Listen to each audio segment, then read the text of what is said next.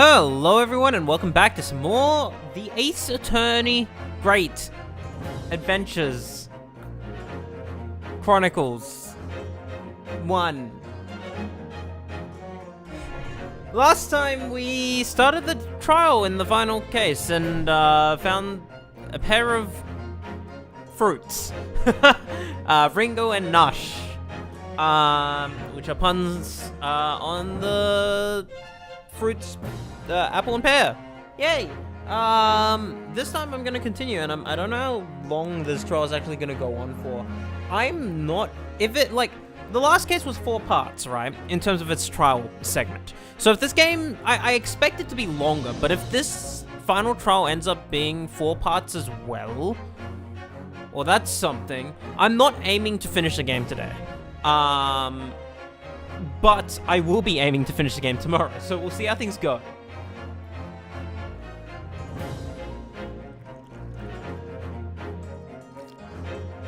Okay, so I'm gonna just get started.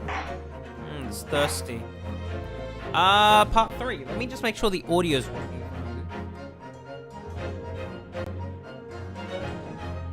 It is working, right? Oh, that's me drinking. I turned on my phone because I'm using my phone to monitor the fucking stream. I turned on my phone and I didn't hear anything, and then I just heard this sipping noise. Like the fucking that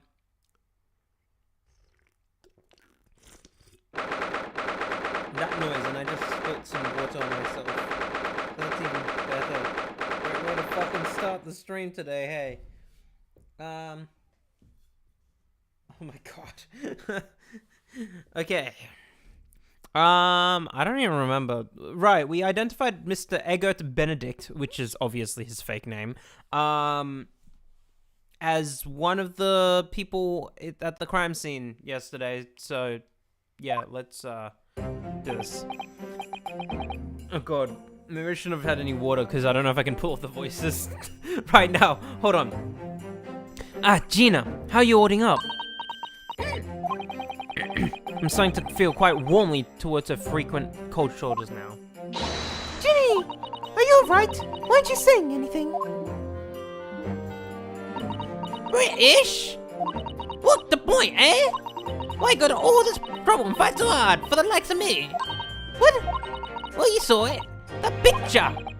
What picture?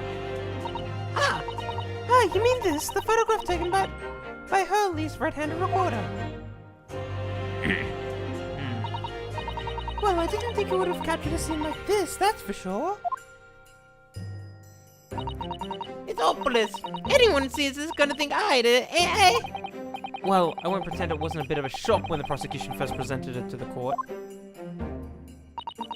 Surely you gotta have your doubts about me now. You still can't think I'm innocent. Of course I can. Ginny, why don't you talk to us? Tell us what really happened that night. Renus cleverly managed to piece together a lot of new information, but still, we'd really like to hear from you. And then we just need if it's not gonna be that simple, but if she could tell us what happened, then we just need to find the evidence to prove that that's what happened, or disprove that if she decides to lie with us again, for whatever reason. Let's see. Okay.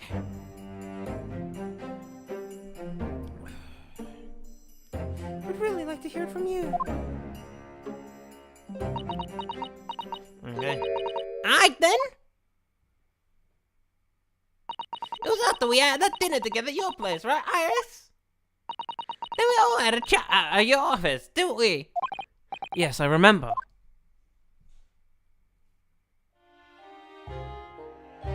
There's new music. I didn't recognize it. Maybe it was played in another flashback sequence previously. But yeah. After that, I just couldn't get to sleep. So I slipped out and went down the street, 2-1, to Whitty Bank's place. I had to know. If Iris' story was there or not. The Hound of the Baskervilles. That's right. I know what it's about or nothing. But if you ask me, there's something in it that chums don't like. Something what you don't want people reading. What? That's why you died, Iris, sticking it in a lug with Windyback for safekeeping. At least, that's what I thought at the time. So you broke into Windybanks. I just had to know if it was there or not. I mean, I had no idea what I was gonna kick off, did I? I struck the lock and snuck inside. It was dark as you like in there. So I gave the oil until it camped a bit awake. And that's when... What do you think you're doing? Oh! I nearly died, I did. And next thing I knew... I grabbed the gun off the counter and was waving it in the air like I know what.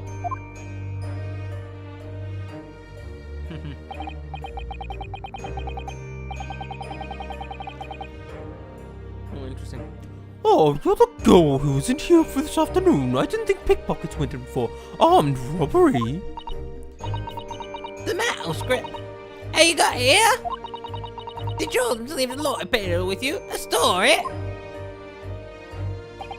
I beg your pardon? The hound or the something if it's here, I want to see it. I'm sorry, young lady, but I'd sooner die than relinquish an article belonging to one of my customers. I don't want it. Well, wait, anyway. I just want to see it's here. That's all. Oh, you want to see it, do you? I want to know if Strom's really pointed here or not. Please, just let me see it and I'll go. Oh, very well then. But for pity's sake, stop waving my gun around, would you? So then the old cove unlocked the storeroom door and we both went inside.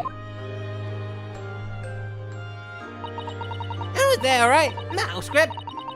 Shows wet land and after all.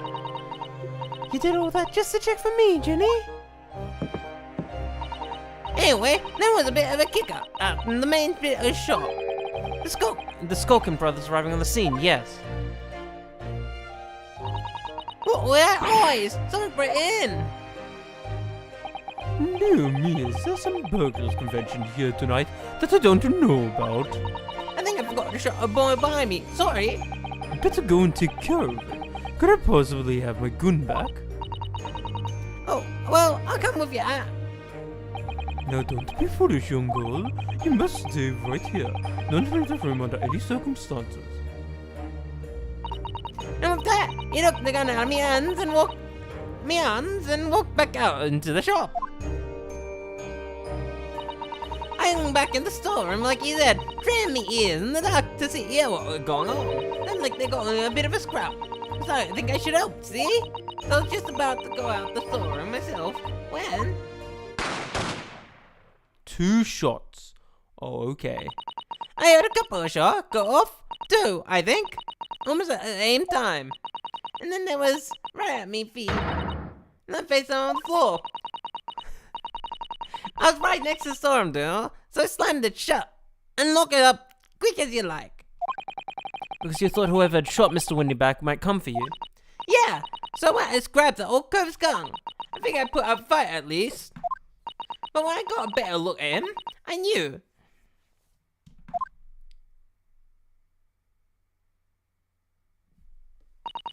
Waiting back was a goner. A goner. Oh, God.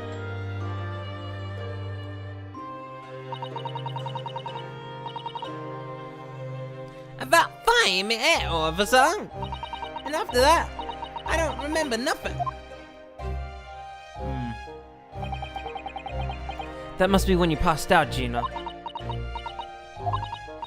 If I hadn't done what I earned, the old cove might still be alive. Did you tell the police everything you just told us? Of course I did, but they didn't believe a word of it, did they? Well, they would, if I kept telling lies, it'd make things even worse for me. It'll be alright, Jenny, don't worry. Just stay strong a little longer. We're just about to put the real culprit through the mill. I wonder if this game's even gonna end at this particular trial, or if there's gonna be a bit more after this trial in the episode 5. We'll see. We'll see. That go what there in the afternoon? That egg of Benedict? I thought he was like sweating buckets because of the little like lines going down the side of his face. You see that? No, that's just him like there's just the camera zooming out and how it's like processing that. So remember how he looked at me like it was nothing. You were there that night. We don't know his real name yet, but I'm convinced that he's involved somehow. Anyway, thank you for telling us what happened, Gina. I appreciate your honesty. You what? We can leave it all in Runa's capable hands now, Ginny.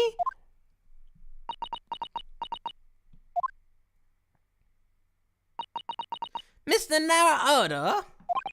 Yes. How come you trust me? I don't get it.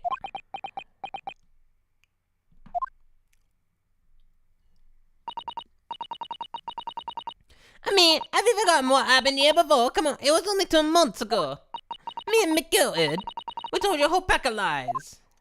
And you got the bug brother, you got the bug rotter off with him, even though he was a killer.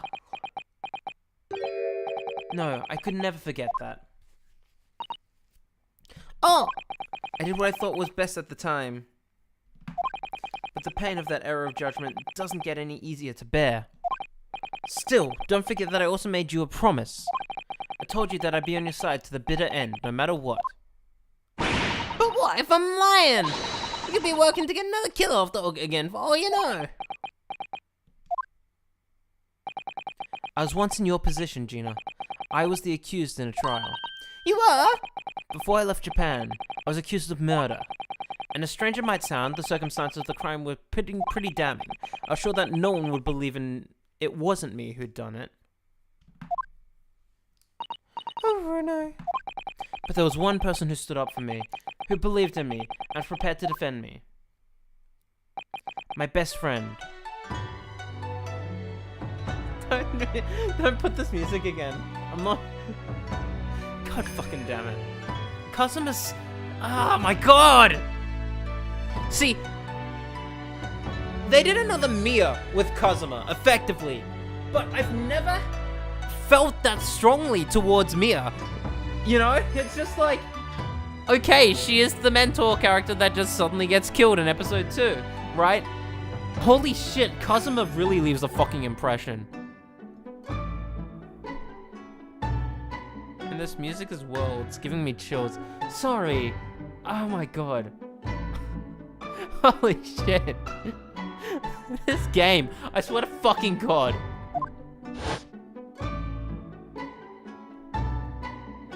Ryunosuke, no one believes in you more than I do. Leave this to me. All you need to do is put your faith in me, and I'll do the rest. I was so happy I cried. But even then, somewhere inside me, I couldn't help thinking, surely he doesn't really believe in me. Not completely. But I was wrong.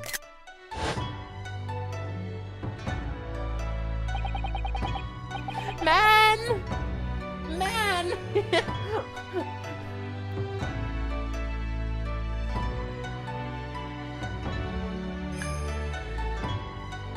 God. What a... Oh, God. Sorry.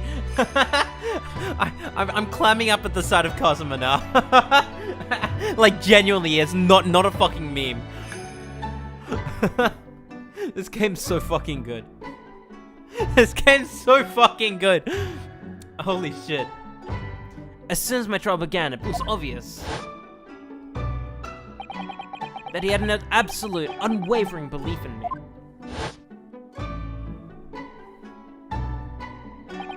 And in turn, I developed an absolute, unwavering belief in him.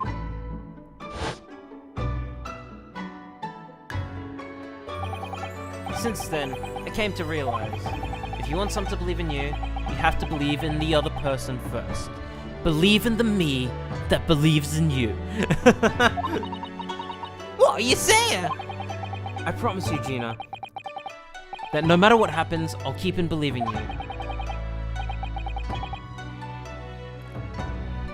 So you don't need to worry. I won't let you down. Even though I'm Diver, and I'm no good liar. You're not like McGilded. I know that. Eh? That's right, you're our friend, Ginny. Iris? We know you better than you think. We've come to the conclusion that you're someone we can trust. Yes, That's really all we need to know. exactly. Mr. Naira Odo,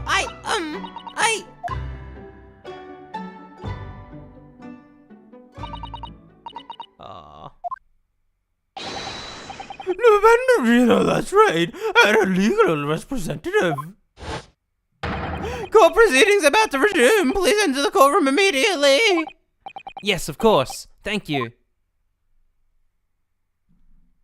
God,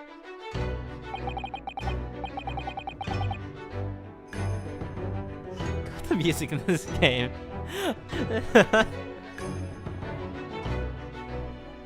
This is Kazuma's theme, isn't it? I'm pretty sure it is, because this is just the same song as we just heard, just a different arrangement of it. Yeah, it is. I've been both a defendant and a defending lawyer in my time, so I knew only too well just how hard it was to put all your faith in another. And I also knew just how hard it was to bear the burden of another putting all their faith in you.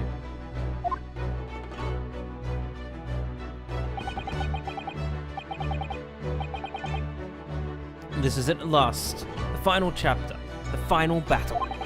Wish me luck, Susato-san, and I hope you're watching over me too.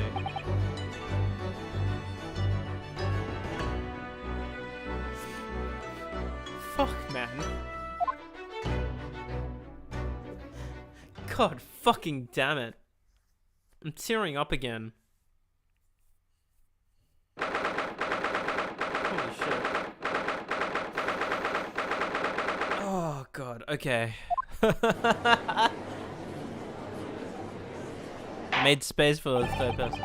I hereby call this court to order as we resume the trial of Miss Gina Lestrade. Lord Von Zietz, have you successfully subpoenaed the witness? The subpoena was delivered to the communication station where the man works. Immediately, my lord. However, the Heavy Rain is an interactive game for PlayStation 3. Has delayed the arrival, of his carriage, it would seem. I see.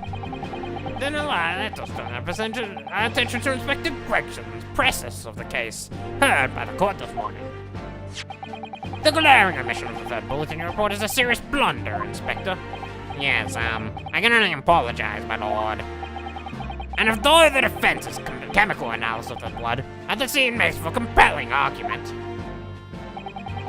I could not permit such untried methods to be used as evidence in my courtroom. Ever heard of luminol? I guess it doesn't exist yet. It's a big mistake to cross Holly and me. A very big mistake. My lord! The subpoenaed witness has just arrived in the building. Thank you, officer. Show him to the stand without delay. Mr. Eggert Benedict. I didn't expect to be crossing paths with him again so soon, and certainly not like this.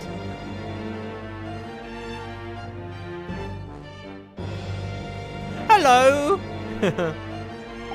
Thank you for complying with the court's subpoena, such a thanks, sir. But of course, my lord, an upstanding member of London Society, it is my pleasure to oblige.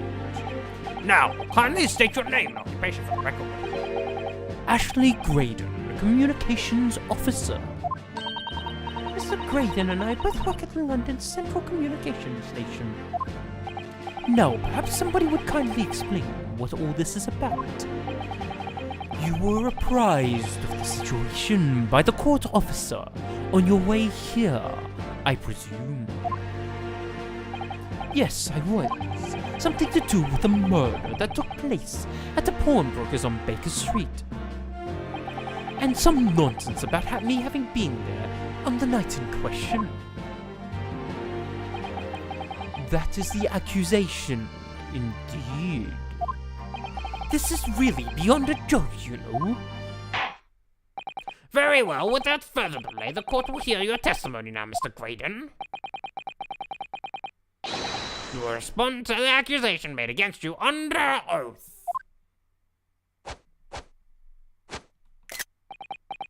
Gladly, my lord, gladly. Alright, where are we gonna go with this one? Why am I suddenly talking like I'm Gregson? Naturally, I have an occasion to make use of pawnbroking services from time to time. But are you seriously suggesting I colluded with these thugs to break into the palace of the night of the murder? I have no intention of admitting to such an outrageous accusation, even if certain parties were here present claimed that my blood was found at the scene. Some sacramouch detectives' homebrewed tincture can hardly be taken as serious evidence.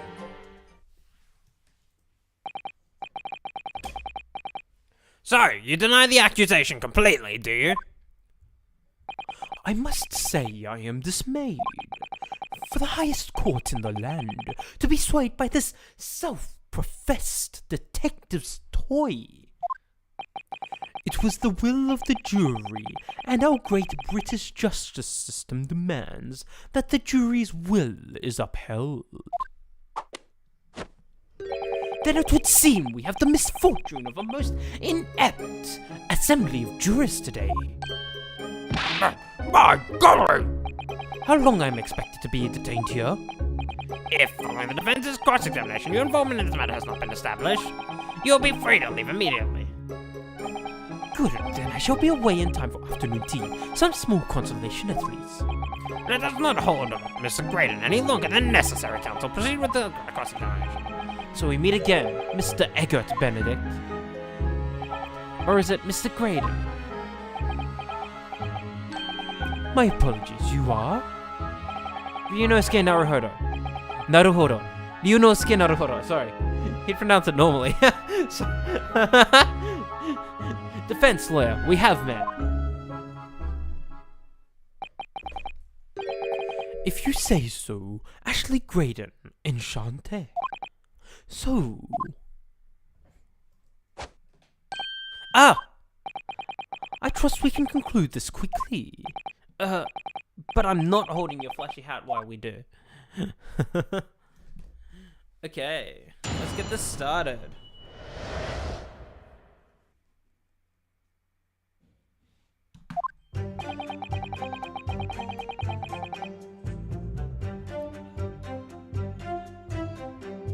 Okay, let's see. That's fine. Are you seriously suggesting they're colluded with these thugs to break into the palace? The palace? You'll never see it coming! Okay, let's see. Hold up. I need to adjust a few things, and now. Are you seriously suggesting I colluded with these thugs? Okay. We are suggesting that, but let's see if we can sort things out. I have no intention of... Okay.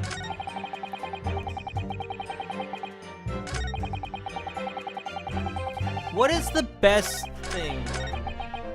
Hold it! Okay, I may as well just press everything. Have you seen these two men before? This pair? No, I don't associate with criminals. Said by a man who introduced himself as Eggert Benedict. I'd like to know who I have to thank for this. Who made this outlandish accusation against me? The young lawyer there in the back. This is a farce. Whose idea was it to permit an outsider to work in British court anyway? Well, needless to say. Hold it! Let's see. Yes, we even met in the very pawnbroker where the crime took place in the afternoon of the day in question. Though, of course, you introduced yourself by a different name at the time. It was Mr. Eggert Benedict, I believe. Tell me, what made you... Objection! The witness is here to testify about the event that took place that night. He is under no obligation to answer such unrelated questions. You can't be serious. Thank you, because I certainly do not feel inclined to answer such an inappropriate question. So he's going to be evasive, is he? In an effort to not give anything away. This could be tricky.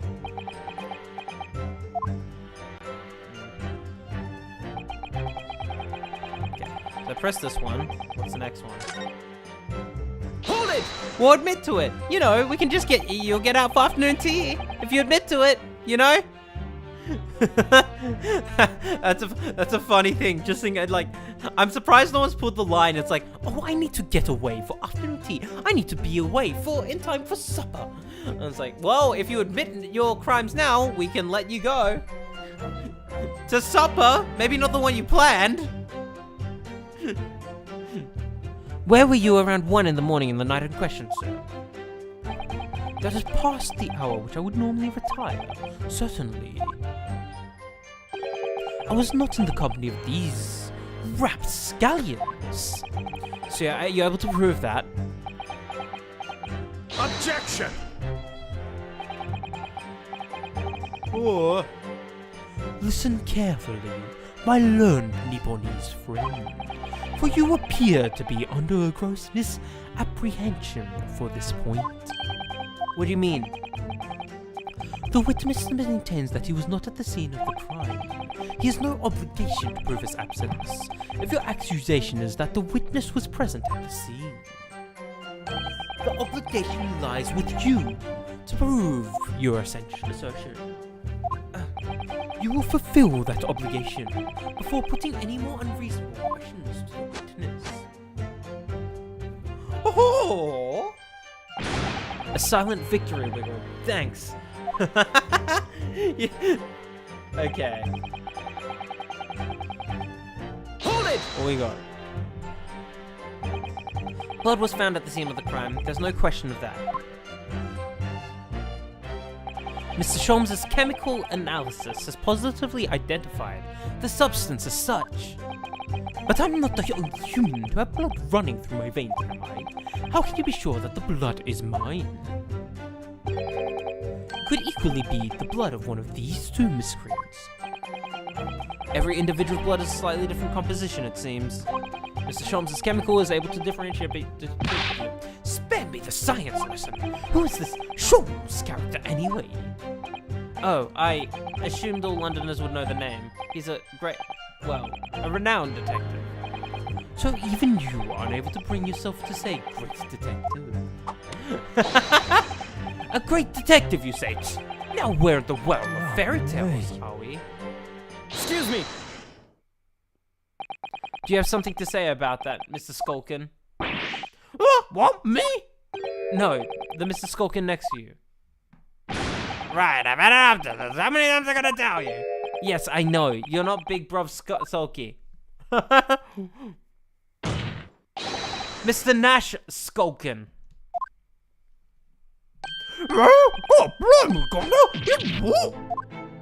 Is it not the case that when Mr. Graydon just spoke, a thought went through your mind? Would you care to share that? Would you care to share that thought with the court? Oh, me thought? I don't want him. Must have been him. You what? Mr. Nash Skulkin, answer the question, please. What went through your mind when Mr. Graydon just spoke? I was just thinking. If waves are running up them, I'll open up the wound again, that's all. What wound? We took the bottle, of course. It was only 2 days ago. It ain't gonna be healed up yet. So I was, I was working for him. And... oh, hell's bells. Mr. Graydon, did you hear that? What? Your comrade is worried about you, it seems. On account of your injured arm. My lord, Yes, Mr. Graydon.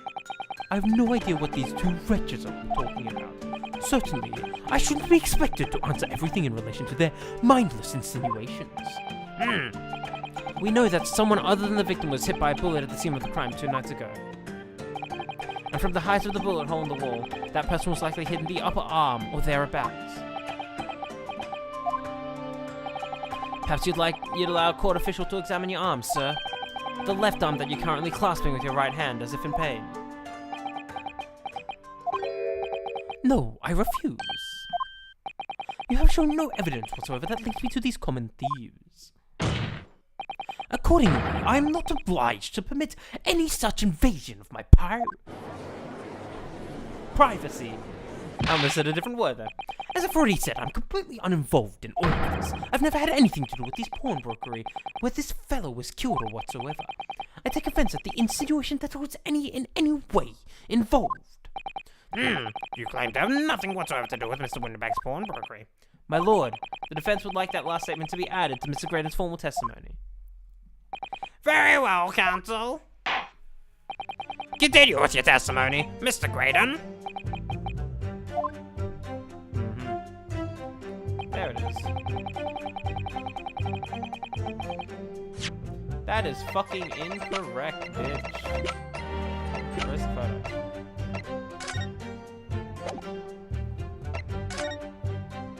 Do we have a photo?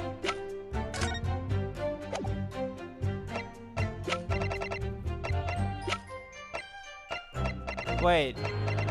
Did we not get the photo? Hold Do I just press? Never had anything to do with it.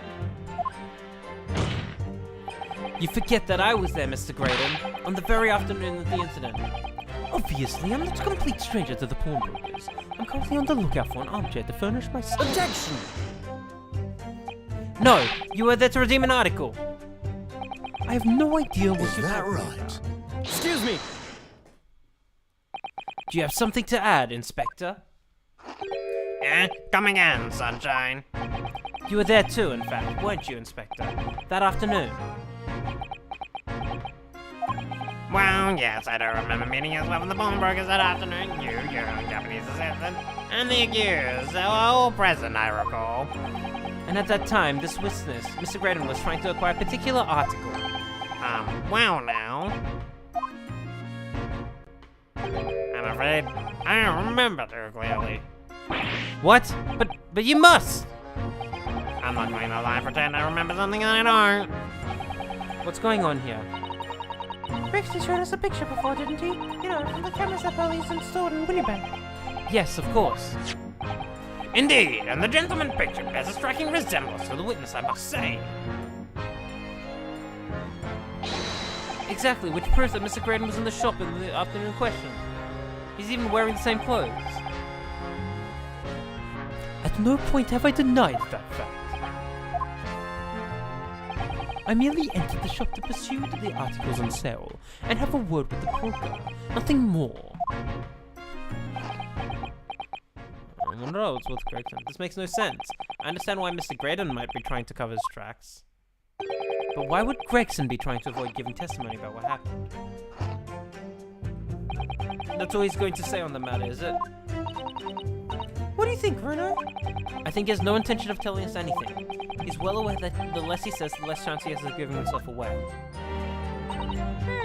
The complete opposite of Hurley, then. He seems to think that the more he says, the better. Well, at least I managed to prize a little more information from these witnesses' lips. All thanks to the Skulkin brothers. Yes, they was key to it after all. So he says he had nothing to do with Windy Banks. Well, we know that's not true. Perhaps that would be a good time. Have a proper look through the court record. Good idea. You never know what tiny scrap of information could come value a weapon. Okay. So I clearly have to present on this statement here. Question is what? Alright?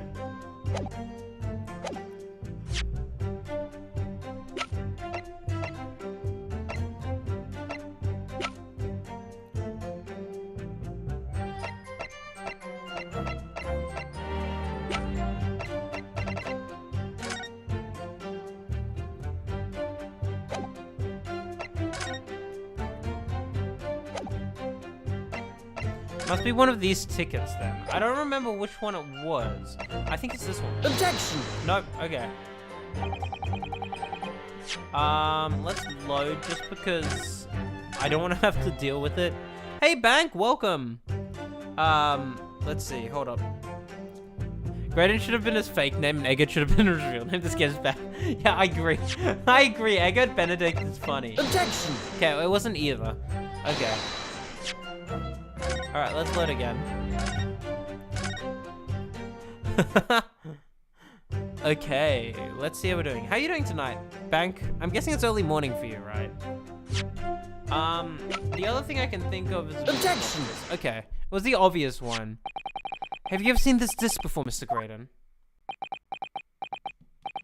Why, is it supposed to mean something? This disc was, until the day of the murder, in pawn at Mr. Windybank's shop. It was redeemed by the defendant, Miss Gina Lestrade, that afternoon. However, somebody mysteriously appeared to try to take it from her.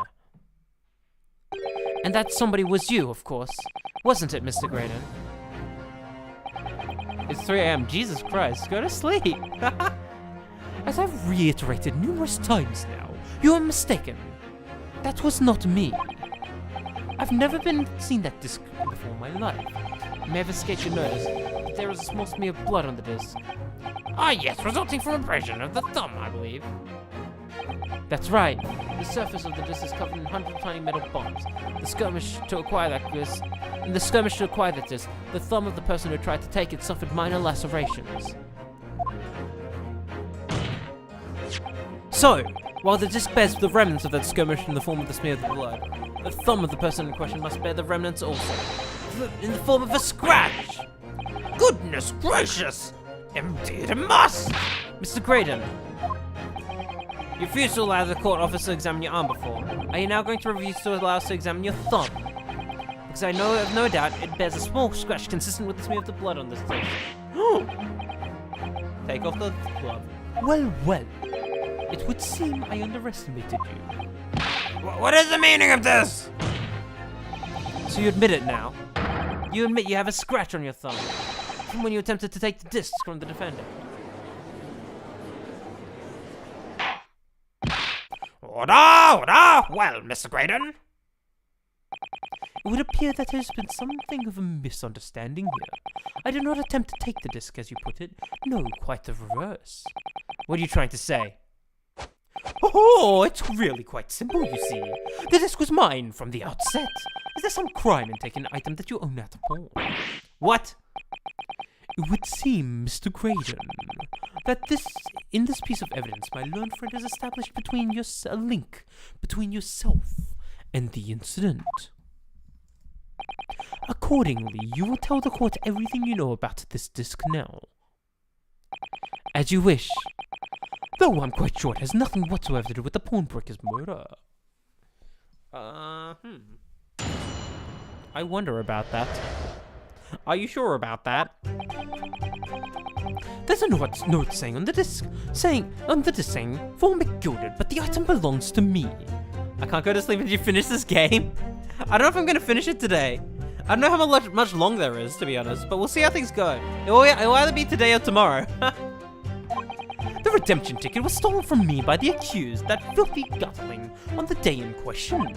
I proceeded at once to the shop in order to explain my situation, redeem my article. In the end, of course, the disc was taken by the police.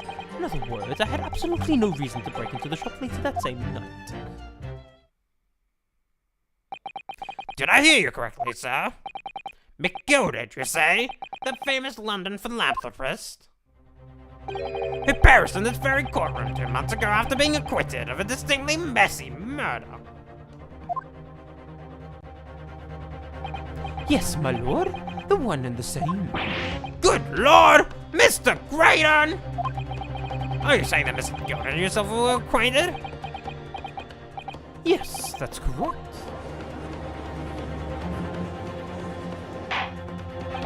Order! Well, I certainly didn't expect to hear that name uttered here in my courtroom again. According to what Gina told us, this disc was placed in pawn on that fateful night 2 months ago. McGilded himself gave instructions to put deposited at Windybank. It's funny that Mr. Graydon here is claiming the disc belongs to him then, isn't it? In all likelihood, he's lying. So he appeared that afternoon at Windybanks in order to get his hands on Miss McGilded's disc for some reason. Counsel, you will commence your cross-examination, please. Alright. The disc. Okay, the item belongs to you. The redemption ticket was stolen from either accused. I filled the document. Okay, let's hold it! The real reason the court only boss caught, but it was the fire hazard that the jurors caused. Actually, that is so fucking plausible. Holy shit. I didn't even think about that. So you're saying that Miss Lestrade lifted the ticket from your pocket or your bag? That's right, despite being mindful of the danger of walking in insalubrious areas her kind frequent. Objection! Miss Lestrade did no such thing. Well, of course you would take that stance, but that girl is a regular offender. You came to the pawnbrokery that day, prepared with all the information you need to identify the defendant. You were looking for her. That's what brought you to Windybanks. To get your hand on Mr. McGilded's Objection! My learned friend is a veritable font of nonsense. Nonsense? I can go with the prosecution. Counsel, you are refrained from conjecturing in this way. Is that clear? Yes, my lord. Then I will continue with my testimony. What possible use can it can be?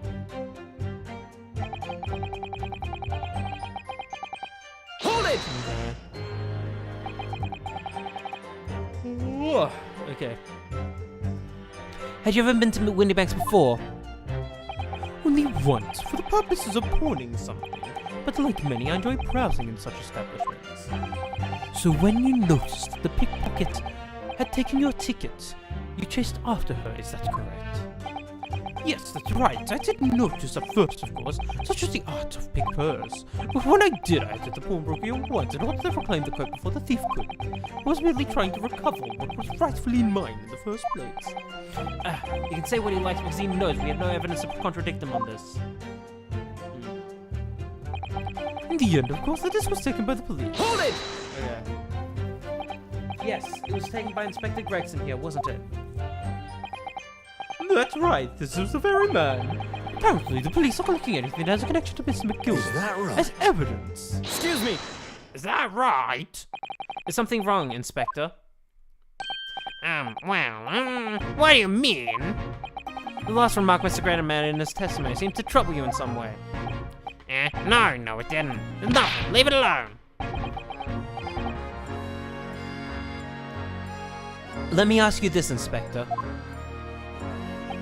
Why is Scotland Yard grabbing Mr. McGilded's possessions?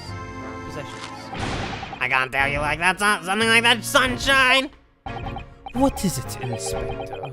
Investigative secrets. Yes, exactly. You don't know about that. Magnus McGill, who died so unexpectedly after his trial 2 months ago. A man renowned throughout the capital for his great contributions to public life, yet he had a dark side too. Where are you going with this, Von Six? I suppose the police are dealing with the aftermath of these nefarious activities, are they? That's enough. Coppers like me have duties to carry out before we're not at liberty to talk about. That's all you need to know. Duties conferred by Lord Strongheart, I presume. The Lord Chief Justice appears to have great faith in you, Inspector.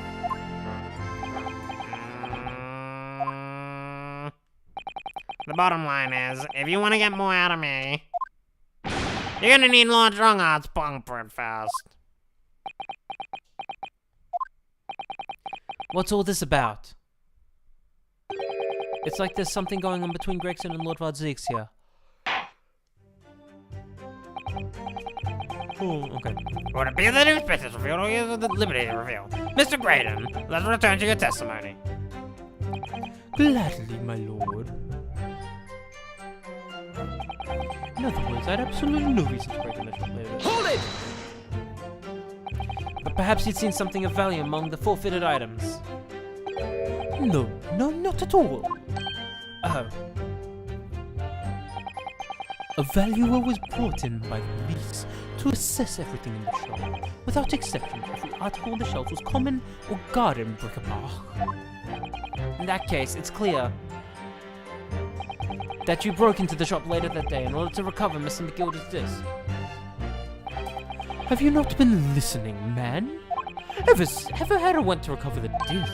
You may recall that it had been seized by the police that afternoon. It was no more in the shop that night than I. As I keep saying, I simply had no reason to break in. So there was nothing of Mr. McGilda's left in the shop that night, nothing was found right after. Okay, I have evidence for that. I do have some evidence. Let him have it. I'm dying to see that irritatingly assured expression of trouble. Okay. McGilda had slipped that disc into his coat pocket and had it deposited at Windybank. Then, when he realized he was going to be arrested on suspicion of omnibus murder, he threatened Gina and forced her to take the redemption ticket. There's no doubt about it. That witness is lying through Pearly. There's Pearly. Oh, I read that as Pearly. Why did I read that as Pearly? Pearly white tree teeth. The police were obviously after anything left behind by McGilda as well. That's why Inspector Gregson ended up taking the disc into custody that day. Oh, I'm yawning a lot tonight. But Gregsy's been acting very strange about this. There must be a reason for that, I'm sure. I just don't know what it is. For now, I need to focus on exposing the fact that Mr. Creighton is lying in his testimony. Alright.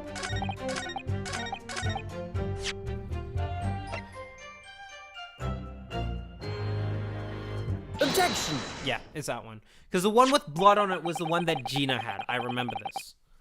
Because that's the one she was given from McGilded. Because it was from the culprits, the victim's blood of the omnibus murder.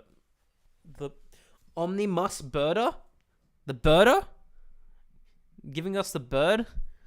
This disc was deposited at Windybanks on Magnus McGilda's instruction. You knew that, and you went in there with the intention of taming it for yourself. Objection! Conjecture again. And in any case, the disc was taken into custody by the police that afternoon. The witness had no reason to visit the pawnbrokery again that night. Objection! That won't do. Sorry, my learned friend. But that's not true. What? Mr. McGill had another article in Pawn at Windybanks, as this second pawnbroker's tickers proved. Ah! There were two articles belonging to Mr. McGilded at Windybank's pawnbrokery, and the reason you broke into the shop that night was to recover the second one. Together with your two accomplices, the Sculpin brother. Whoa! This is a chicken ticket, man. What had the man deposited? The article description reads, one small box. A rather vague description, it seems to me. Are you suggesting that I broke into the pawnbrokery with these clowns in order to steal some trinket from us? I believe there are adequate grounds to suspect that you did. This is absurd! Why on earth would I do such a thing? If the article had been forfeited, I could simply walk into the shop and purchase it. There would be absolutely no need for me to resort to theft. That's a good point. Indeed. The witness makes a solid argument. So that means all that, for some reason, this great fellow needs a small box that very night. Objection! It's time to put an end to this nonsense, my lord. Could you be a little less cryptic, Lord Von Zeeks? I do hate to learn my learned friend's argument, but the truth is quite incontrovertible. On the night in question, no small box was taken from Windybank's pawnbrokery. And rest assured, the prosecution can prove it. What? Good gracious! Inspector, show the photographic prints to the court. Yes, sir. What prints? These prints were taken from one of the detective's security cameras. Oh, these hand records again. As previously explained, using this plan of the shop layout, the victim's establishment was furnished with automatic cameras in 2 locations. One was set to capture the counter where Mr. Windybank received his customers, and the other was set to capture the shelves on which the articles were placed for sale, once forfeited. According to the information of this ticket. Oh, McGilded small box has been forfeited already. 2 days before the incident, 9 p.m. on 30th of April to be precise. It means it would have been on the shelves of the forfeited items in the shop front. Now, what I have here is a print taken by one of the cameras about 2 hours before the incident. That's at 11 p.m. on 15th of April. The victim certainly had a very full shop, it would appear. And then here we have another brand. This one was taken about 2 hours after the incident. Nothing's changed. I see! You have 2 pictures to compare.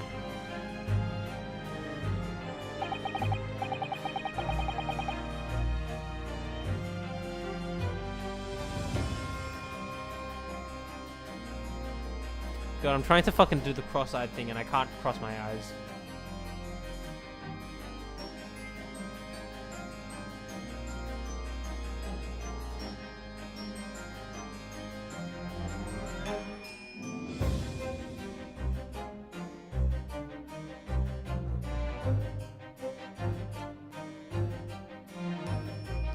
Oh god, fuck me. I can't cross my eyes.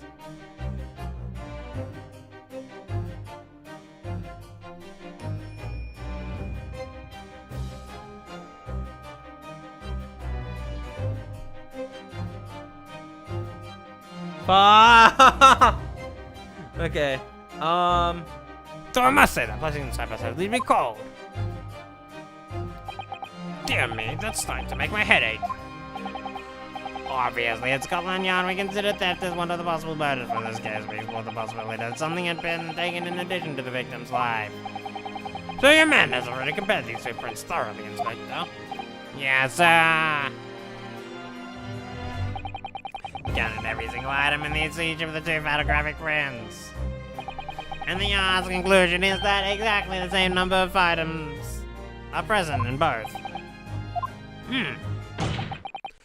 In other words, nothing was taken from the pawnbroker in the night in question, and my learned friend's assertion is nothing more than a hopeful fantasy. I don't believe it. I could have just shown that he'd stolen Mr. McGilda's pawn box. Oh, what if it... this is going to be another stereoscope thing where we get to compare with stereoscope, and one thing was moved. It was a small box and they took what was inside it, I bet. I might have been able to break him down at last. You know what, Renault?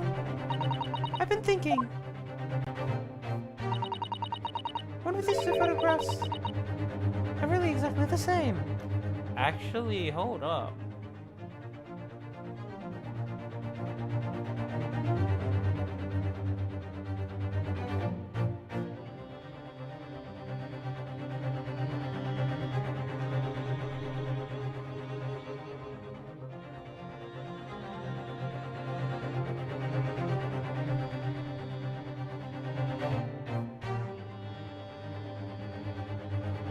Yeah, I can't fucking cross my eyes. But I'm taking a look at this. My instinct is like a few small boxes, right? I'm looking at some of the small boxes here. There's one on the table. Underneath. Another one, right? I don't know how to say this. Next to the horse statue on the right, there's 2 boxes. I almost feel like the bottom box might have been moved. Alternatively, it's the box underneath the table there that's slightly different. I don't really see any other boxes that it could be. Unless it's the top right. You know, I think it is the one on the bottom underneath the table. I don't know. Again, I can't cross my eyes to check. What? So, counsel, in the light of the evidence put forward by prosecution, what is your position?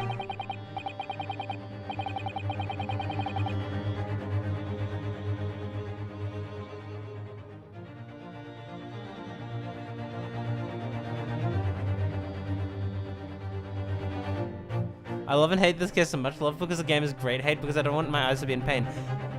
My eyes in pain because I can't fucking cross my eyes. Wait, hang on.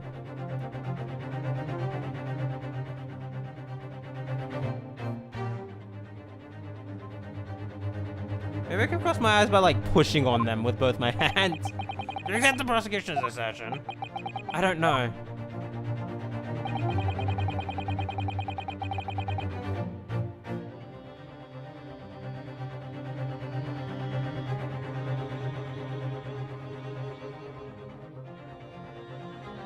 No, I can't do that. That fucking hurts my eyes, holy shit.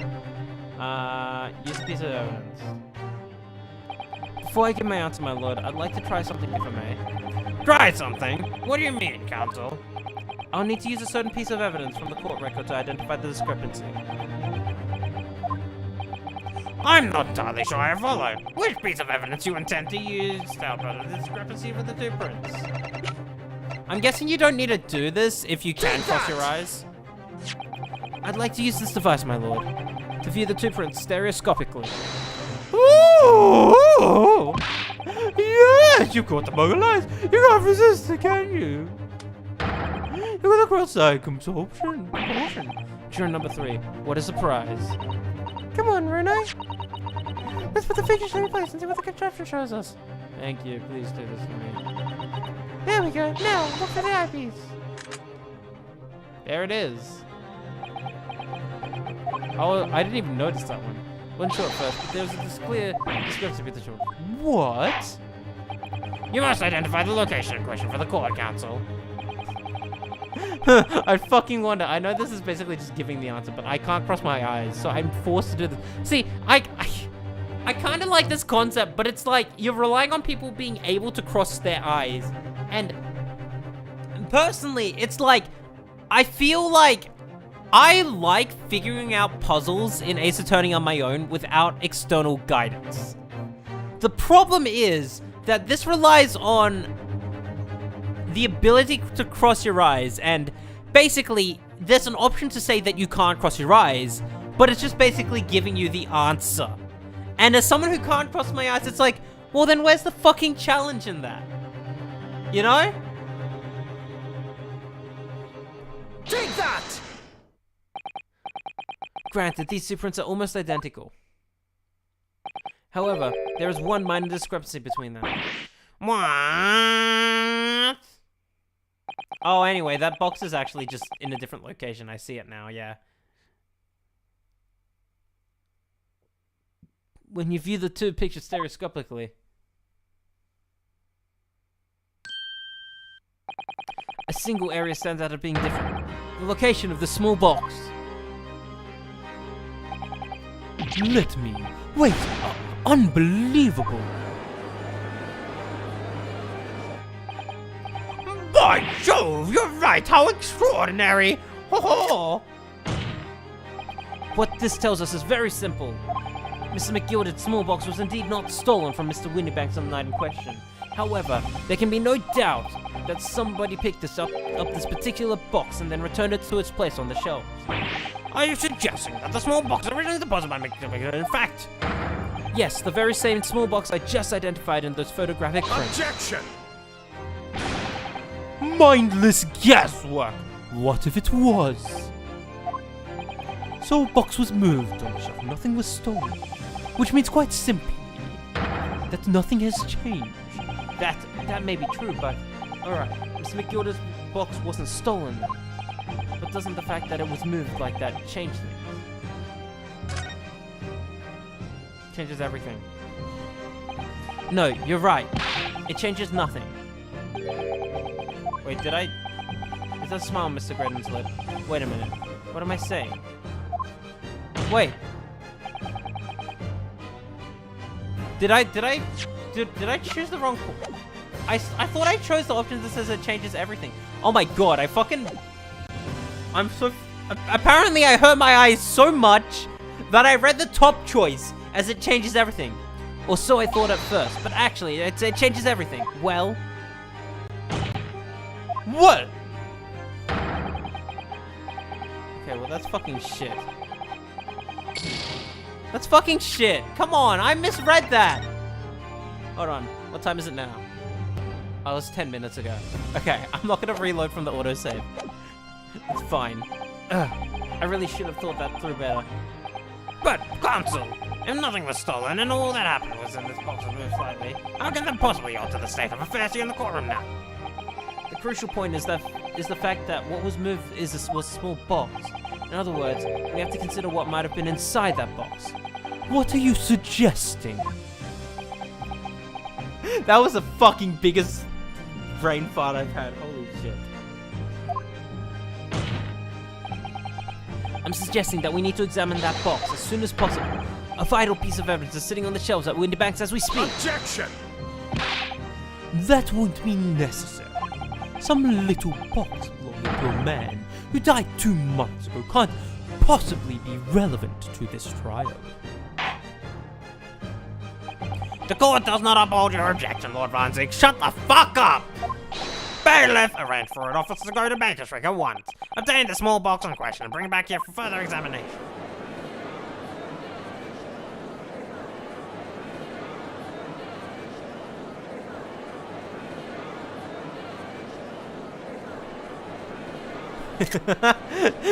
Let's have a fucking stare down. Let's just fucking stare at each other 3 ways for the next hour, everyone. We shall have a report within half an hour. I think perhaps we should recess for a short while until the evidence is brought forth. To be hoodwinked by such a farce. Disappointing. I beg your pardon, Lord Von Zieg. This is nothing but a smokescreen.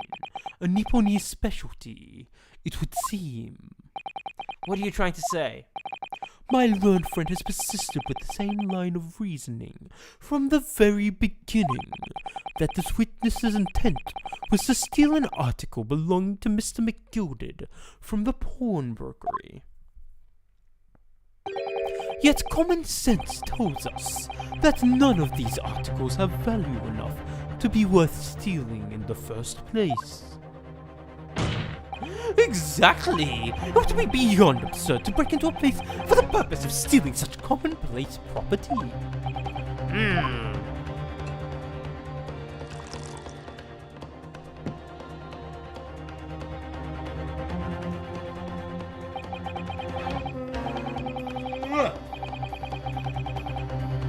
If your lordship recalls, Mr. McGilded pushed 2 months ago, immediately after the conclusion of his trial.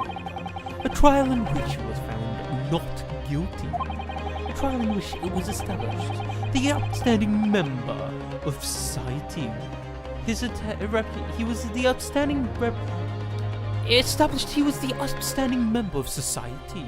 His reputation implied, in fact. So I propose a toast to my learned friend and his most insightful defense.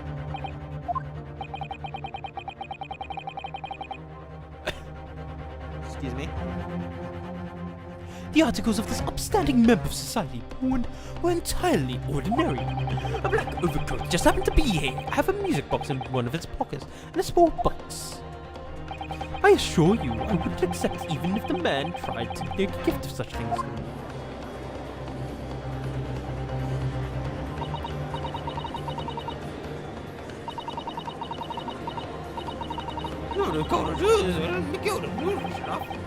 He can't deposit cash in a pawnbroker, I'm sure of that. Prosecution documents are admirably compelling. It is incumbent on the defense now to bolster its argument. To explain what possible significance these commonplace articles, pawned by this fine citizen, could have.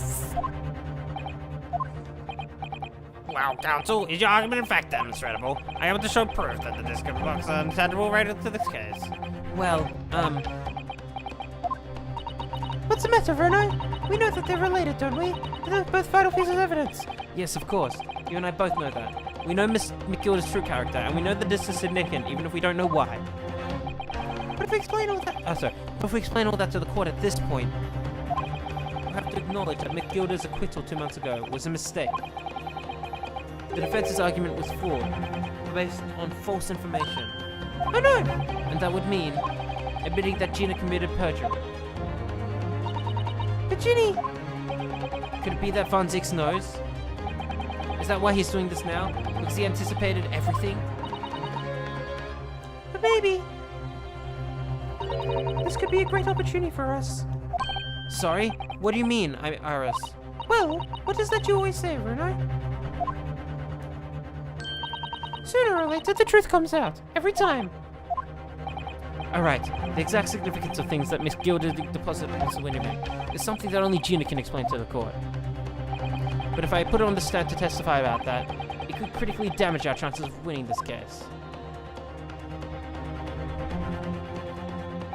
What's the right thing to do here? I don't have anything else to do. Give me a moment, I need to get some water. I'll be back in 1 sec. Okay? And then I'll make this decision real quick.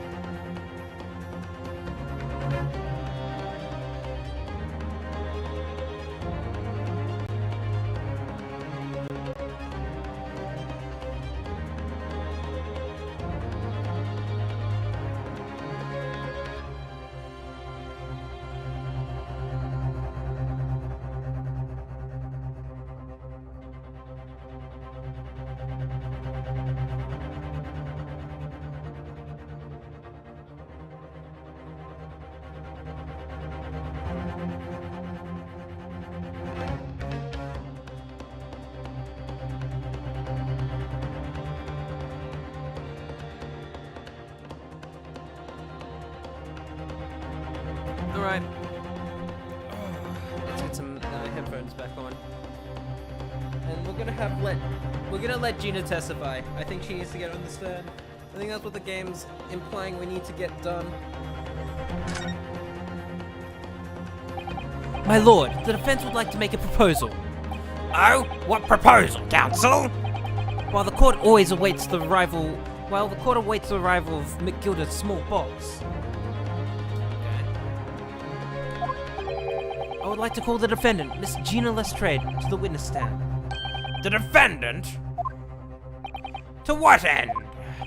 It's to do with the various articles deposited at Windybanks by McGilda, my lord. Miss Lestrade has information relating to them. I believe it would be beneficial for the court to hear what she has to say. It will prove the significance of the articles in question once and for all. Well, things are becoming interesting. I presume you've considered the implications of the testimony you're proposing, in particular, the impact it will have on the accused's standings, and indeed your own. I have. Lord Von Six, would you care to explain that last remark? The prosecution accepts the defense's proposal. I move to interrupt the cross-examination of the current witness and hear from the accused herself. Very well, if you have no objection. So, the court will now hear the testimony of the defendant, Miss Gina Lestrade. Your witnesses in the stand may step down until further notice. Then I shall bid you good day. Wait, you, sir, shall remain in the stand while Lestrade testifies. As you wish. Alright then, Gina. It's time. I know this will be hard, but please, put your faith in me here. Good luck, Verno. Alright.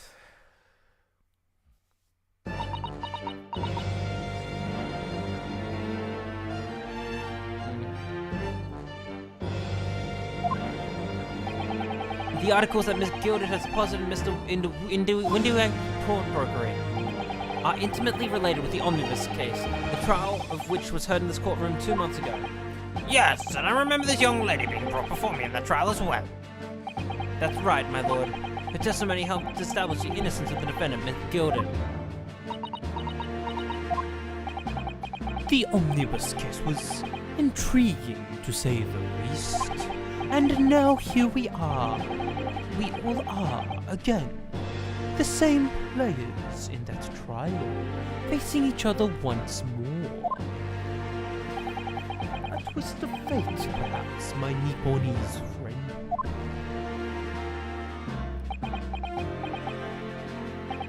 Allow me to recap the events of 2 months ago. An old brickmaker was stabbed to death in an omnibus running along London's winter streets. Apart from the victim, there was only one other person in the carriage, Mr. McGilda. Naturally, he was the prime suspect for the murder. But as the trial progressed, another possibility emerged. The murder, in fact, took place above the defendant's head on the roof deck, with the body then being dropped through the skylight with the carriage below. It was Miss Lestrade whose testimony brought that possibility to light. At the time of the incident, Miss Lestrade was concealed under a seat in the carriage, hoping to pick the pockets of unsuspecting passengers. Then, immediately after the trial, having been acquitted of the murder, McGilda died in this very courtroom, in the most extraordinary of circumstances. A mystery that remains unsolved, even now, 2 months on. As indeed, the omnibus murder itself. Be that as it may, I recall neither the desk nor this a small box being mentioned in the course of those proceedings. Miss Lestrade, would you tell the court now, please, what really happened in the omnibus 2 months ago, I mean? I know what you mean. I already said all I know. And what about everything you told us yesterday from inside your prison cell? Please, Miss Lestrade, this is extremely important. But... Remember, little girl, if it transpires that you willfully withheld information in the trial 2 months ago, the Home Office will seek to prosecute you for perjury. And naturally, you will lose all credibility as a witness. Although, let's face facts, you have little credibility to lose. Ginny, don't listen to him. Please, you have to trust Reno now. Iris? On your side. Alright, I'll talk. It's the right choice, Gina. Well, it would seem that my learned friend is hell-bent on bringing the entire courtroom down about his ears. So be it.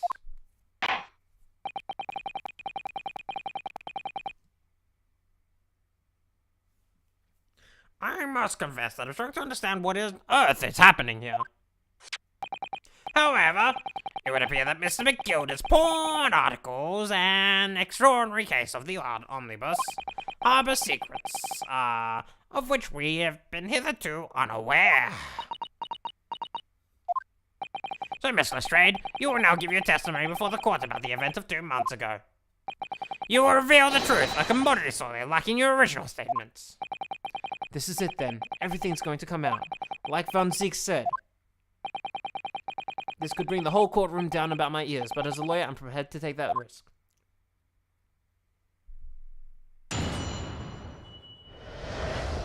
Alright. Truth is, the brickmaker guy was in the cabin with Emily Bus the whole time. And the Irishman dragged me out from the under the seat. I saw that disc on the floor. All of a sudden, I heard a scream from over me and pair of deck went to call the cops slots. That's when McGill did the driver some tin to do a run to the pawn shop about. He threatened me not to snitch, not to say nothing to no one about what I'd seen or heard.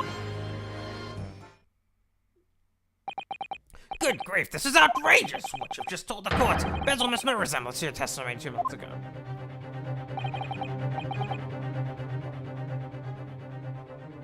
As you say, my lord.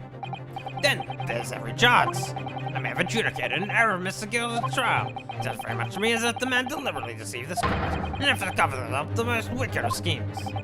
Without doubt, your lordship is correct. A great injustice was done in this courtroom 2 months ago. The actions of the accused in that trial, of this witness and my learned friend, are entirely inexcusable.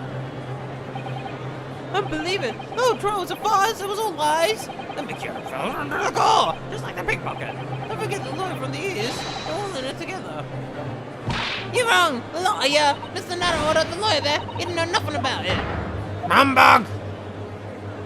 I don't think so. Oh, we wouldn't expect to believe that. Really snitch everyone up, did he? What an operation to get the man off scot-free. Unforgivable. Stop. The lies have to stop. Stop.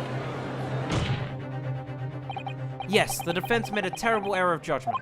I intend to take full responsibility and suffer whatever consequences are deemed appropriate. However, it's imperative that the court allows the witnesses to elaborate on her testimony, because the true significance of McGilda's porn articles must be brought to light. Very well, my learned student friend. Given the depths of calamity that you've just plunged yourself into, this may very well be worth hearing. Word fail me. This situation is utterly deplorable. Mr. Naruhodo. Yes, my lord. I will decide upon your fate following the conclusion of this trial. Of course, my lord. Blimey, Mr. Narrow. Now, counsel, please proceed with cross-examination. All right.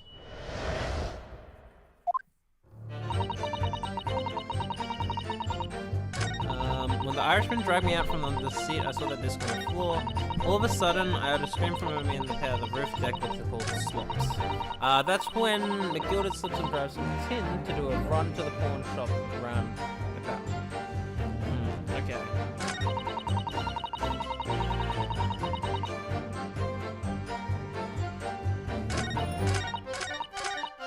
Alright. I'm wondering if I meant to just press everything. I don't think there's anything I meant to contradict here. And you were hiding in the cabin at the time as well, weren't you, Miss Lestrade? If I remember correctly, in the storage compartment underneath one of the seats. Yeah, that's right. It's pitch black under there, so you can't see nothing at all. Now, in your testimony 2 months ago, I feel certain that you claimed that Mr. McGill was the sole passenger, did you not? False testimony, my lord. That's what you told me I had to say. But it's important. It's important that you tell us the truth now. We're Mr. McGilda and the victim acquaintances. I don't know. But I did hear him talking a lot. What were they talking about? Well, I couldn't hear too well. If I had to say it, I think it was about money or something. They kept talking about buying and not buying. About business dealing of some kind. Well, anyway, they got louder and louder. It started to sound like a proper fight. I was pretty scared by it. I didn't dare to breathe. And all of a sudden, I heard a noise like someone kneeling over the floor. It was blooming loud and all. And I believe you let out an involuntary scream. Yeah, that's what got me away. When the Irishman took me from the seat, I saw the disc of Hold it! Was the disc you saw this disc? Yeah, I reckon probably was. Right next to the coat, lying on the floor. Could this just have belonged to the victim, perhaps? I don't know, but McGill pricked up pretty smartish. And he sat at coat with a knife in his belly up on his seat. What did he say to you at that time? He told me not to say a word about what I see or heard to anyone. And about this girl. I'm dead scared. The way you're looking at me, I thought, if I didn't go with it, I'd get stuck with your life too. I feel like my voice for Gina's fucking getting worse every single word I say. Me? British? I'm trying to fucking get back in. Holy shit. British? They started asking me loads of questions, like what my name was and where I live and that. He asked me about me being the diver too. But after a while, what had happened in the carriage was noticed. Yeah, that's right. But there was a kind of rapping noise. All of a sudden, I heard a scream from over me head. And the bev on the roof deck went to call the slops. Hold it! Okay. Over me head! There were two gentlemen occupying the seats on the roof deck, I believe. That's right! They must have looked down through the skylight, noticed the curve with your knife in your guts. When they screamed, the driver pulled up the horses and McGill got out of me sight. Out of sight? Where? Back under the seat where I started off. Once the carriage came to a halt, the cove from the roof ran off to fetch slops. Eugenia voice is kind of unintelligible. My friend said the same thing because he's been watching my VODs, right? He said to me, let's see. I'll get the exact wording.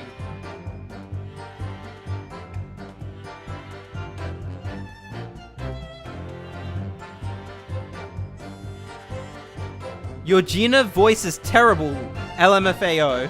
It keeps making me smile.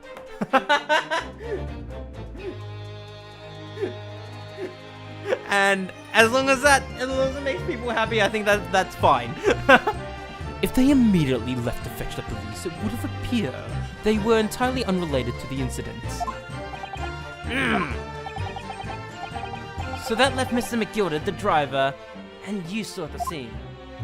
Yeah, and then the driver didn't know I was there because I was under the seat. I heard the cabin door open and a voice from outside.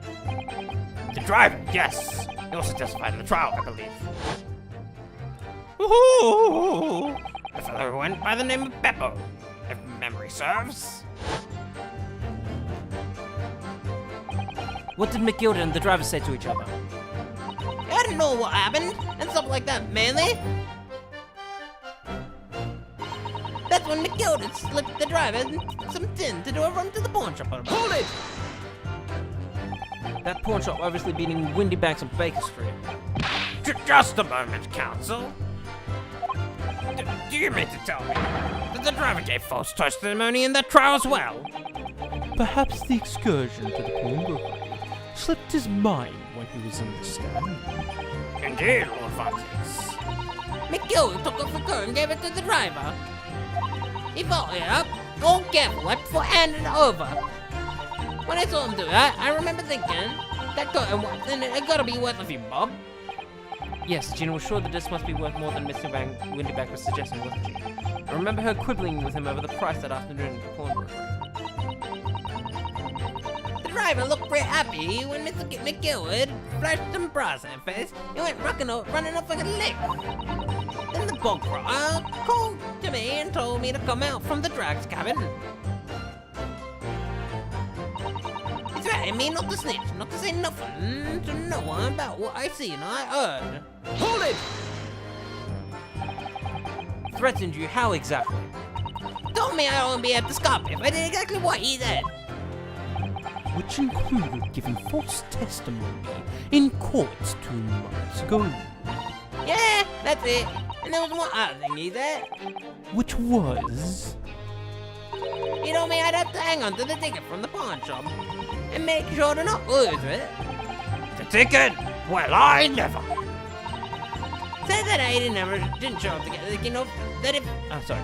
Said if he didn't show up to get the ticket off me before 2 months had passed, I had to go to the pawn shop and pay the money to keep him in log to stop it being forfeited.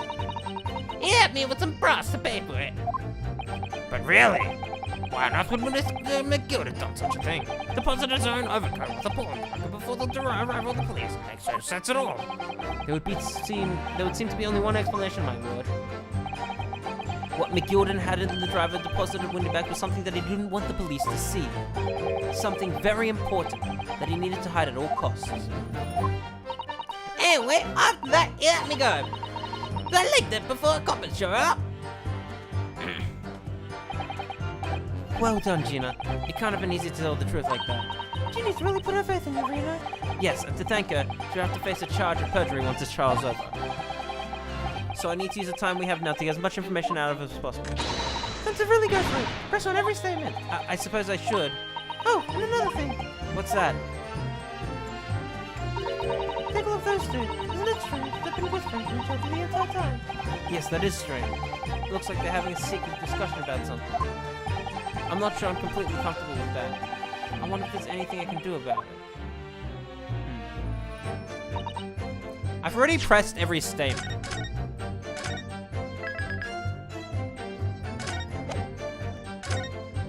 I know I have. I did press every statement. Hold it! What I'm curious about... Excuse me! Can I do anything? Is there something you'd like to share with the court, Inspector Gregson, Mr. Graydon? Yeah, I didn't actually have to wait for them to, like, point out or anything. Inspector! Mr. Graydon! Blimey, you try to give me a heart attack. You've been whispering to each other for quite some time now. Tell us, what is the discussion about? Discussion? Why, this fella, pull the other ones up, John. You think I got anything to talk about with a shady gent like this? And I have nothing to say to this uncouth detective after he deprived me of the disc that was rightfully mine. But I've been clearly talking the other time. I've been cross-examining Gina. It's as if they've been negotiating. There we go. Thank you, Miss Lestrade. Thank you, counsel. I've heard enough. I believe we now have reasonable understanding what actually transpired on the omnibus. It would appear that on the night 2 months ago, a negotiation was taking place on the omnibus. A negotiation concerning this disc. However, matters did not run smoothly. When the parties involved began to quarrel over price, McGilded took what he wanted by force, at the expense of the other man's life. Which proves my point. This is clearly extremely valuable in some way, although I don't understand why as of yet. And 2 days ago, precisely 2 months after the omnibus incident, McGilded's coat and its contents were due to be forfeited.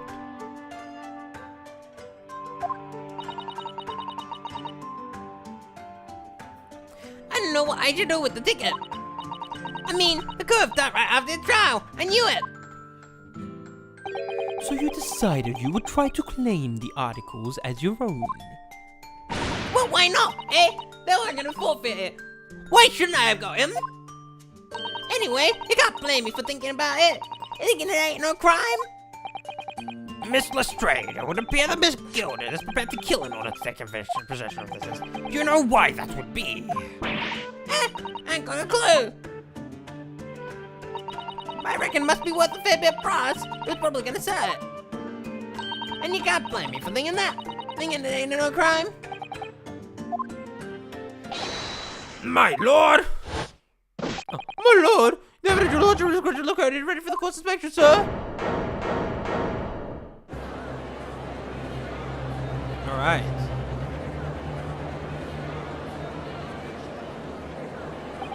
The mysterious little box deposited by Mr. Good 2 months ago. There's no doubt in my mind that's a key piece in this far-reaching puzzle. Oh, added to be continued already. Okay. Well.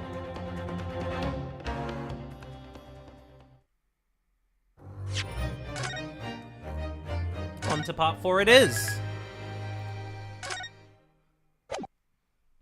I'm not gonna waste too much time. I don't know how long this game is going to end up being, but I'm not gonna waste too much time about it. So this is the article in question, is it? The small box deposited by the pawnbroker, Mr. McGilded. with the pawnbroker by Mr. McGilded 2 months ago. And on the night of Mr. Windybank's murder, the only item on the shelves was touched by whoever broke into the shop. Quick, quick! Let's open it and see what's inside. It's probably nothing. Oh, hello. Oh, it's a music box! Good gracious, this is no ordinary box, it seems. Wow. Although, in truth, I had an inkling that it might be the case. I don't know why I didn't put it together. It would appear that the box has a miniature music box movement. Then, is it too much to expect? I think it would be reasonable to assume that it is a device for the playback of this disc, my lord.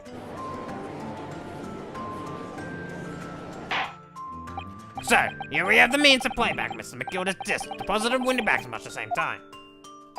Not strictly correct, my lord. It was not Mr. McGilded's disc. It was the disc of his victim in the omnibus. But why? For heaven's sake! Are we are to understand that the brickmaker was trying to sell his music disc to McGilded?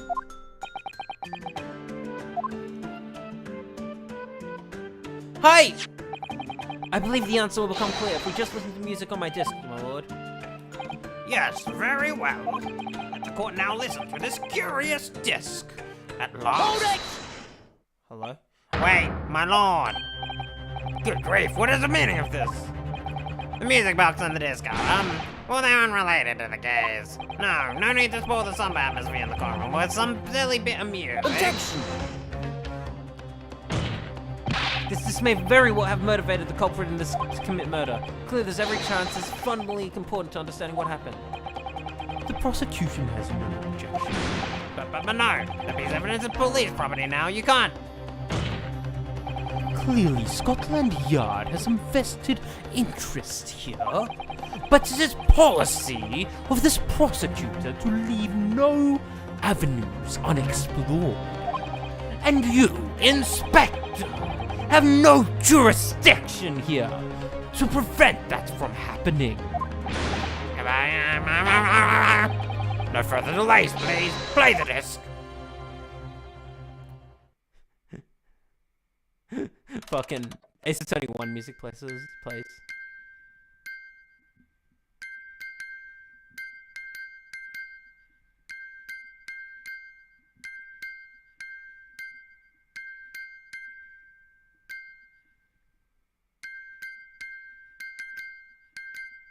How is it playing? Oh wait, no, it's underneath. Never mind.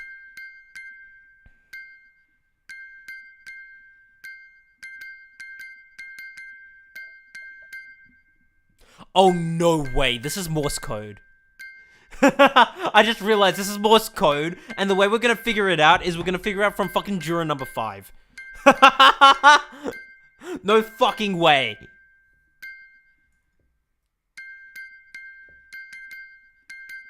That's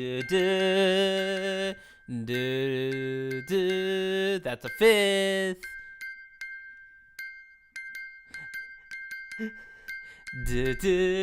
Those are the 2 notes being played. What on earth? That's certainly not what I would call music. No. It's just the same note playing over and over again. The same notes. It's a chord in an irregular sequence.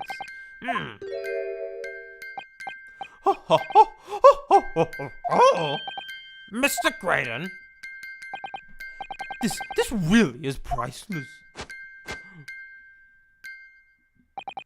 After all that, the music box is broken. Broken? It can't be, can it? Well, obviously. In fact, I wouldn't be surprised if the officer sent to fetch it didn't drop it on the way back to the courtroom. well, with much regret, I feel the court must accept the music box office little in the way of clues. Are you ready to move on, counsel? Come on. Yes, alright. It does sound as though it's completely broken, but is it? Could this music emanating from the possibly a new clue? It could be a clue. It's Morse code. I believe that it could be relevant, my lord. Good lord! But how can it be? It's an abomination, counsel. Be a noise. I fail to see how it has any meaning whatsoever. It does sound strange, I agree. But there's one thing bothering me.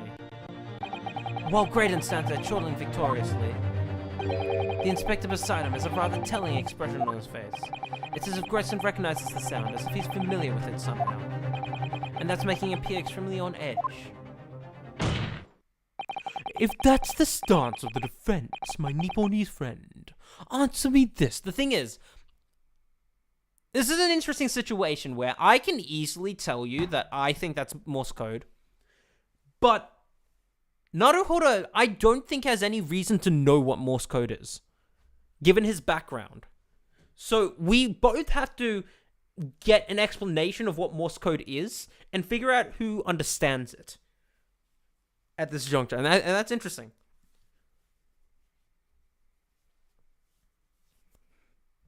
I'm assuming it's Morse code. It could be something else, but you know. Oh. Banger! Is this actually on the soundtrack, by the way? Like, is it in the, album? It better be, right? Just what relevance do you propose this woeful chiming has on this case? It's the defense's belief that the sound emanating from this music box is not supposed to be music. I think the soundtrack for this game is on Spotify. I'll have to check after I finish the game. Just because this is a music box, it doesn't necessarily mean the sounds we are hearing are music. Look at that. The smile vanished from Graydon's lip as soon as I said it. I'm on the right lines here. I must be. Making deductions based on how people react to what you say. You're acting just like her. Objection! The sounds we're hearing aren't necessarily music? Well, now that you've told us that what they are not, I'm sure the court would like to hear what they are. Do enlighten us, my Nipponese friend. Well, Surely you have an idea in mind, because if not, it will be the death of your ill-formed argument. I gotta wonder, actually, did Japan have the concept of Morse code at this point? Maybe they did, but he's also a university student in this era. I'm not entirely sure. Because they did just open up borders, right? If, 2 or 3 decades ago.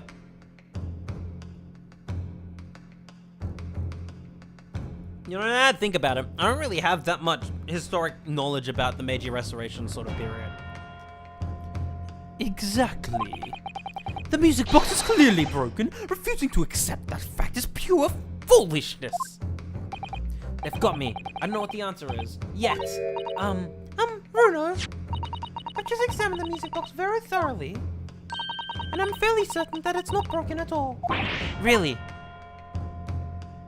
Really, the way it's been made, it can only produce a single note anyway. Thank you, Iris. It's either a single note with a really loud harmonic, or it's two notes. Alright. Well, if the music box isn't broken, it must mean that the sound it's producing have some significance that isn't musical.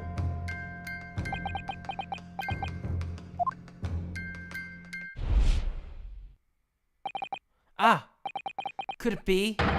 Is that what these sounds are?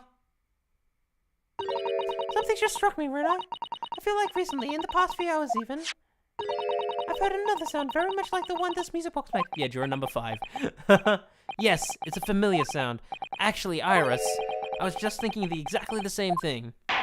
I'm gonna get to press the defense for an answer. If your assertion is the sound produced by this music box is not in fact a music at all, The amount of confused in this jury will never not be funny, yeah. then what is it? The devil is it, Captain? All the evidence I've seen so far, all the testimony we've heard. So pointing to one single answer now. The prosecution demands that my lord, Nipponi's friend, present proof now. Tangible proof of this latest wild speculation. Alright then. This could be the best chance I'm going to get to fight back in this trial. And if I'm right, I'm going to join all the dots together. The evidence that explains the true nature of the sounds this music box this is...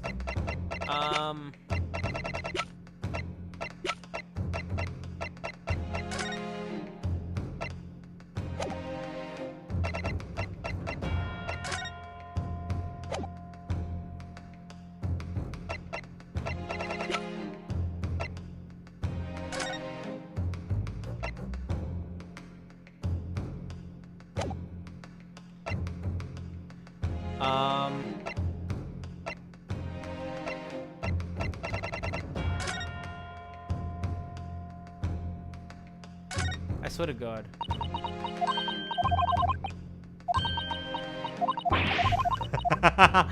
Oh God, it is this, isn't it? Take that!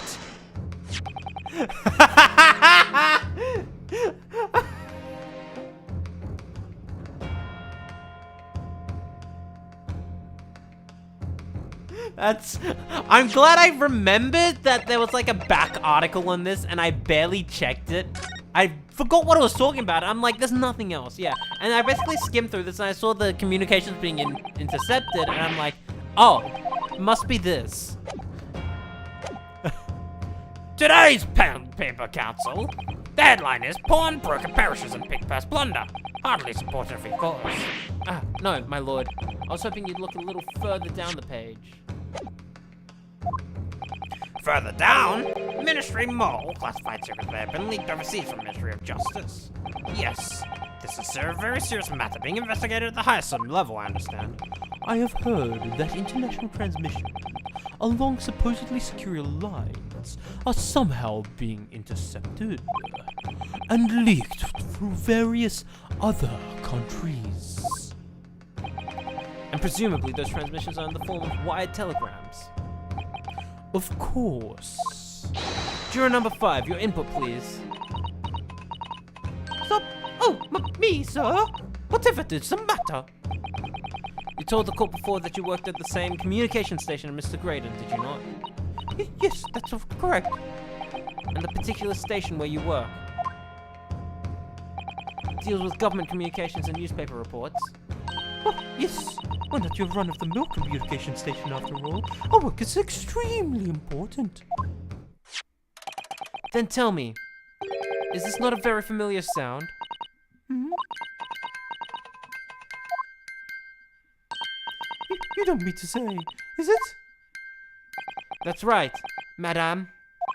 It bears more than a passing resemblance to the sound made by your telegraph machine as you tap it. I believe it's called Morse code.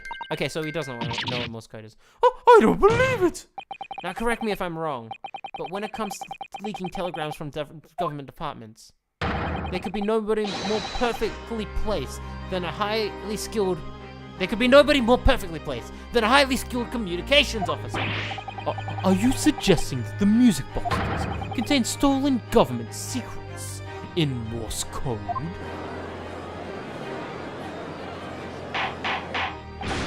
Order! Order! Please, everyone, order!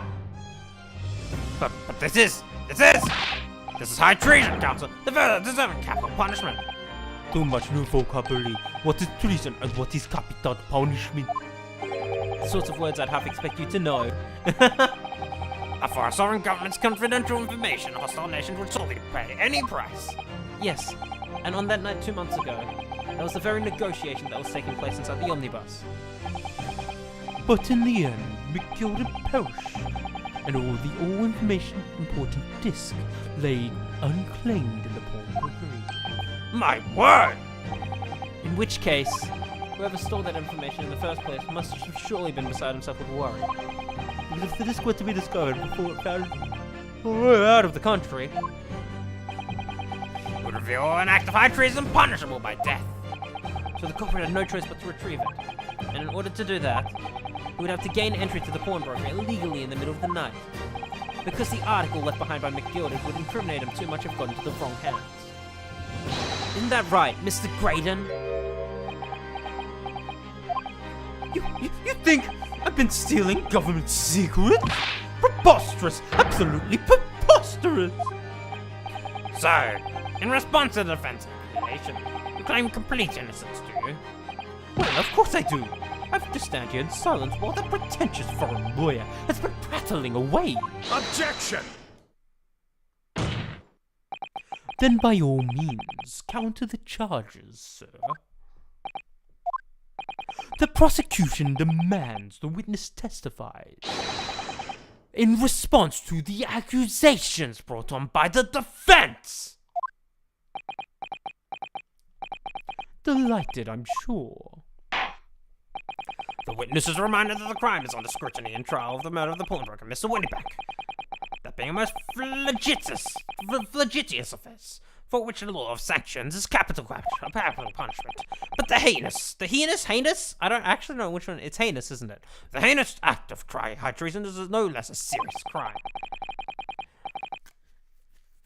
I urge you bear that in mind as you testify, Mr. Graydon. So then, let us proceed. You may. Hold it!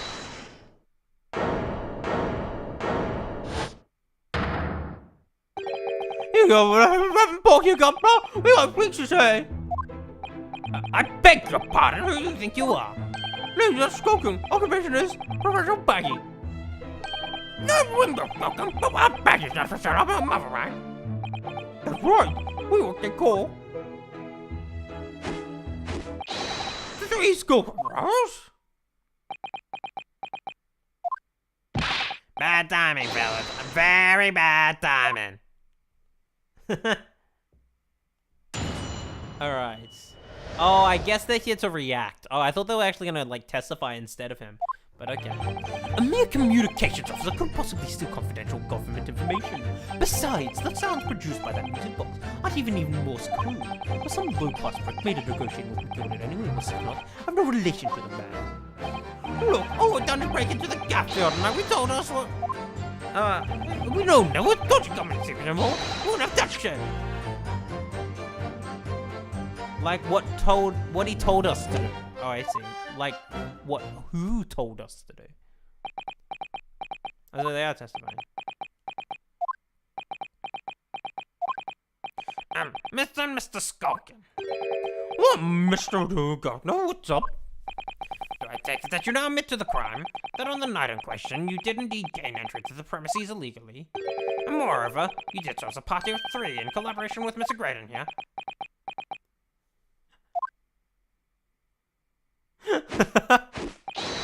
We did!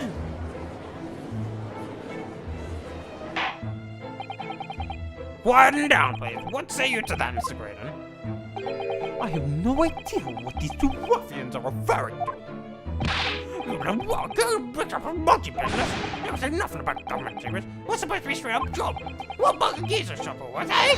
Hopefully didn't have to die, eh? Oh, nice to know who your friends are. Whatever these men say, I deny the accusations. Indeed. Well, I certainly wasn't expecting this little music box to become so significant to the proceedings.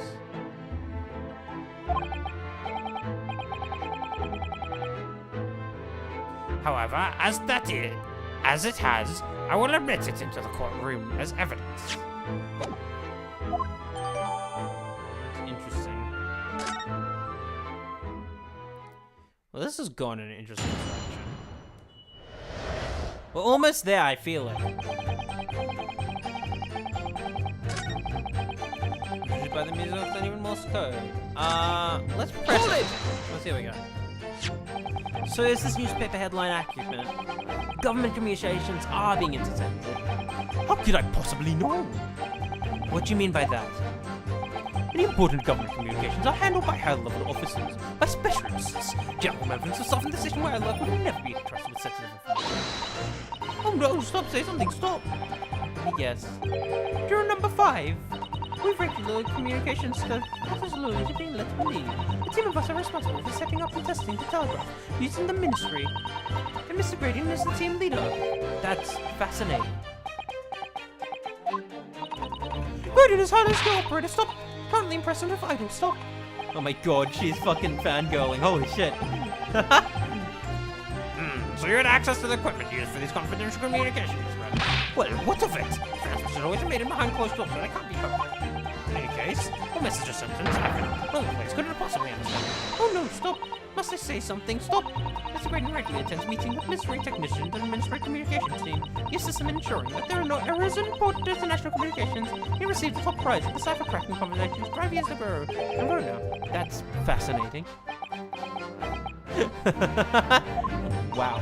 Grading is highly skilled operator. Stop. Currently in presence of idle. Stop. Well, your idol would appreciate it if you would stop.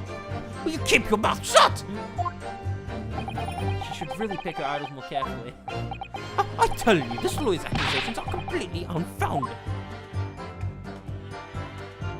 Besides, the sounds produced by that music box aren't even Morse code.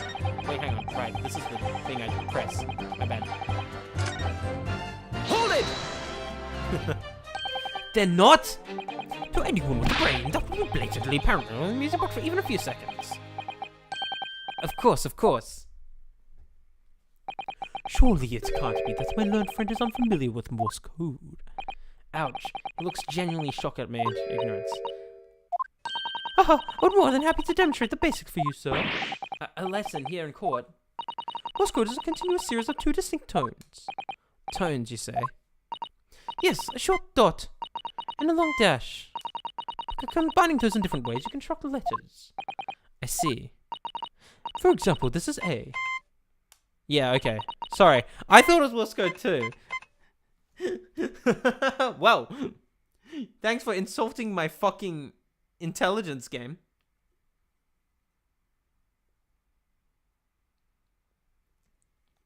And this is B. But when you listen to the sound produced by this music box, you only hear one tone, don't you? But it sounds similar. The rhythm is like the same in everything.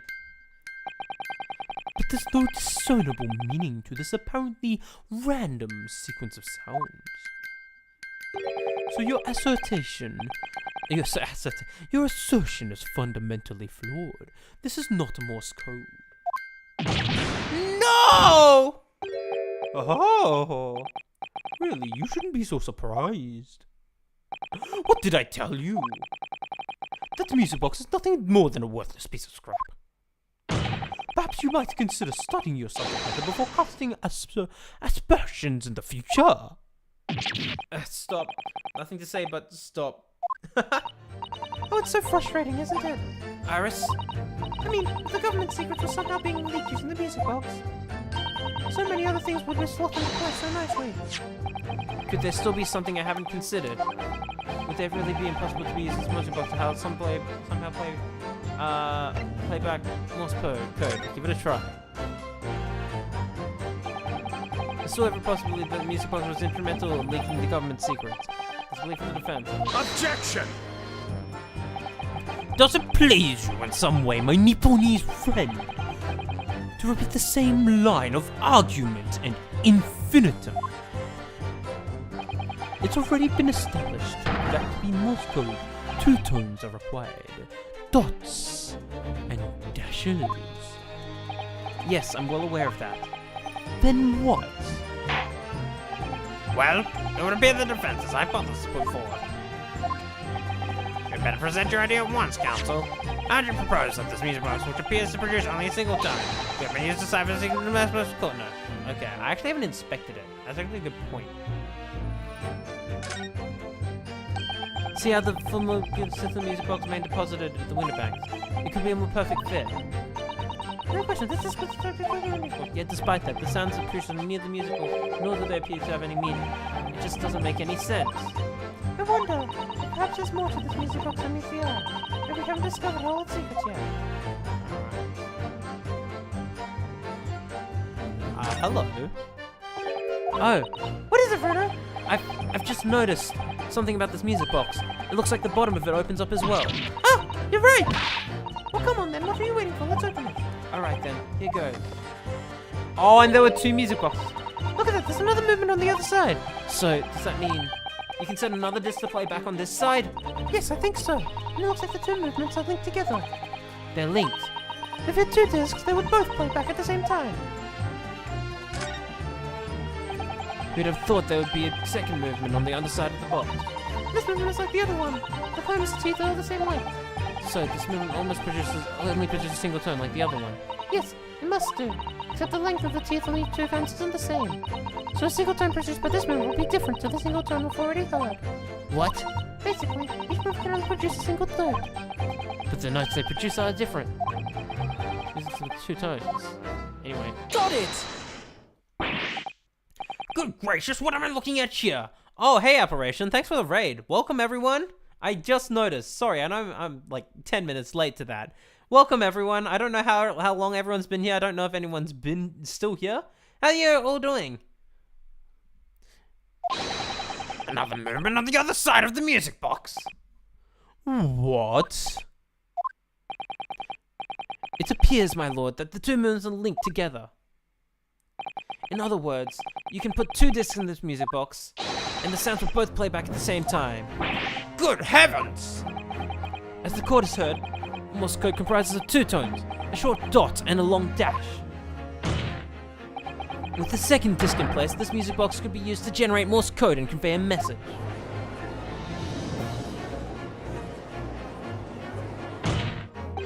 This is beyond a joke! I'm sorry. This poor excuse for a lawyer has absolutely no evidence to support his claims. Though, of course, my learned friend were able to present the court with the second disc, that would be another matter. Well, I can't, at the moment. and may I remind the court that, as the witness has pointed out, he was not the one in the omnibus with Mr. Gilded 2 months ago striking a deal over disc or discs. Indeed, that was Mr. Mason, the brickmaker. Exactly, I had nothing to do whatsoever with it. Though it has holes, I must admit the argument presented by the defense must promise. I believe the cross-examination should continue. The link between Graydon and the victim of the omnibus burst must be there somewhere, but I haven't found it yet. Okay. Oh dear, looks like you need to give your argument more strength, Bruno. We need the other disc, I see. If I must, though, maintain Exactly what I did at the start of the cross-examination. Alright, well that's fascinating. Oh, the order equipment, I need a fucking... Okay, Hold it! So 2 months ago in that omnibus, McGildy killed the brickmaker and stole this disc. Mr. Mason was a single man with almost nothing to his name. It seems he lived in an artisan quarter some years ago. People there remember little about him. That doesn't make much sense though, does it? How would a humble brickmaker come to acquire secret government information? How indeed. There must have been somebody else involved behind the scenes in all of this. Somebody who acquired the disc and gave it to Mr. Mason. In order to take the meeting with McGilded and negotiate a deal. Dear me. You may have it in for me, sir, but I assure you, I have far. An old brickmaker from an artisan quarter and this well-to-do communications officer. If only I could find some evidence to link the two of them together.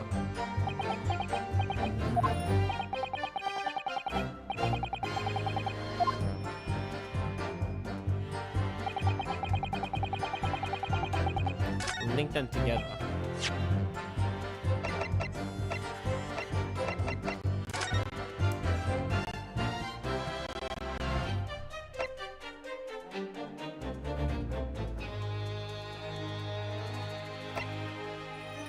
East End of London.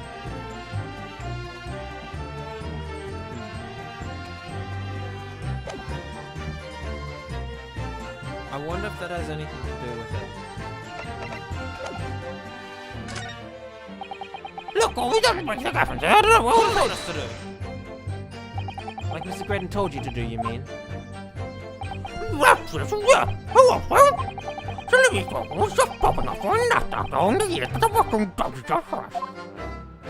Hey, Ash!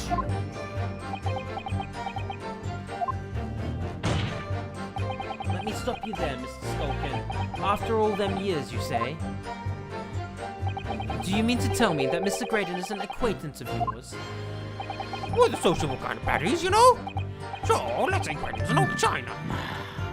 Here we go. Here's the link. East End. There we go.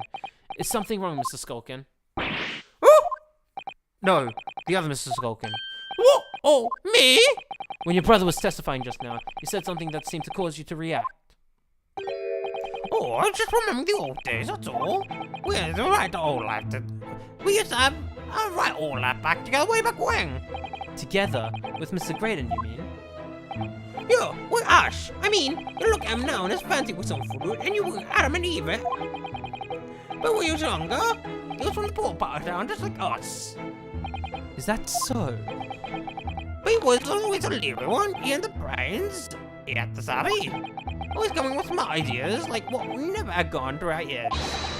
God blimey, I'm remember milk and Scotland's milk run? That was a cork, eh? Save it until after the trial. Your reminiscing has no place in this courtroom. And neither does your fruits. Oi, the girls asked us a question, didn't they? We was our turn. Yeah, we did nothing wrong. Nevertheless, the court is not prepared to accompany you on your trip down memory lane. Counsel, can we turn our attention back to the testimony, please? I don't know. Could that sentiment still be relevant somehow? Add it to the testimony. My lord, Yes, counsel. the brother's last sentimental statement could hold vital information relating to this case. Very well, counsel. I'll permit the brothers to supplement the testimony with that detail. Briefly, I hasten to add. Same noble or Scotland's ever sulking.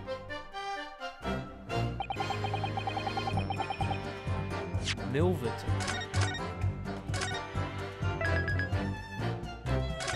Okay, so clearly we are establishing a link to the East End, right? I see what we're supposed to do. I'm just not quite sure where I present this just yet. Oh, Mason Milverton. There it is. Objection! Wait. Okay, not what I meant to do. Okay, so am I meant to present it on the other one then? Perhaps.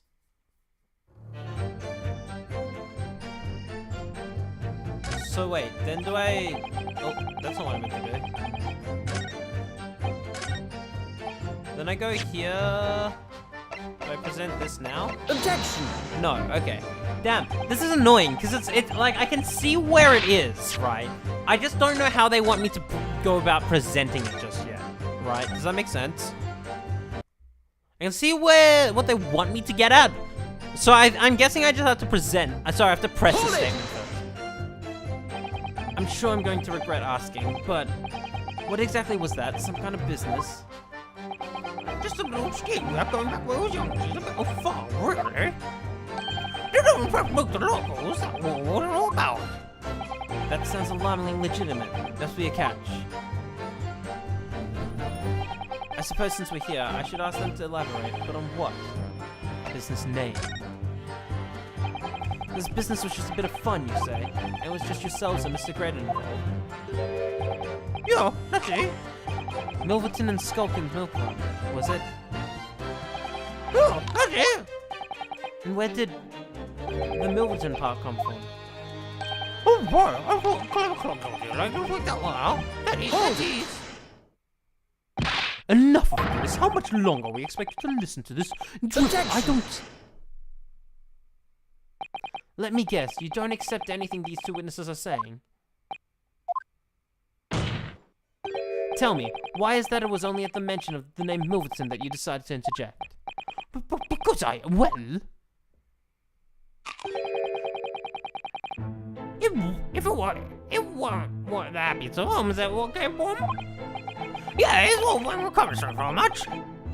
His old man was struck with money so much, his wife walked out on him. Took the name Grayton then. See? But Ash will always be Milverton to us. Milverton? So that used to be your surname, did it? Of course not. This is all bullshit. I've been a Graydon since I was born. Do you really think you can rely on the testimony of these two thieves, You're a communications officer attached to the civil service. As such, your personal details will have been thoroughly checked at the time of your appointment. It would be a very simple matter indeed to subpoena these records, Mr. Graydon. Oh! Well, it would appear that Mr. Skulkin's testimony has been reliable for once. You were born Ashley Milverton, then. Is that correct? Very well, yes. So Ashley Graydon was once Ashley Milverton. The information could change the things, and could have turned out to be extremely important. It is, okay. Very important.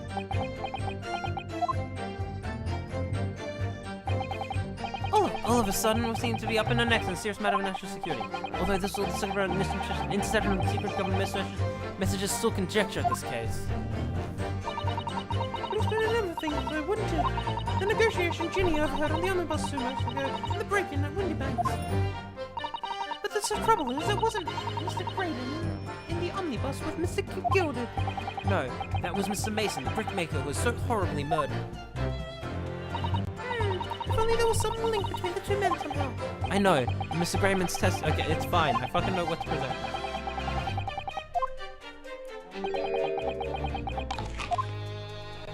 It's probably that chucked me to the end because I did press it last time.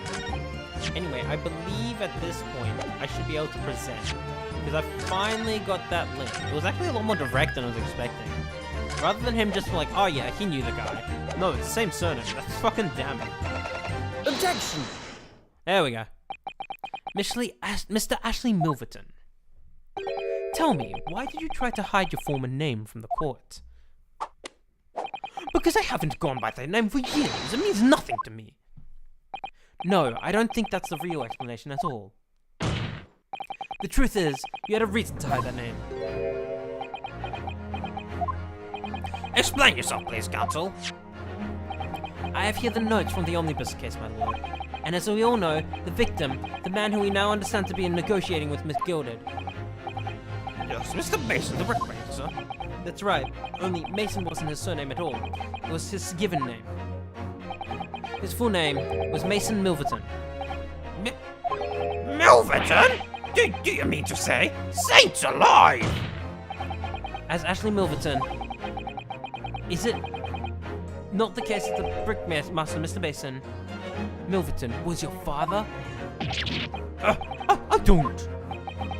As I believe you mentioned earlier, your family history will have been thoroughly checked when you joined the civil service, and it really would take no time at all for the court to subpoena those records.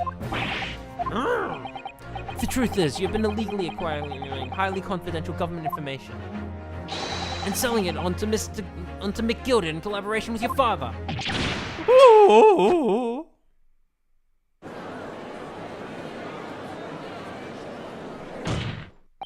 The new facts and evidence unveiled by the cross-examination of this witness all come together to reveal the truth. The truth, you say? That you collaborated with your father, Mr. Mason Milverton, in illegal dealings with Magnus McGill. By dint of this music box, you mean, Counsel?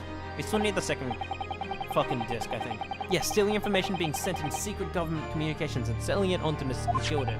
Mr. Graydon concocted this elaborate scheme of using two music boxes to encode the information, as presumably a safety measure against the information falling into the wrong hands. Oh, And a very effective one. I shouldn't have given this scheme any credence whatsoever. but the deal with McGilda went sour, and the brickmaker met his end. Yes, but before he was arrested, McGill had managed to temporarily dispose of the stolen disc at the pawnbroker. Then, having learnt of the situation, you appeared at Windybanks 2 days ago. In an attempt to recover the two articles McGill had placed in pawn there. But that attempt failed. One of the discs was seized by the police, and the other you never found. So that same night, you enlisted the help of the Skulkin brothers and broke into the pawnbroker. This time, determined to recover the second disc. Are you suggesting that the second disc was inside this music box? We never grew up about that. On the night that Mr. Windybank was killed.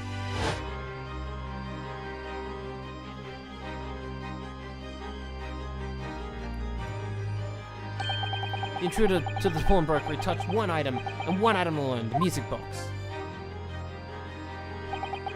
As rather ingeniously demonstrated by the two prints with the security camera, indeed. So the question that naturally begs answering is this: why was only that one article disturbed? The answer is obvious, because it contained the second disc, which the intruder was so desperate to retrieve. Since, if it were to fall into the hands of the police, it would be proof of high treason. Well, Mr. Graydon, do you deny that all of this actually began on that fateful night, 2 months ago? I refuse to accept any of this nonsense.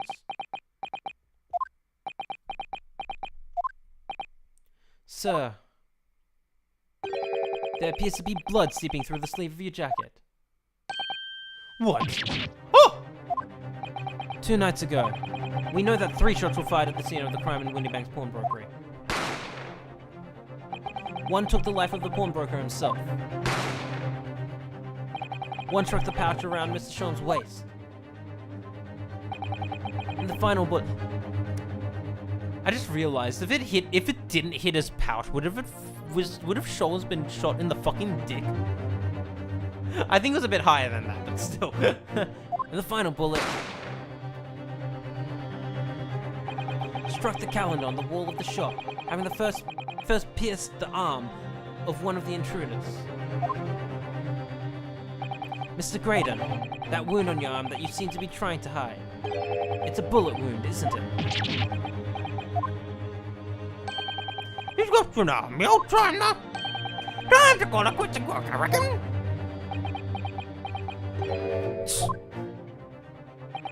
Don't acknowledge my presence there under any circumstance whatsoever. Those were my terms, remember, and I paid you handsomely to comply. Clearly, I was a fool to think I could trust some common backslum thieves. Fine, I admit it. I was there in Windybank's night. I paid this pair 10 guineas to accompany me, and as you noticed, I sustained an injury in the course of my adventures. But that is all. I admit to nothing more. Stealing government secrets, negotiating with Mr. Gilded. Holy shit. He's dancing even with the blood. As God is my witness, I'm sure I recall nothing of the sort. He's not going to go down without a fight. Not until I can show hard evidence, I suppose. Nevertheless, the defense has now established a crucial fact. Which is... Well, we know that one bullet was fired from each of the 2 firearms we have in evidence.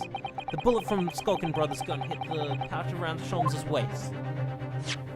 And the bullet from Mr. Windybank's gun clearly must have been the one that caught Mr. Graydon on the arm. Indeed it must. We can't rule out the possibility that the man shot himself. Wait.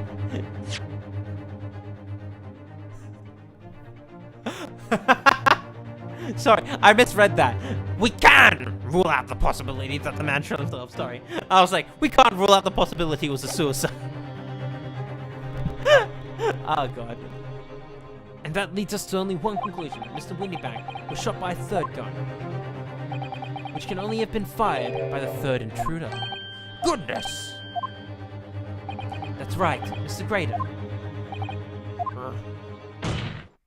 The only person who could have possibly shot that Mr. Windybank that night is you. Hold it!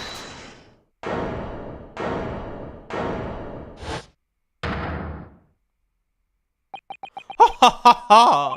You little upstart! You made a grave mistake when you summoned me here! What? What's that supposed to mean? Oh god. Wait, is his fucking... No, no way his fucking stick is a gun. Yes, as you rightly say, I was there at the pawnbroker's. I did my best to hide the fact, naturally. I had no intention of ruining the distinguished career I'd built for myself at the communication station. But did the never thought cross your mind? Did you ever consider possibility? What? What do you mean? What thought? What possibility? The possibility that I was there at the scene. I may have witnessed the crucial moment. You see... This makes me a key witness in this case, and I have my hand firmly around the neck of your climber. What? Are you suggesting? I saw it all. I saw the very moment that pickpocket girl pointed the gun at the poor defenseless pawnbroker and shot him. What?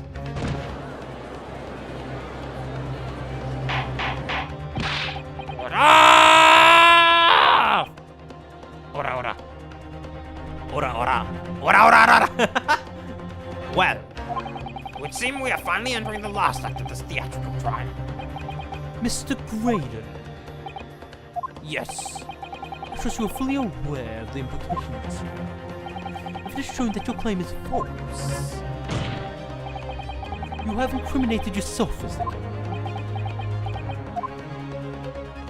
Oh, I understand fully. Then I must ask you to give your formal testimony once more. You'll explain to the court precisely what you saw at the moment the defendant allegedly shot the victim. Nothing would give me greater pleasure. Actually, this is fascinating. We meet the culprit before they become a murderer, technically. Though he was already a criminal with other stuff, but still. While these ruffians were jostling with the broker, I was still near the entrance of the shop. When Windybank threw Nash over the counter, I felt a sharp pain in my arm. I pursued the man, but he shut himself in the storeroom. I could see him through the peephole in the room.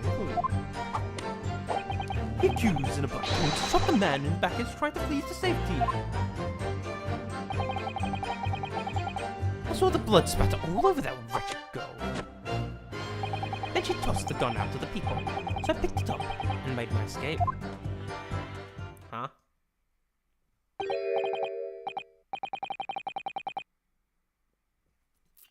Good gracious, this is quite the extraordinary testimony.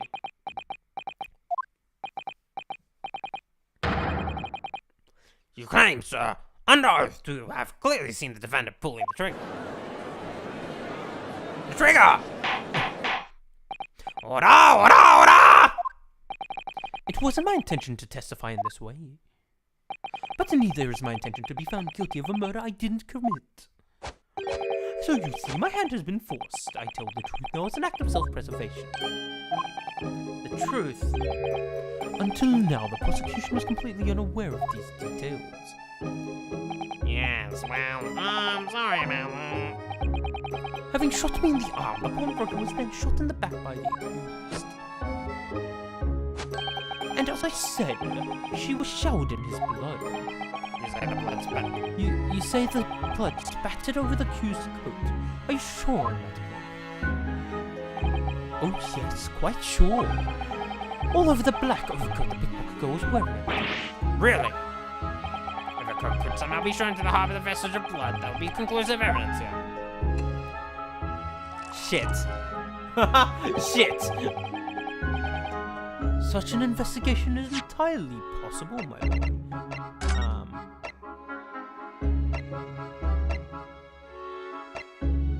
But no, she had purple blood. It wasn't quite the same blood. Ah, shit. What? Only very recently, a German scientist has developed a technique to identify human blood. So here's the true science, not some amateurish detective's dubious foray into the world of chemistry. There's nothing dubious about Holy Twist, as it's all sound. Ideas are no use to us here. In science, as in all, theories must be proven before they stand.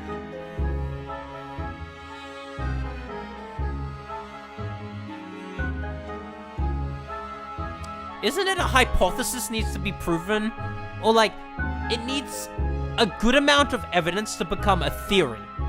And then what makes a theory become a law is that there's an overwhelming amount of supporting evidence to suggest that this theory is true. I'm pretty sure that's how it works. So I'm not... Mr. Lord Von Ziggs, I don't think you're an expert in chemistry either. In Germany, the technique is already employed in the courtroom as the basis of evidence. Scotland Yard has a small quantity of the chemical reagent used, with your lordship's permission. We could shatter all vestiges of doubt within minutes. This doesn't look good, Renault. Why not? Well, we know, don't we, that there's blood all over the front of Ginny's coat. They tested with their chemicals. Oh hell, you're right. I was forgetting what happened yesterday. Don't move, Ginny! I'm going to shoot!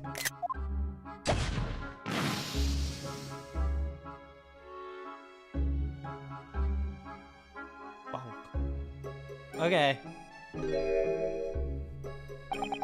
But that's not Mr. Winnieback's blood. The stain is from the 2 months ago. That was Mr. Mason's blood, when he was stabbed by Miss Gilded, who was wearing the coat at the time. My lord, the defense objects to the test proposed by the prosecution. Overruled! Lord Von Ziggs, make it so at once! With pleasure, my lord. And while we await the results, the defense may proceed with a cross-examination. Once they find that blood on the overcoat, Gina will be... Counsel! Yes, my lord. Cross-examination. Of course, my lord. If this cross-examination doesn't go well, if I don't manage to uncover some decisive evidence or a really compelling clue now, I have a very bad feeling about the outcome of this trial. Okay. It really is all or nothing now. Just on the broke, I was looking at Hold it! Mr. Winnieback emerged from the storeroom, I believe. Ringo and Nash were scouring the counter when they suddenly appeared and flew at them. He already had the revolver in his hand. Fortunately, I wasn't too close.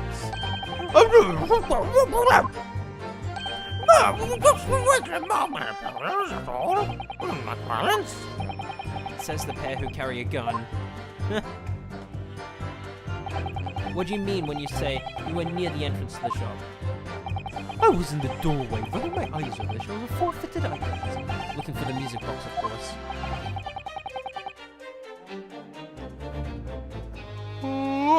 Excuse me. The broker went for Nash in the first place. Then Ringo joined in, making it 2 against 1, so I assumed they could handle the situation. But I was wrong. Who's right out bullet from Butterlookie to trust me the blue Gota? So blue Gota, and that's who made him a scalper. The pair of you setting it. The pair of you setting upon the door of the fence is bone broken together. Shame on you! So good.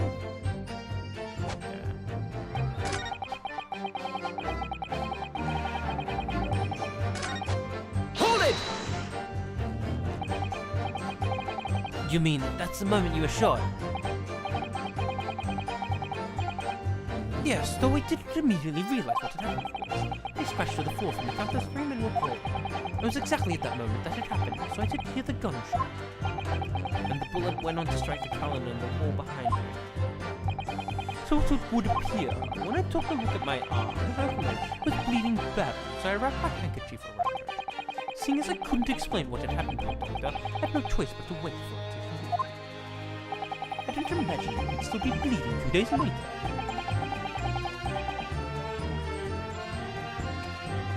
Did Mr. Windybank intend to shoot you? Well, no, I don't imagine he even noticed I was there, to be honest. Perhaps the gun was off accidentally. Anyway, it didn't quite strike a hole. When I pull my gun, you try to shove me out of the way. Hey, you got to put a door in the back. At which point, what did you do? Hold it! You mean, you chased after him?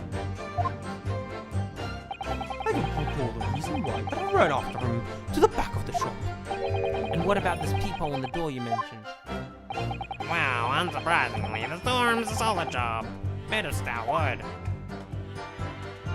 But there's a small opening above it. That lets you what's in there from the outside. Actually, I should know that, shouldn't I? You do. I looked through it myself that night. No way!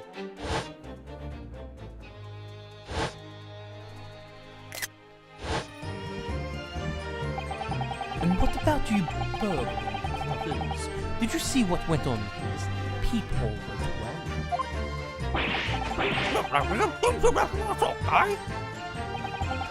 I doubt these two buffoons were even aware of the peephole's existence.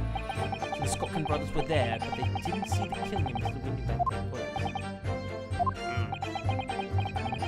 Inside the storeroom, I could see the poker and the young girl standing there. Defendant! Yes, neither of them noticed that I was looking. The girl raised her gun and pointed it straight at the man. And then, what did you see next? Okay. In the back. Hold it! This is where it's going to be the contradiction, because it's going to have to be where she was standing compared to him, I think. Yes, when the crime was discovered, the defendant was found with a gun in his hand. That was Mr. Windybank's gun, from which only a single bullet had been fired. And as we've already established, Mr. Graydon, that bullet was fired at you. Oh, but you know, it was the broker's gun that we fired. Yes, the bullet from Windybank's gun grazed my arm. And yes, the Scotland's gun grounded the detective. But this was another gun entirely. A third gun. The broker's gun was not the murder weapon, so clearly there had to be a third firearm involved. In other words, the accused must have had her own gun with her at the time. Objection! But no other gun was found at the scene. Ho ho ho! Calm yourself, counselor. Sorry? You must consider the events in order. At first I saw the broker and the girl glaring at each other, but all of a sudden, the broker turned to run. It was at that moment that the little gutter shot him in the back. Chilling image, I must say.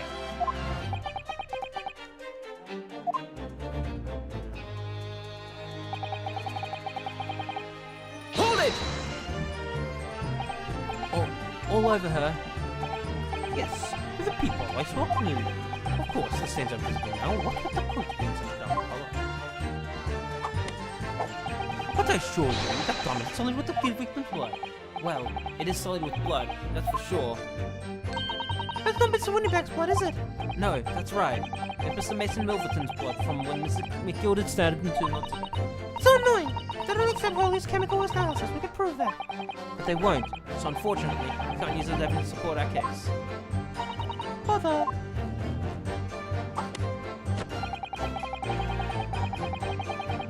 Hold it! I'm curious. Did I hear you correctly? She threw the gun out of the room. That's right. After the broker fell to the floor, she started walking over. Over to where exactly? In the direction of the storeroom door, where I was watching. Of course, I quickly retreated. And then, the girl dropped the gun through the peephole onto the floor on the right side of the door. But why would she do such a thing? I couldn't tell you. Perhaps she was hoping to distance herself from the murderer. With that thinking, I went and picked it up. I suppose I was worried about just leaving it there in case any more tragedy took place. So it was you, in fact, who took the third gun from the scene of the crime. Yes, it was yours truly. Hmm. I left the clear up to my lackeys and left. Clear up. Clear up?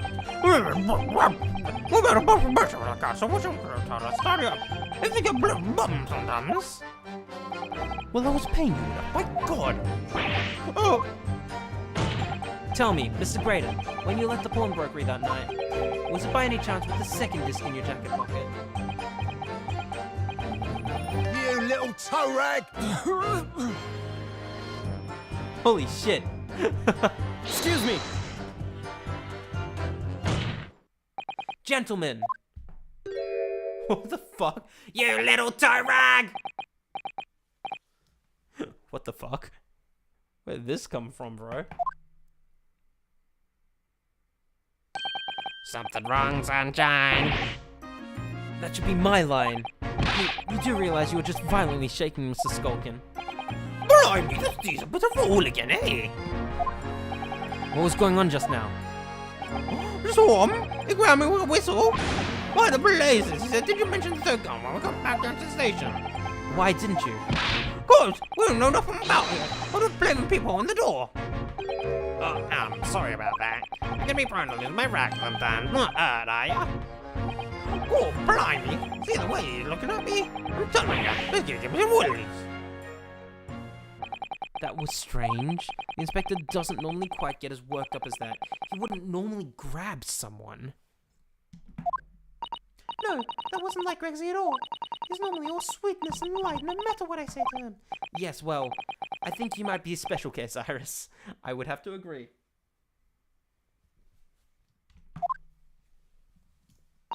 Well, anyway, that was definitely out of character.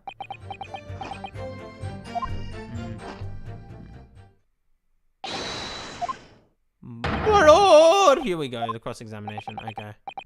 We've got the analysis. Ah, the blood on the accused's overcoat. Thank you, officer. Very well. The cross-examination is hereby temporarily suspended. Presume you have no objection, counsel. No, my lord. Alright.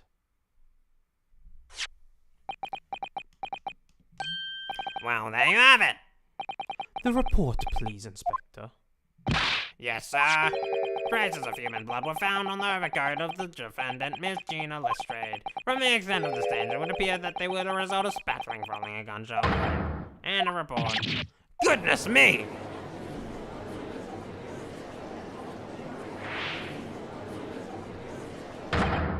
See, what did I tell you? Objection! No! That blood on the coat is not Mr. Windybanks. What on earth makes you sound that, counsel? The coat originally belonged to Magnus McGilded. Just before this coat was deposited at Windybank, McGilded fatally stabbed Mr. Mason Milverton. So the blood on that overcoat is the blood of the brickmaker from the omnibus. Objection!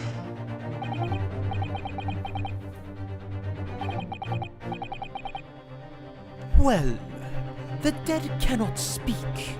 Isn't that right, my Nipponese friend?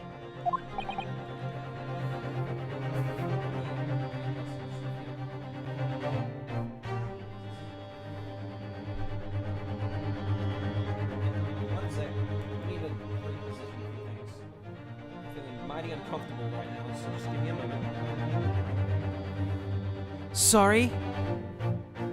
Okay, here we go. That's a bit better. 2 months ago in this very courtroom. Alright. Sorry about this. I know this is a really bad time to be doing this. But this is not feeling good for me at the moment. So let me readjust a few things. Did you not argue fervently for McGilded's innocence? And yet, now that the man is dead, you brand him as a murderer.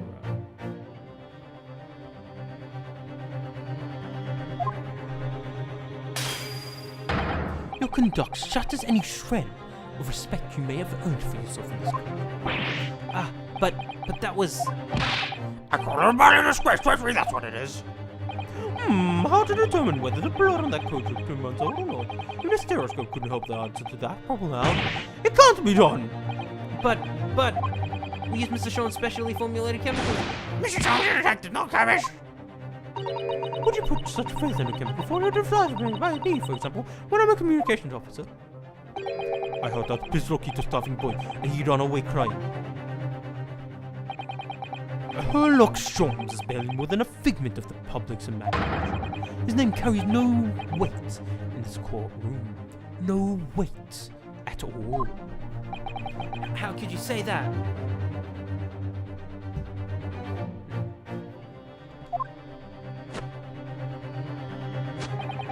Victory is sweet indeed. That proves my testimony is the whole truth from start to finish. How'd you arrive at such a conclusion, sir? As the witness said, the accuser's coat was spattered with the blood of the victim. The only way Mr. Graydon could have possibly known the fact is if he saw it happen.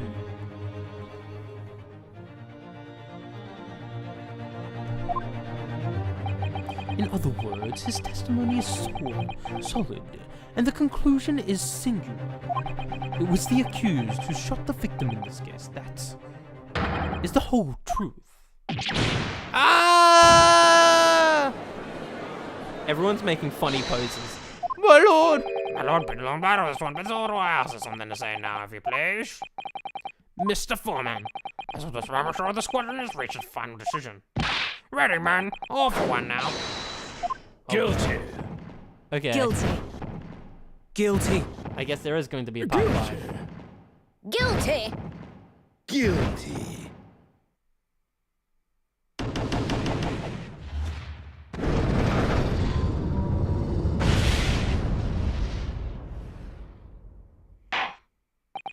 Well, it would appear that the ladies and gentlemen of the jury has reached a unanimous verdict.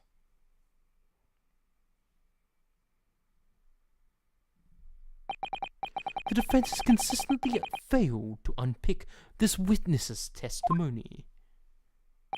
Here's to any attempt that you may make at unpicking the juror's decisions being equally successful. Ah! I don't believe it.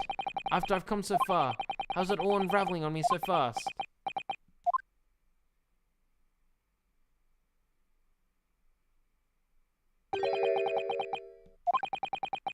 Oh, I know who this is. How very distressing to be held in such low esteem.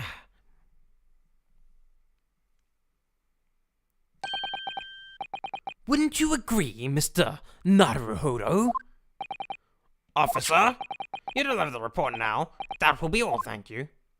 It occurs to me with some regularity, Mr. Naruhodo, that scientific truths are determined not by science, but by neither other than the human mind. I know that voice. Am I going mad? Ah! Holy shit. Mr. Sholmes? What? What is the meaning of this? This is actually the first time we've seen him in court. This is actually the first time we've seen him in court in this game. Ora! Ora, ora. What business do you have here, detective?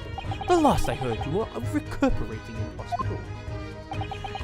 As well I should be, had I not been set upon an errand. What errand? Early, it's really you! You're awake at last! Yes, good day, Iris. I appear to be rather late to rise. My apologies. Now, my lord, if you'll humor me. In what manner, sir? I have something of great importance I wish to give the young lawyer over there. I need no more than 5 minutes. Would you be so kind to spare us the time? What say you to this, Lord Von Zeeks? I've got into this. This trial has taken many hours of the court's time, having spent so long already. Exactly, having spent so long, we don't want to go wasting any more precious time. As I was saying, having spent so long already, it would seem churlish to deny the defense a mere 5 minutes. Ah! Oh shit. He really fucking isn't getting along with, Von Zeeks, Gregson. Oh, jeez.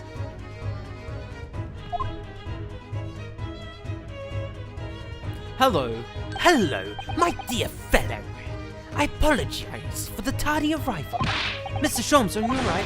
Alright, I'm all wrong. Sorry, I've only just managed to summon the strength to stand, man. I've asked the Jastage for 5 minutes. But I fear even that may prove too much for me. Pray forgive should I pass out. Let's make this discussion short as possible. Early, this place is full of idiots. None of them can see how wonderful your chemical blood analysis is. Ah, well, that concoction of mine was really just a bit of sport to assist me in my investigations. I never took the trouble to refine it for appraisal by the scientific community. An oversight on my part. Right, modesty surely not. But enough of that. I'm here to give you this, my dear fellow. What's that? The lavender furoshiki wrapping from Susato. A leaving present from Miss Susato.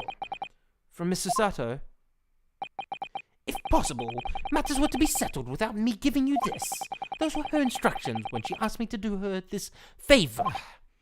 I don't understand. His eyes just twitched left and right. It kind of glitched. Miss Susato foresaw today's offense, I believe. She knew that the culprit would attempt to escape justice by means of both devious and underhand. And that you, Mr. Naruhodo, fighting fairly as you are, would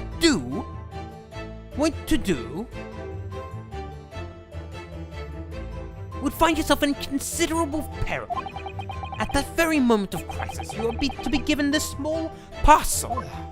This is a good song. This is new music. Those were the lady's instructions. A leaving present from Susato-san. Whatever could it be?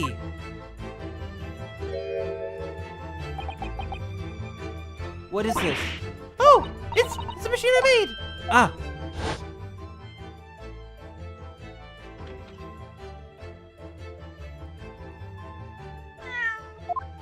Why is this relevant? Look, I use this. It's my latest invention. What is that? I call it the Clit Flapper Man. Make a cat flap a little furry friend like wagging in seconds. How is this going to be relevant? What's Susie up to? Miss Susato muttered the following words before she left. I'm a failure. I don't deserve to be a judicial assistant.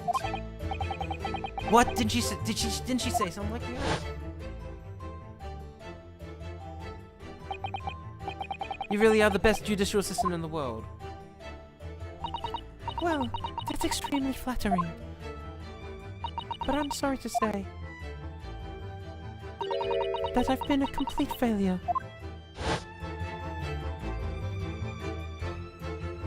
Whatever did she mean by that, Mr. Sholmes? That night, when you left Windybanks in pursuit of the thieves, Miss Susato made use of this contraption for a certain purpose. That is your answer, dear fellow. Not at all cryptic, then. Susato-san used his cat fiber mat that night. Why? But why?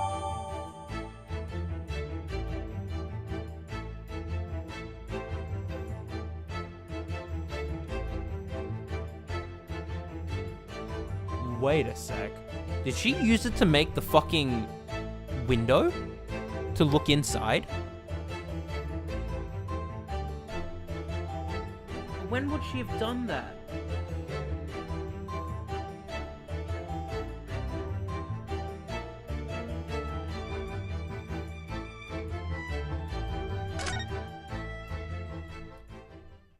Wait, that's the only thing I can think of. Your 5 minutes is over. Ah, we're out of time already.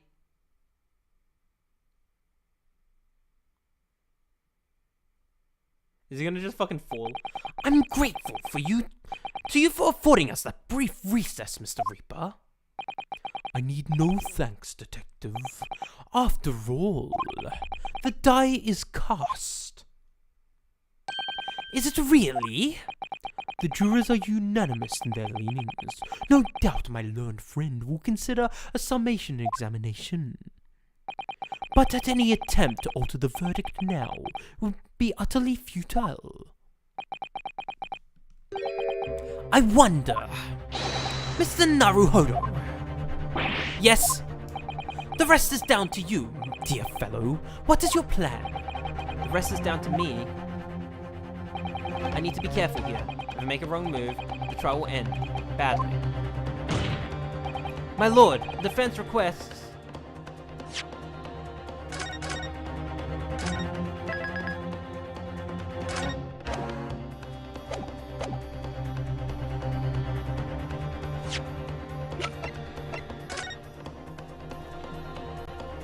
Let's examine this.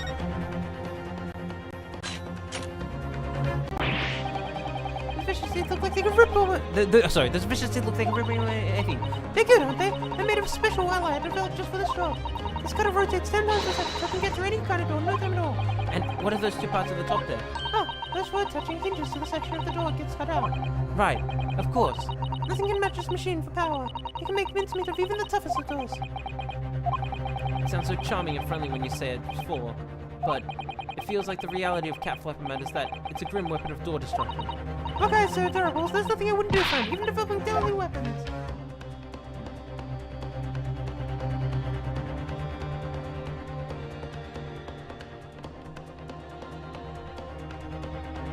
Anything else I can investigate?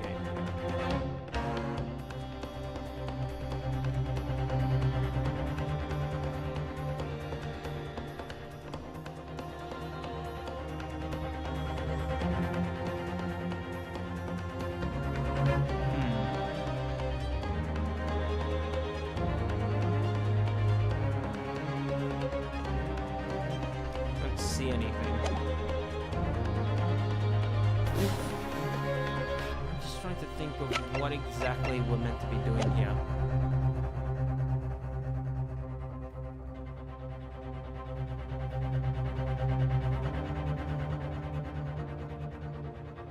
They seem to be implying that a summation examination would be not useful. But what would we cross-examine?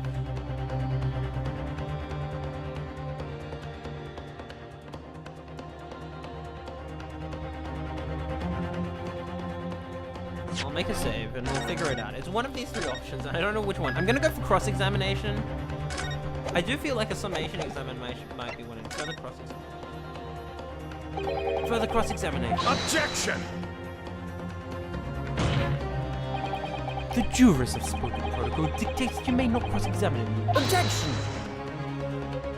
The defense is not asking for the cross-examination of a new witness, rather to continue with one of the existing witnesses. What? It would appear that a rather important detail has escaped your attention, Mr. Reaper. My lord, requesting your lordship's permission to interrupt the cross-examination. Right, because yes, I remember this. It was only suspended. The cross-examination was Temporarily suspended. I presume you have no objection, counsel. No, my lord.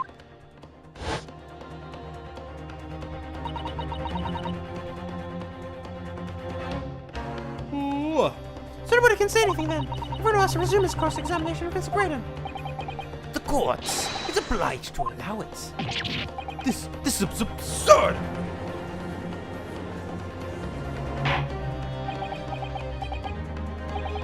I would remind those present that this is my court. I concur that the defense is entirely within rights to request the continuation of the cross-examination. However, I will not permit an unremitting protraction of those proceedings. Therefore, I've decided to afford the defense one final opportunity to conclude the cross-examination. Counsel, you must choose but one statement from the witness's testimony, and but one piece of evidence to present in support of your arguments against it. A single chance to present evidence. If, following that, the situation will change, I shall move to adjudication. Is that clear, counsels? You will not press the witness any further. My lord. Understood. Yes, my lord. A single statement and a single piece of evidence. Most generous. Well then, Mr. Naruto, it's high time I fell into a dead faint. I leave this in your capable hands. What was that animation? Mr. Sholmes!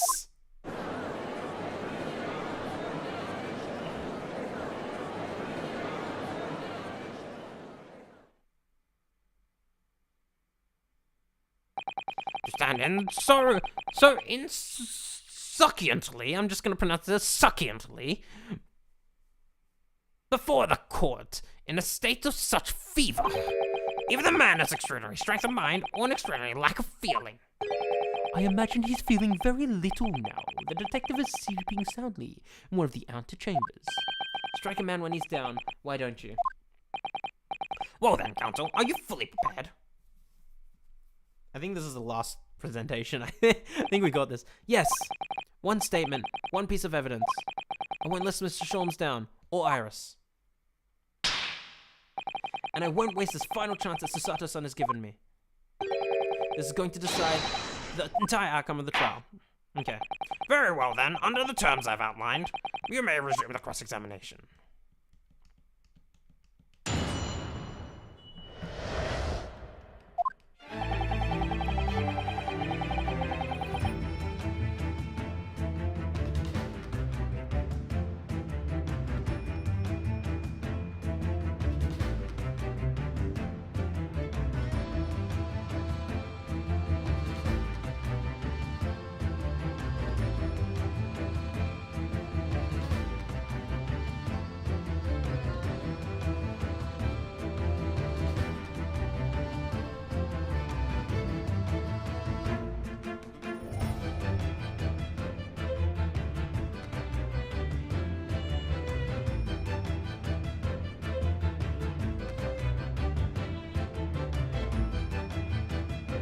Holy shit. Holy shit, this music. Yeah, this is the final thing of the game, I think. I think we're finishing tonight.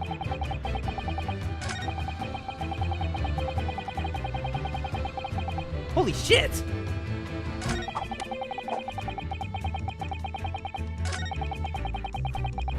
Holy shit, this music! It's in 7 as well.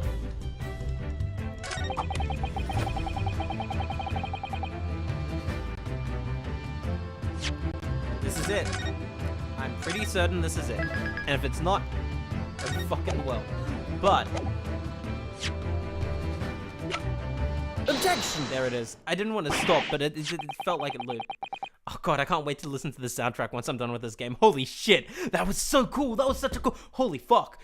And they only use it for this one fucking very simple presentation? What on earth is that contraption, counsel?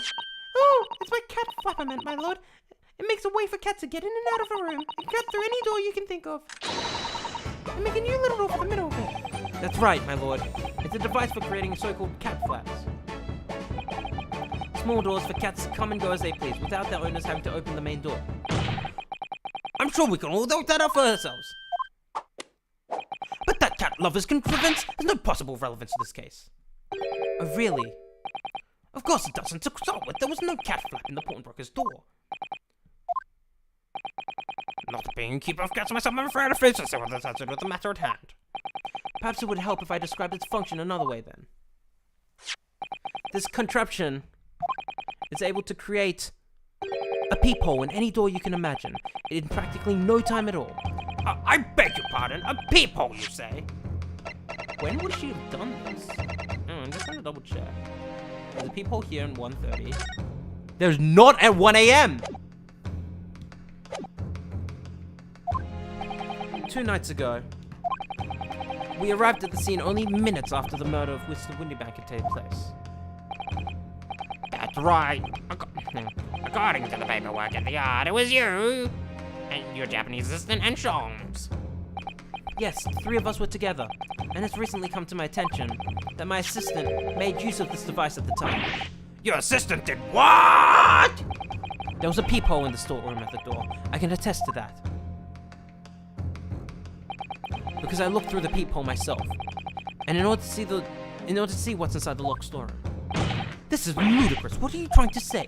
Of course there was a peephole in the door. As much as I said, as much of my testimony. How else could I have witnessed a crime for pity's sake? Yes, how could you? What? Counsel, kindly say what you mean. Alright, it's time to strike the final blow. What I mean is this, my lord. My assistant made the peephole in the storeroom door, and until such time she did, the door had no hole in to look through. What? No! Objection! This is a farce. Are you really suggesting that the peephole in the door was... Yes, it was created only after the incident had taken place by my judicial assistant, using this device. Your assistant tampered with the crime scene, must be fully aware of the gravity of her actions. This is a most serious act of vandalism. For which I humbly apologize, my lord. It was in the few minutes that I left the scene in order to pursue the Skulkin brothers and alert the police. Ah, I see. Nevertheless, in the light of this new... Oh, that's when she did it, I see. In the light of this new information, it becomes apparent that Mr. Graydon's testimony is riddled with holes. Riddle it. Explain yourself, counsel. The majority of Mr. Graydon's testimony appears to incriminate the defendant. It's based on what he witnessed through the peephole in the storeroom at the door. Yes, that filthy girl shooting the man in the back. However, if at the time of the incident, that peephole did not yet exist in the door, there's no possible way that you couldn't have seen what you've claimed to see. In short, your entire testimony is a pack of lies.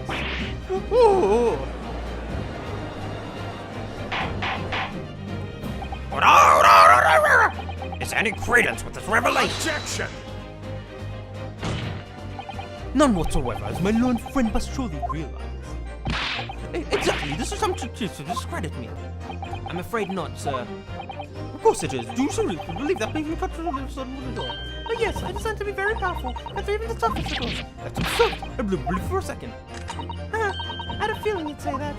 What? Maggie, Gooey, time for dinner.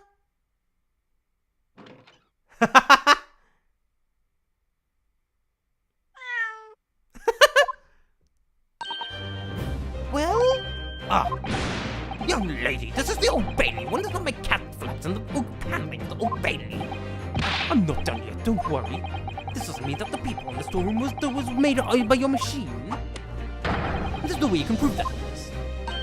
no, but it's easy. What?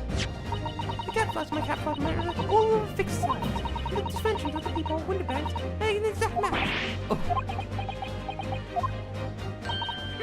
Hodgson, he's lost for words. Excellent work, Iris. Thank you. And now it's my learned friend, student friend, turn to me got towards I I believe your judicial assistant has already left the country for your Eastern Island home. Well, yes, that's true. Then you may have some difficulty in establishing all of the facts. For the sake of the argument, let us assume the people is dimensions that are a perfect fit for this contraption. In that case, when was the people killed? The prosecution demands proof, Your Honor. We have fucking images. Come on, hurry up. It's very simple, my lord. The defense argues that the peephole was created after the incident using this device, but now the perpetrator has returned to her native land. She cannot testify to the fact there is no proof. And as long as the defense remains unable to prove when the peephole was made, my learned friend's claim amounts to nothing more than a baseless accusation. What? No! I have evidence! Just fucking hurry up and get to it! Indeed, is that so? Don't give up now, Runo. This is the time to create your own opening and force your way through. I don't know if I can do this, but I do know one thing. Susato-san is the greatest judicial assistant in the world! Here we go, auto-saved. Very well. The counsel for the defense will find evidence to support its claim it made. Proof that the people in the door was made after the event and not before. Fucking boom. Take that! What are you? A point from that detective's infernal cameras again? My judicial assistant, Miss Susato Mikotoba, is an extremely intelligent and capable woman, which is why I never had any cause to doubt that she would have considered the scenario and made sure I had the necessary proof. And the necessary proof is this photographic print, counsel. This print shows a scene in the shop moments after the defendant entered the premises. Agreed. And it also shows the accused mercilessly wielded a gun in the direction of the defenseless broker. But more to the point, it pictures the storeroom door in the background. Let me see that print again. I don't believe it! This really is quite remarkable. The door to the storeroom. It's completely devoid of a people of any description. Oh! Mr. Graydon, you couldn't possibly have witnessed the crime as you claim to have done. Because at the time it happened, there was no peephole in the door. Oh. In other words, your testimony is a catalogue of lies.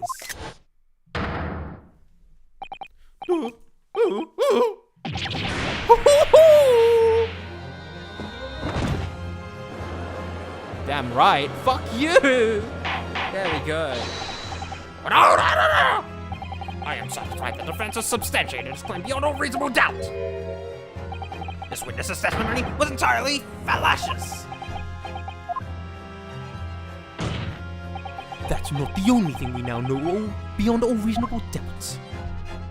My learned friend's assistant guilt can no longer be denied the woman tampered with the crime scene. But more importantly, Good lord, there's more, Lord Von Zeeks. the defense may have established a reprehensible instance of perjury. But that is no proof that this man is the victim's killer. Yes, that's right. What? I was around the team. It's true. And I was shot in the arm. It's true. But that's all. Yes, in fact, if you look at the circumstances, I'm the victim here. Oh, please. No. Come on. I don't believe this. They're right. As it stands now, I don't need definitive proof that he's the culprit. Still, he can't worm his way out of it now. Iris? You know what they say? There's no point locking the cat's door after the cat has bolted. Isn't that right, Verna? That's all he always says. One lie begets another. No, wait. That might have been a line I wrote for him in one of my stories. Well, no matter who said it first, you're right. Mr. Graydon, not only did you give false testimony to the court, but the lies you told make no sense. Make no sense? What do you mean by such a remark? What you said in your testimony reveals that you know something you shouldn't have known. In other words, there's a fundamental inconsistency with your statements. Objection! The fact that he was shot from the back. Right. This is provocative, court counsel. Won't you enlighten the court? It's explained this alleged inconsistency. Iris is white. One lie begets another. The inconsistency is revealed by the lies in witnesses' statements. They show that Mr. Graydon had knowledge of something he shouldn't have known anything about. Namely...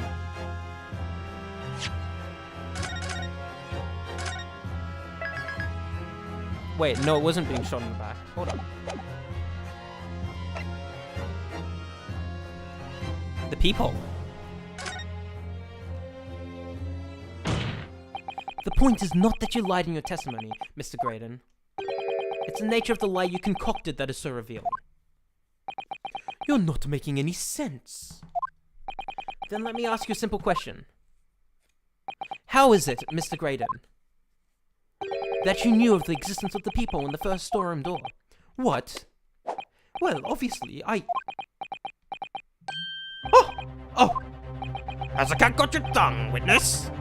The peephole in the door was made after the incident occurred, and once I returned to the shop, having failed to catch the two burglars, Scotland Yard's investigators arrived immediately. Since that time, the police have been at Windybanks constantly carrying out their investigation. Isn't that right, Inspector Gregson? Well, yes, of course. The place is chock full of board articles, and my lads have thoroughly examined them all. I gave the order to the officers working around the clock and shift, so we get through it all. And consequently, there's no way that you, Mr. Graydon, could have gained access to the shop. Therefore, you should have known nothing about the people in the storeroom door. So the fact that this existence formed the basis of your testimony is completely inexplicable. Objection! And yet, the fact remains that Mr. Graydon did maintain that he witnessed the crime take place through the people in the door. How on earth is that possible? Could I have a word, please, Lord Von Zeeks? Speak, Inspector. It's just that I really ought to be getting back to the station to put in my report.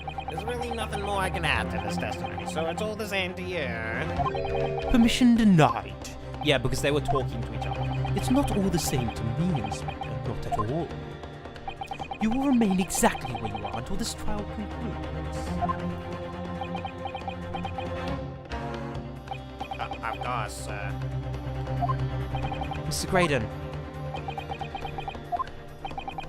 You shouldn't have known about the existence of that people. Which can only mean that you must have been informed about it by somebody else. Objection! Stop there, my learned friend. You realize, I trust that the words you just uttered have extremely serious implications. Yes, but the defense believes that the details of the case that Mr. Graydon claims to have seen must have been revealed to him by a certain person before his testimony. And in fact, considering a particular clue we have, there's really only one person that could be. Gregson, what the fuck are you doing?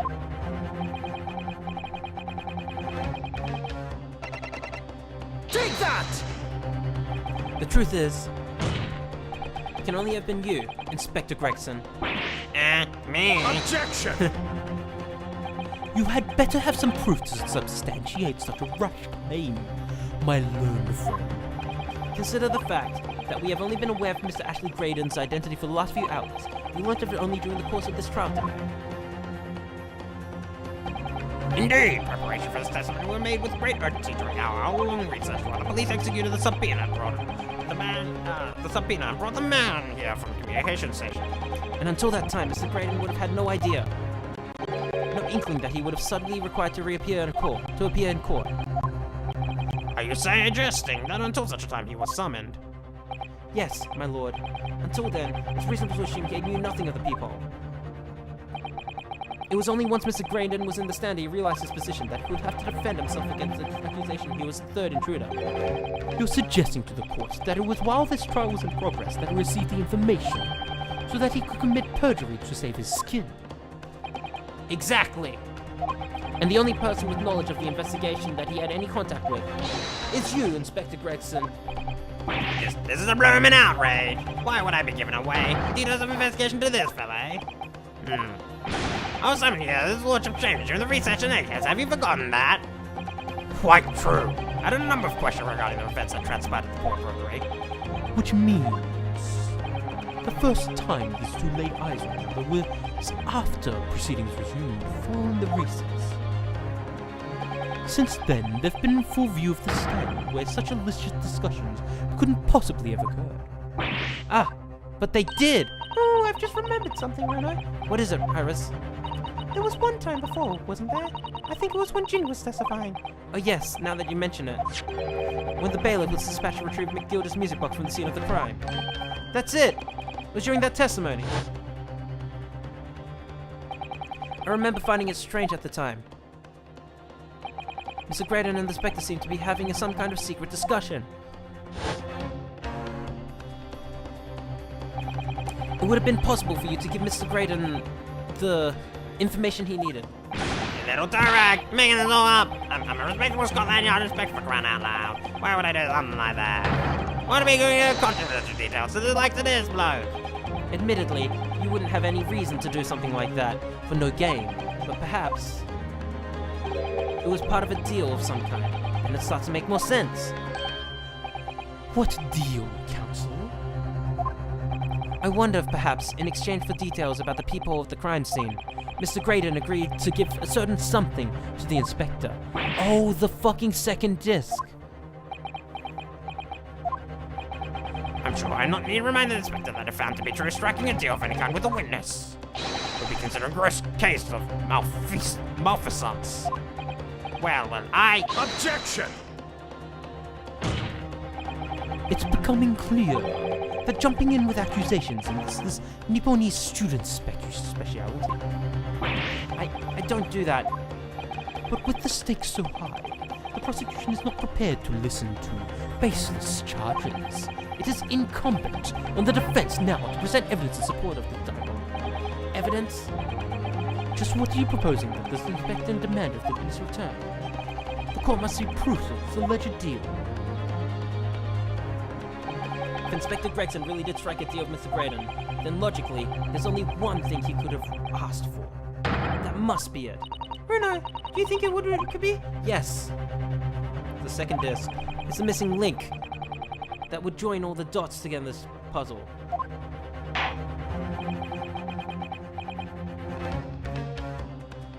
Why did I think of Kingdom Hearts? Right, because they're making the spin-off Missing Link mobile game. I must press your answer. What evidence explains the nature of this alleged deal that Inspector Gregson made the deal? Okay, so my question is, do I present the music box or the disc? I'm going to assume the music box. Take that! Yes! Good. Inspector Gregson, besides this murder, is it not true that you've been working on another very important case? What? What are you getting at now, Sunshine?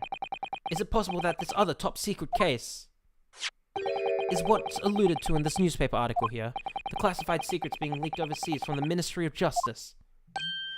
I'll get the bleeding Nora, could you?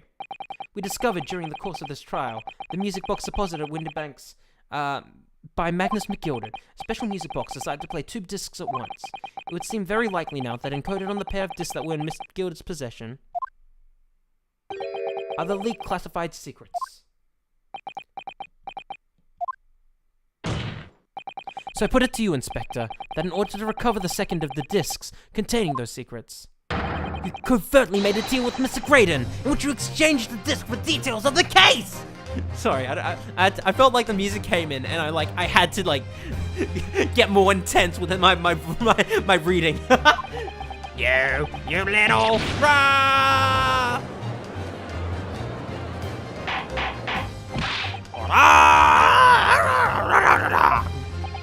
On the day of the incident, when we met you at Windybanks, you said this. I'll be taking that whatever it is of McGilded down to the yard, thank you very much. Hand it over. No, don't give it in. It's mine. That is mine. I'm sorry, miss, but anything belonging to McGilded has to be taken in as evidence now.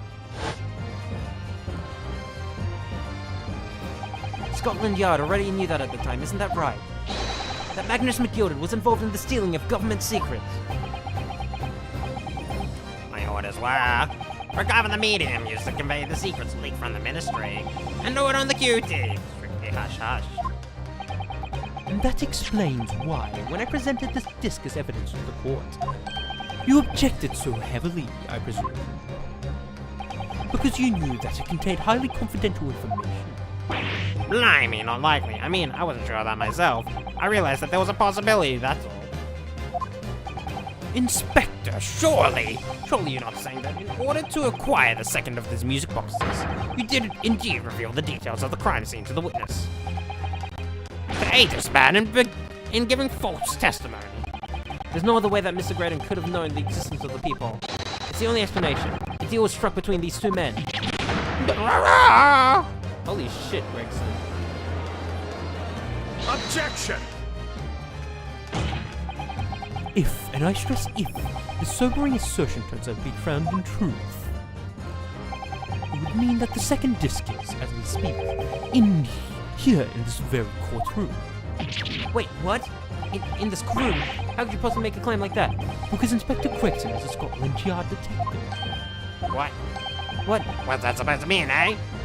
As a seasoned policeman, the inspector will have approached the alleged deal with caution. Certainly, he would not have accepted a gentleman's agreement in this matter. No, he would have insisted on having the article agreed upon in the palm of his hand. Good gracious, then, you mean to say, Inspector Gregson already has the item in question in his possession. Yes, the second disc is actually on this person. Hi! The defense demands the inspector search at once. Definitely. They could only have struck the deal with each other when Ginny was testifying before. And Gregson hasn't moved from the witness stand since. My lord, please, order an examination of his personal effects immediately. Well, Inspector.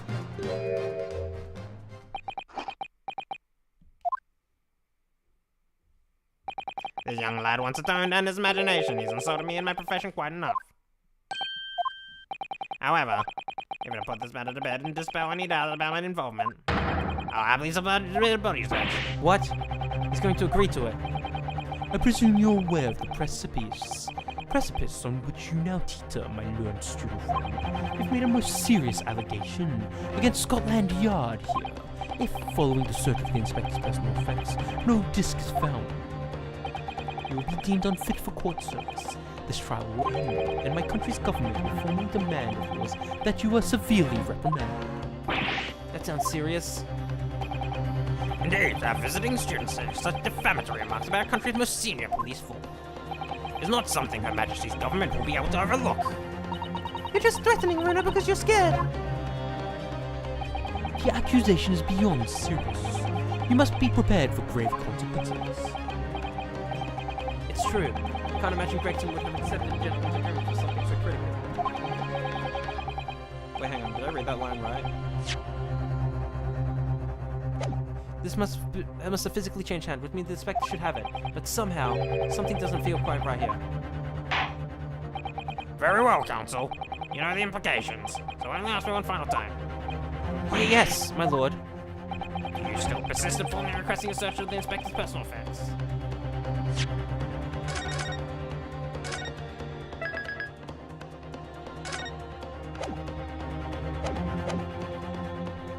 So someone else. I have an idea. I think it's on Nash, because when he was shaking him up for it. Yes, the defense formally demands the search be conducted. Well, Don't say you weren't warned, but your typical Nipponese stubbornness may well land you in hot waters. Perhaps the lesson will do you some good. fair enough. I'm going on tonight. Very well. Then, bailiff, conduct a search of the inspector's personal effects. Objection! The defense demands a search, but not of Inspector Gregson. What? Now what's all this? I'm the one you're accusing, aren't I? I thought you wanted to search me. No, Inspector, not you. Somebody else. What's the meaning of all this, eh? Lost it, have you, sunshine? The court shouldn't have put up with this nonsense. You're being completely irrational. Who's this? Speaking. Be quiet, all of you!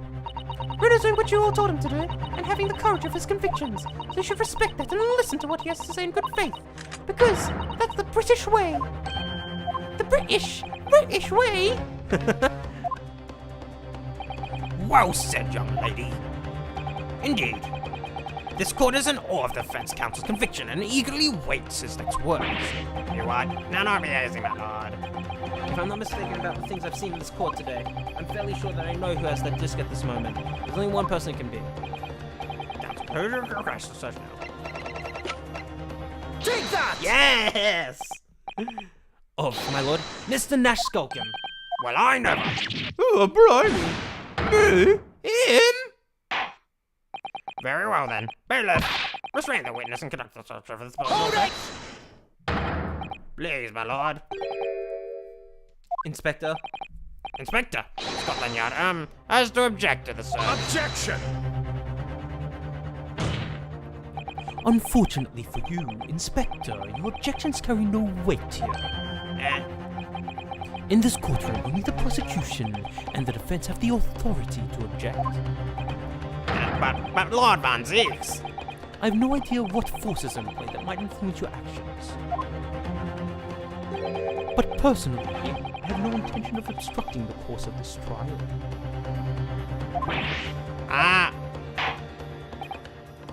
Bailiff, carry out the search at once.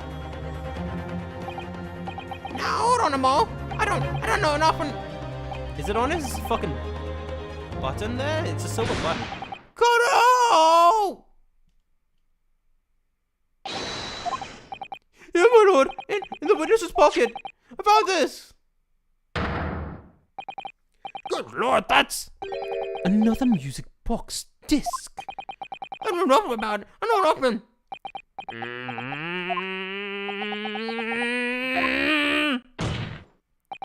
That is the second music box disc left behind by Magnus McGilded. Is it not, Inspector Gregson?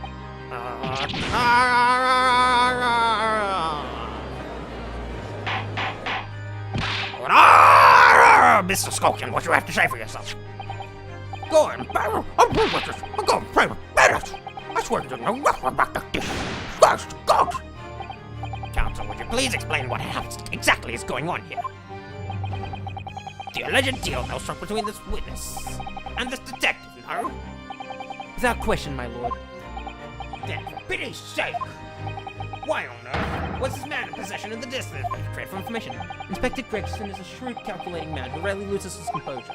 But at one particular point in this trial, he exhibited some unusual behavior for a brief moment. I don't recall what unusual behavior. It was, yes, during my cross-examination, Mr. Graydon. Tell me, Mr. Graydon, when you left the pawnbrokery that night, was it by any chance with the second disc in your jacket pocket? I missed nothing of the sort. While Mr. Graydon answered my questions, the inspector appeared to have grabbed Nash Skulkin by his coat and was shaking him violently. Yeah, most of you can enough that I was at it. I was wishing I'd been born in my brother, I was. What exactly had him to make the detective attack you like that? I got a clue. He just suddenly turned and grabbed me like a whistle like that and started shaking me. Why, blazing to mention the so done when he got you down to the station. Oh, bullshit. You gotta work on my out, he did. I did just right now. The way the detective behaved then was extremely out of character, but looking back now, it must have been then that he hid it. That was the opportunity Inspector Gregson created for himself in order to hide the disc. Well, bless my wing, he hid it. You. But I'm afraid I failed to comprehend the motive here. The defective had acquired the disc he was after. Why on earth would he precisely had it in another man's pocket? As a court of law, he could have submitted the item as evidence. It would appear, my lord, that the inspector was not at all at liberty to do that. Why ever not? As the man himself revealed earlier, his current assignment has some special conditions. My orders were... recover the medium to use to convey the secrets leaked from the ministry. And do it on the guilty, strictly hush-hush. Hush-hush! A top secret of my assignment, is it? As far as we're aware, the information stolen comes from the confidential government communications. It would seem that if information were to be revealed in court as evidence, it would be problematic. Does that sum up the situation, Inspector? I'm operating under direct order from the ministry. I'm afraid not at liberty to answer that question. So, realizing there was a chance that you may be searched here in court, you took steps to hide the disc that you had acquired from to the witness. Does this mean? He only pretended to attack Mr. Skulkin in order to get close enough to him to slip the second disc into his pocket. So it's all a pretense?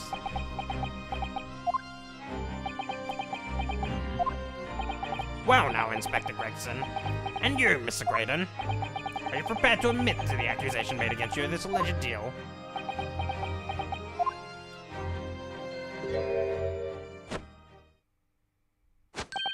Admit to it, yours truly, please.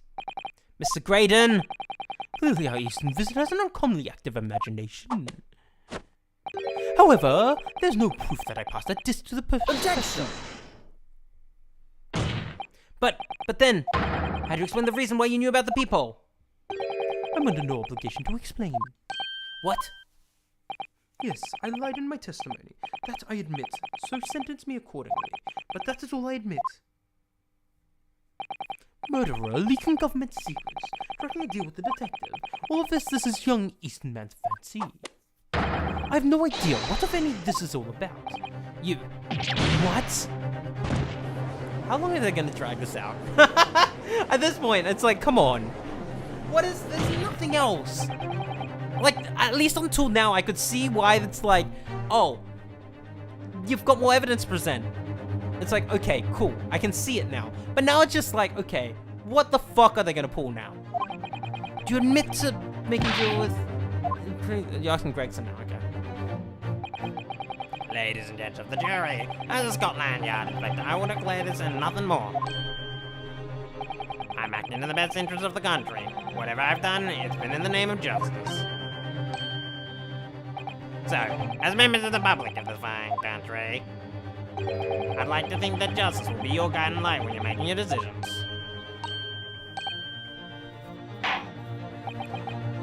This is quite a quandary indeed.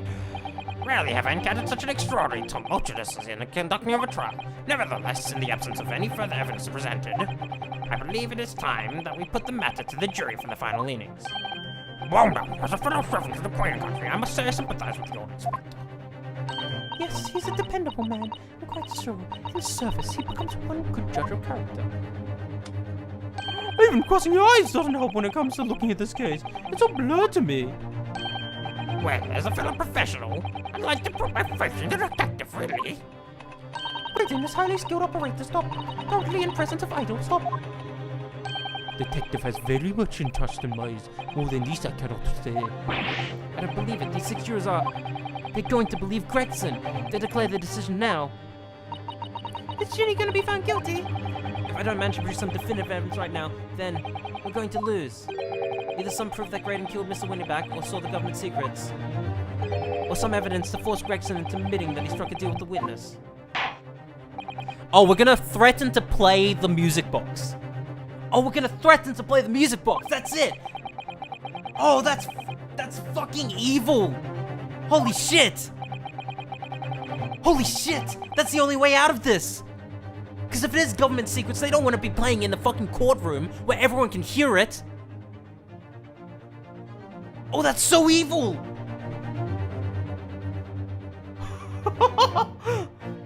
Compelling evidence. If I let the judge call on the jurors to announce their leanings, Gene will be found guilty. There's no choice then, Renner. You have to throw some more evidence at them. This is it now. It all comes down to this. Who do I present evidence against? Gregson or Graydon? Okay, I got it. That's so evil. That's the only way out I see. And I fucking believe that's how it's gonna go. Inspector Gregson, there's one final piece of evidence I would like you to see. What's that then? If you refuse to acknowledge that you did in fact strike a deal with the witness here today, then you leave us no choice but to examine this piece of evidence thoroughly. Well, go on. This is my last chance. It looks like I'm going to have to force his hand here. One final piece of evidence to get this detective to admit the... Yep, I've got it. That's it. Take that! Yes, let's go. That's so evil. Holy shit. Is that Mr. McGilda's Peculiar Music Box Council? Yes, with a disc already in place, ready to play. I think perhaps now would be a good time to listen to the sound produced by the music box again. Only this time, with the second disc which just discovered in certain place as well. Goodness, this discount. Hold it! No, wait, I can't let you do that! Why not? This is so fucking evil! Holy shit! Holy shit! Holy shit! Oh fuck! Oh my god, this is... What the fuck? That's... Holy shit! Holy fucking shit! What the fuck?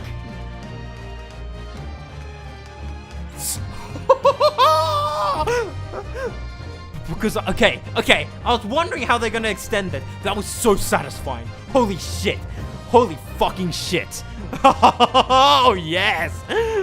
Because I got nothing to do with this case. That's why. Objection! Not true, Inspector. Yeah. The defense has already proposed that the sounds heard by the court earlier from this music box were part of a Morse code message. We know that the Morse code comprises of two distinct tones. The defense believes that the second disc contains a second tone needed to complete the message, and now we have a chance to confirm that theory. For crying out loud, Sunshine, we're talking about state secrets here. We don't have the whole courtroom no confidential information like that. It's treason. Then do you admit the charge? That in order to protect the state secrets, you engage in unlawful dealings with the witness. You're mad. If you let that secret information out to the public domain, you'll be making an enemy of the entire British government, you idiot. Let's not forget, Inspector, that you, a Scotland Yard officer, leaked confidential papers with details to a witness, that you continue to lie to the court, and all because, by fair means or foul, you're determined to do your duty. Well, by fair means or foul, I'm prepared to do mine. Don't you dare. Holy shit! Naruhodo is so fucking base! Holy shit! Holy fuck! No fucking way! Oh, this is so fucking... Oh my god! I will stop at nothing to protect my client. I don't care who I make an enemy of.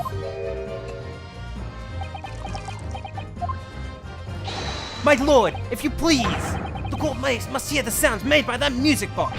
Come on, Von Ziggs, for Pete's sake, stop him! Objection! Inspector, you should know my methods by now. I'm a prosecutor. I'm no scholar at your puppets. In this courtroom, my duty is to the law, so let me propose a toast. Uncovering the truth by fair means or foul. By fair means or foul! Let's fucking go! Very well, the defense's stance of the prosecutor made very clear, I feel. Therefore, in accordance with the defense's request, the court will now listen to the music box set in operation once more. This time with the second disc in place, and both displays simultaneously.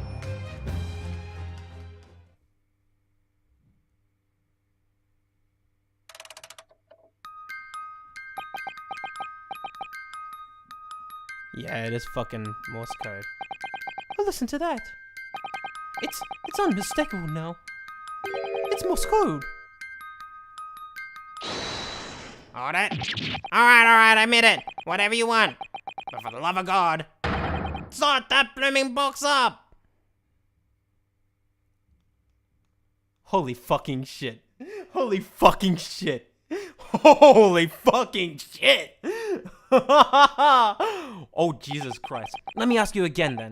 Inspector Gregson. Did you, or did you not, strike a deal with the witness next to you in the stand, and Mr. Ashley Graydon? Specifically, did you furnish the witness with confidential case details in exchange for this music box? Did you reveal the existence of the peephole in this pawnbroker's storeroom door, Inspector? I did. Stop, what are you doing, man? It's all exactly like the young Eastern lawyer said. When the trial resumed after recess, and we were stood here on the stand together. That's when he approached me with the deal. Shut up, you imbecile! Shut up! Psst, you there. You're the detective who turned up with the pawnbroker the other day, aren't you? I may have something. I may have something you're looking for, Inspector, with me at this very moment. So how about a trade? I suggest you inspect. More information that may make certain individuals uncomfortable will soon become very public indeed. I couldn't let the information become public knowledge, not under any circumstances. I accepted the man's proposal, and told him details about the case that should have put him in the clear. The peephole in the storeroom door, and the bloodstains on the overcoat. By giving false testimony, this witness is intended to have the defendant wrongly accused of murder. Inspector, you knew that. Yet you still revealed those details to facilitate the witness's perjury. I did. But then it turned out the peephole had only been made that night after the incident took place. Scotland Yard wasn't aware of that, I'm perfectly honest. Well, Mr. Graydon, what do you have to say for yourself? There's nothing and no one left for you to hide behind. You struck a deal with the inspector in order to escape a conviction for a very serious crime, namely this. You are the third intruder who broke into the pawnbroker on this night in question. And you perpetrated the murder of the proprietor, Mr. Pop Windybank. You? Holy shit. Traitor! Oh my god. Oh no! Holy shit.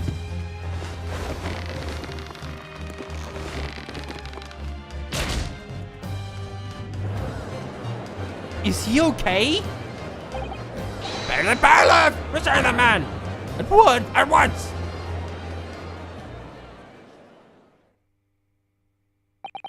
That's it then. It's all over.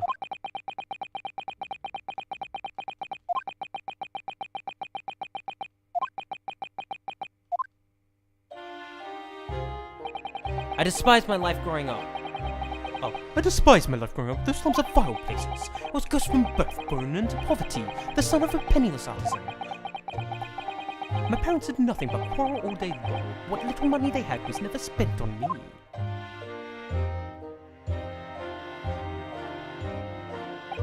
So I set about studying, to better myself, to one day escape from that hole. You eventually became a communications officer. I admire your determination. But then you decided to try sell government secrets. Why?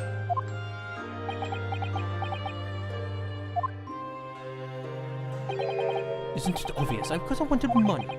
Even now, years later, the nightmare of my life in the slums comes to wake me in my small hours. I wanted to drown them out with no more money than everyone who lived at that squalor could ever imagine. Then one day, I met him. Mr. Magnus McKillen. You feel quite, aren't you, huh? I've money to throw you away if you're interested. Hey, all you need to do is go along with me little plan now. I was about to steal this ministry's telegraphic message logs, and McGilded would buy them for a handsome sum. I was responsible for inspections of the ministry's communication office was a simple enough task. The lure of the devil's offering is how easy it is to succumb. But you must surely have realized the seriousness of the crime you're committing. And for that reason, I took great length to ensure that my actions were untraceable. By using the music box. My father was a brickmaker, though my mother divorced him when I was still a child. Yes, Mr. Mason Milverton. That's right, he was very skilled with his hands. He'd once been a music box maker's apprentice. Imagine his skills would be sufficient to create a machine that could generate Morse code. So I sought out my father again, to employ his services. It was the first time I'd seen him since I left the slums 10 years earlier.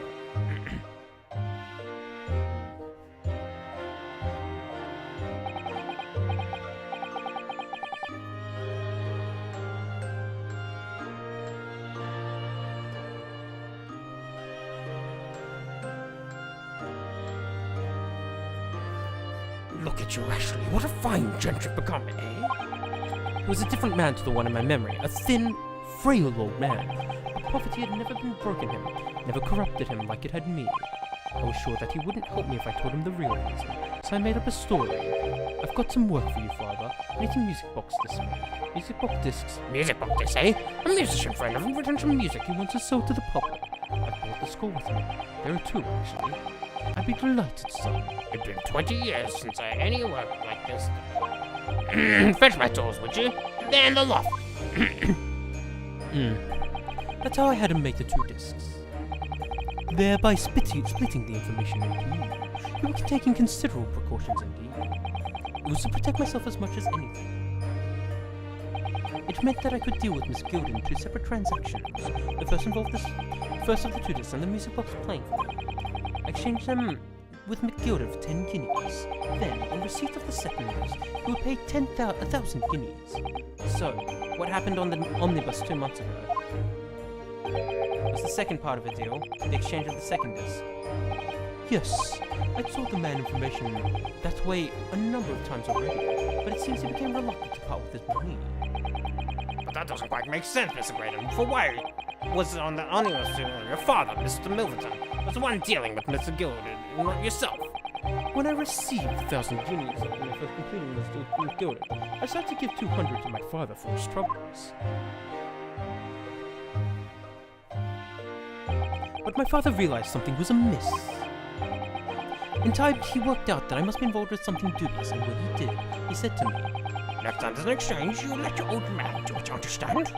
Otherwise, I won't get your money anymore.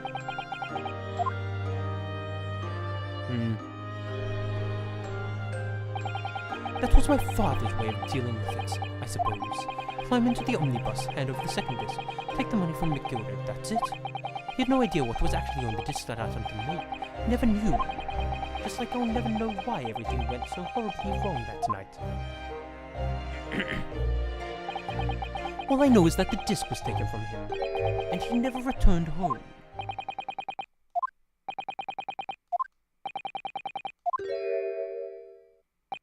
It was only then that I found out what sort of a monster McGilder really was. So after 10 years of not uttering it, I swore my father's name. To exact revenge. Oh, did he kill McGilder as well? Revenge? As anyone with even the remotest knowledge of the man will no doubt be able to imagine, McGilder brought all his wealth and influence to bear in the most despicable of ways. To crush any semblance of justice in this trial. crime scene was tampered with, evidence was fixed, and witnesses were primed. That trial 2 months ago was a farce from start to finish. My feet had barely touched British soil back then. I walked into that hornet's nest completely unaware of the sinister background of it all. I'd made plenty of money out of my dealing with Gilda by then, so I spent nothing in my rank 2 months ago. I knew exactly who to hire. If you're willing to pay the price, there are people in the city who will do anything you ask. Gilda himself had shown me that. Are you saying that? I think you know the picture now. After he twisted everything to his favor in the court to ensure that he walked free, I took matters to my own hand and delivered the justice the monster deserved. That tragic accident following the trials 3 months ago was planned and executed by yours truly. Gilda's death that day was caused by this man. Everything's ready, sir. If you'd like to follow me into the courtroom. What's this, officer? You sooner than I was let to leave. It was not inconvenient, sir. There's some changes to the schedule. Oh, it must be this. Well, I must be making tracks now. It's time for the inspection. I'm going to examine the omnibus again, so I'm told. I'm also going to be present for myself. Okay. So that policeman who came to tell me that Gilda gets out on this bus again. That's right, an imposter. Hired by me. Gilda uses wealth to manipulate the file. He paid people to adulterate the omnibus with all manner of fraud. Threatened witnesses to lie in his testimony.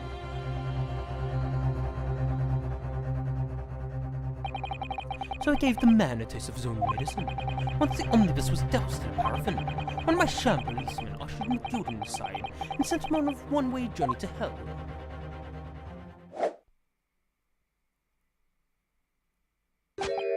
An eye for an eye. That's how I avenged my father's death. A spine-chilling account indeed. But that wasn't the end of it for me. There was a loose end, you see. A loose end? Yes, I should think it's obvious. The second disc, which my father had taken to exchange with McGilded. Ah, yes. There was indeed no mention of the man's trial 2 months ago. Clearly because it had been removed from the scene of the crime. When I realized it was missing, I remembered something. Something from the first time I dealt with McGilded.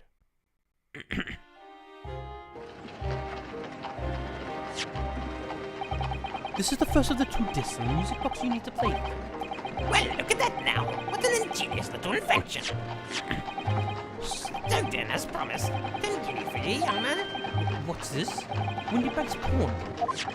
Hey, there's a pawnbroker sticker, so it is. He needs to redeem an article like deposited their fee. There's no need to give a name, just hand over the ticket and tell the fee in the watchman. I put the jewelry in the pawn for you. I'll set it for so good. 10 guineas if you sell it so to me. I've never even heard of pawnbroker be used quite that way before. Have you not, Mr. Graydon? Well, there's pawnbrokers are very useful places, you know. Each one is just like a secure, extremely secure vault. I'm actually getting a little concerned because I need to stop stream soon. I don't know how long this ending is going to go for. So if I knew that if he'd taken steps to hide the disc, it would be in that pawnbroker somewhere. And on the night that he killed my father, he must have entrusted the ticket to someone. Yes, to Gina. I remember now that when we first met you at Windyback's after that afternoon 2 days ago, you had a description of Miss Lestrade written down. How did you know who you were looking for? From the trial, that pickpocket's testimony was clearly peculiar. Anyone could see that. I realized immediately that she was another McGilda's pawns, that he must have threatened her somehow. I was fairly convinced that it would be her who had the ticket, so I started to make some inquiries. Right. Okay. And he was absolutely right. And yes, sure enough, she did. All I needed to wait was to wait until the girl went to Windybanks to redeem the articles. But unfortunately, she redeemed only McGilda's overcoat and the one disc that was in his pocket. The all-important music box with the second disc inside was missing, because it had already been forfeited 2 days earlier. But I wasn't aware of that fact. Had I not been, I could have been avoided my nighttime excursion. Meanwhile, I've acted into the song government signals progressing and picked up on the fact that McGilda was involved. Inspector, you've recovered fast. My orders to recover the stolen information as quickly as possible. We started gathering further possessions and examine whatever we could lay our hands on. We had a full-scale investigation going on in the yard, but we had to keep it as quiet as we could. Then, when the inspector here took the disc from me in the pawnbrokery that day, I became nervous. I was sure the music box in the second disc was stored in the shop somewhere, so I knew it was a race against time. I had to find those articles before the police did. So that's what prompted you to break into the place that same night. With the help of your old friends, the Skulkin Brothers. What happened that night in the pawnbrokery? I can only describe as a nightmare. While Nash and Ringo was searching the counter, I'd located the music box and sorted the McGill on the shelves of forfeited articles. And the second disc was inside. Yes, I slipped into my pocket with a very deep sigh of relief. But then, something entirely unexpected happened. Where am I shot? I was shot. A gunshot rang out in the shop, and I felt a sharp pain in my left arm. The broker fired his gun, and the bullet pierced your limb. Yes, exactly. But unfortunately, I decided to bring my own gun with me. But, and just in case.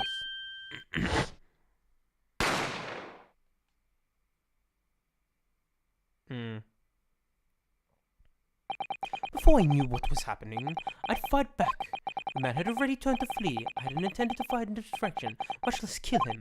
But unfortunately for both of us, the bullet hit home and struck him in the middle of his back as he fled of the serum for the refuge. Sorry, Tail. It all took place in the blink of an eye. I don't imagine Nash and Ringo even realized what had happened at first. But I was terrified, so I fled. And that's the whole story. That's everything that happened at Windybanks on that wretched night.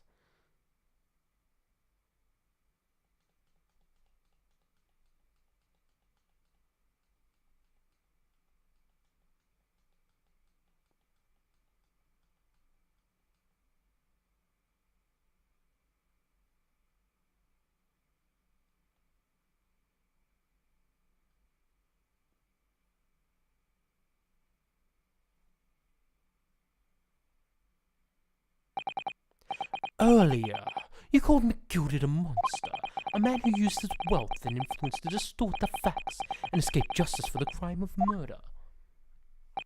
What tragic irony, for what you have done is exactly the same.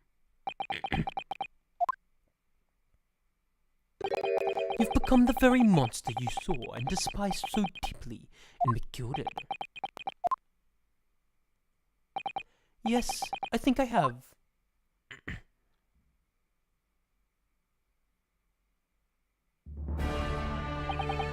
Well, this has been a long and exhausting trial. However, it would seem that at last we have arrived at the truth. Inspector Gregson. What of Mr. Ashley Graydon? He's been restrained, my lord, and has been escorted to the yard. He'll be charged with the murder of Windybank and the stealing of government secrets. Very good. And you, Inspector, regrettably, you will have to face charges yourself.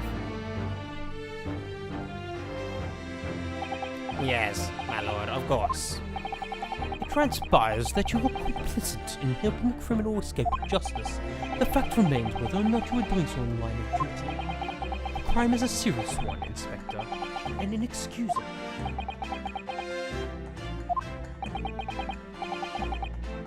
Now, to the defendant, Miss Jane Lestrade. Huh, yeah? It is time for the final adjudication. Is the jury ready, Mr. Foreman? Stand by, sir. This is really it now. Last push, the final call, the finishing whistle. The man who made the verdicts. Thank you, Mr. Foreman.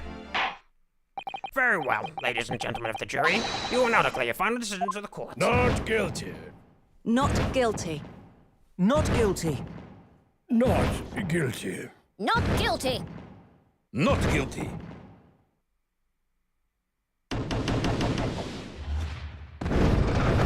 And he slams it with his fucking hand.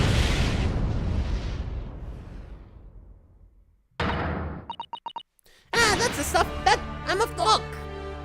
Finally, Verna, you finally managed to do it. Finally is the word. I really wasn't sure if we'd come out on top for a while there. Susie was right. You're the best lawyer in the world.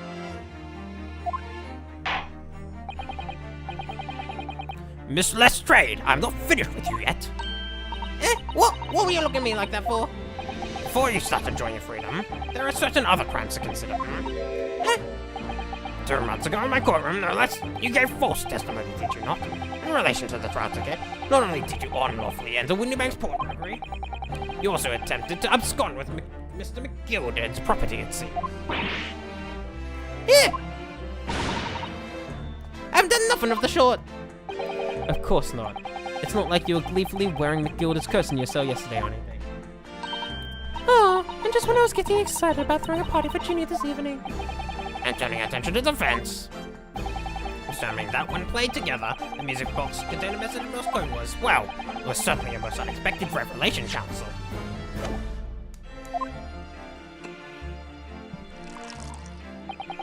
Quite so, my lord. The prosecution was caught entirely off guard. In fact, I think we should applaud my lord friend's courage here today. I propose a toast.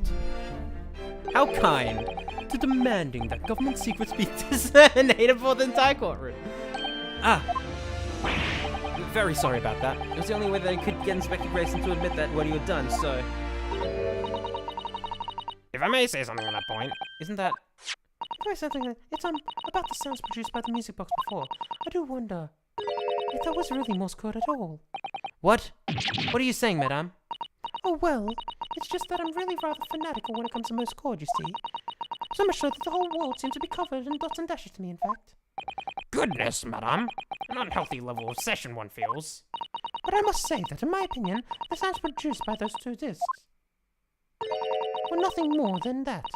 A meaningless series of 2 different notes. What? What? Can that really be? It wasn't Morse code after all? My lord, the defense would like to listen to me. Are you off your nut? I have to tell you, this contains Minister of Secrets. This courtroom is not an appropriate forum to discuss the nature of government communications. We know McGilded tried to trade national secrets with our enemies, secrets acquired from Mr. Graydon. Now that the man has admitted to his crimes, we have no need to pursue the matter further. But it's really going to bother me. What's Iris thinking of? Miss Lestrade, Yeah, me lord? that which you have seen today in this courtroom has been extremely disturbing. Falsified evidence, Falsified evidence, intimidation, perjury, a grim catalogue of depravity. an appalling expense before any child. Come on, it ain't nothing I don't see most days in the back slums. I beg your pardon. If you're weak, you pay for it. That's just how life goes. Gina. But look, I reckon I've worked something out today. The world ain't fair, but if you want it to change, you've got to start at home. You got to change how you are yourself. Well, that's a very laudable lesson, I would say. I eagerly look forward to the born-again Miss Lestrade never gracing my courtroom with her presence again. Now, with regard to the murder of Mr. Pop Winterback, proprietor of Winterroom, I hereby declare the defendant Miss Gina Lestrade. There we go.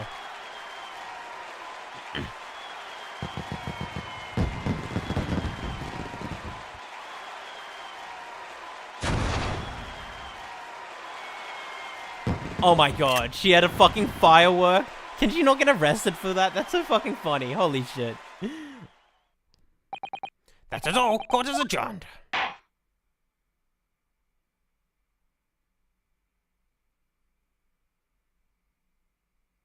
Oh, hello.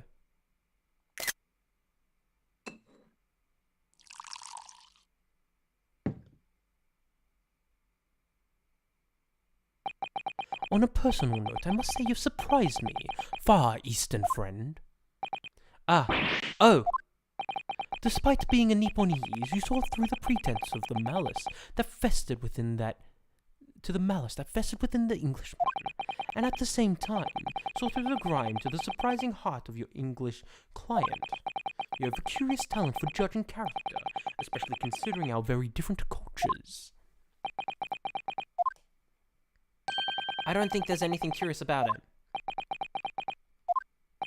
Whether we're free from the Empire of Great Britain, or the Empire... We're from the Empire of Great Britain, or from the Empire of Japan. We're all human beings. We're not so very different on the inside. You know, I took this case for one very simple reason. To lock swords with you once again here in this courtroom. You did? When I encountered you for the first time, 2 months ago, it reminded me of toasting friendship and trust with another Nipponese, only to find my trust betrayed. Though, through you, I hope to look into the eyes of the man I once knew, and try to understand. You mentioned something similar earlier today, about total betrayal at the hands of the Japanese. What happened exactly?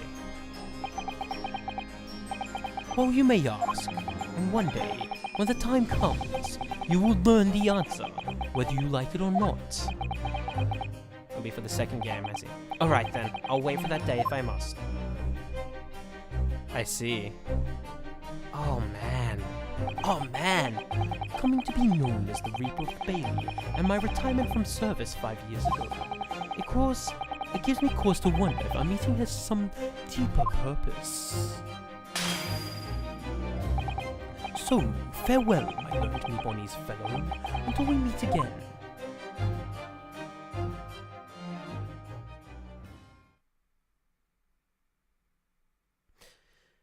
I really hope this doesn't take too long. I'm very much running out of time tonight. I should have stopped the stream much earlier, at the to be continued. I'm gonna save. It's done. It's over at last. But where's Iris disappeared to? Ah! Congratulations, Gina. I knew it all along. I knew that you were innocent. Well, you did what you said, Mr. Naruto. You believed me, right up to the end. Here's what is the name. What's odd about it? I told you had faith in me. I had faith in you, didn't I? No one else ever has before, see? Kept the promise, I mean, properly. That's awful. If I figured something out today, all me life growing up in the slums, I've never trusted no one. But that's just because I've been scared of being stabbed in the back. I mean, the more you trust someone, the more it hurts when they let you down. Yes, I think I can understand that. After all, I had a taste of it in that trial 2 months ago. I chose to trust someone, and paid for it. That betrayal left a big scar. You know though, Gina, I worked something out quite recently too. Trusting someone else is really an exercise in learning to trust yourself. And when your gut tells you it's the right thing to do, your trust is rewarded. When your trust is rewarded, there's no better feeling in the world. I think I have you to thank for reminding me of that valuable lesson. Oh, well, if you say so. Don't make a fat lot of sense to me, though. I'm trying to say that putting my faith in you, Gina, has been a real pleasure. But Anna, well, back in. But I suppose I still feel the same way. I mean, sometimes trusting someone else is, you know. Alright, Thanks. This is the way I see it, Ryunosuke. A defense lawyer is only as good as his faith in his client. And that comes down to how much faith he has in himself. His nose just fucking clipped into place. After this experience, I'm starting to feel like I understand what you mean, Kazuma. Am I living up to your expectations? Am I turning out to be the lawyer you believed I could be? Pardon the interruption. But what the deuce does a man have to do to be noticed around here, my dear fellow? That voice. It's too late for that voice now, Mr. Naruhodo. I've been standing here patiently in the corner of the room for an eternity. Ah ha ha, yes, it was me all along. I would have said when finally you noticed me. But you people, with your incessant beer babbling. Mr. Sholmes. Ah ha ha, yes, it was me all along, you see.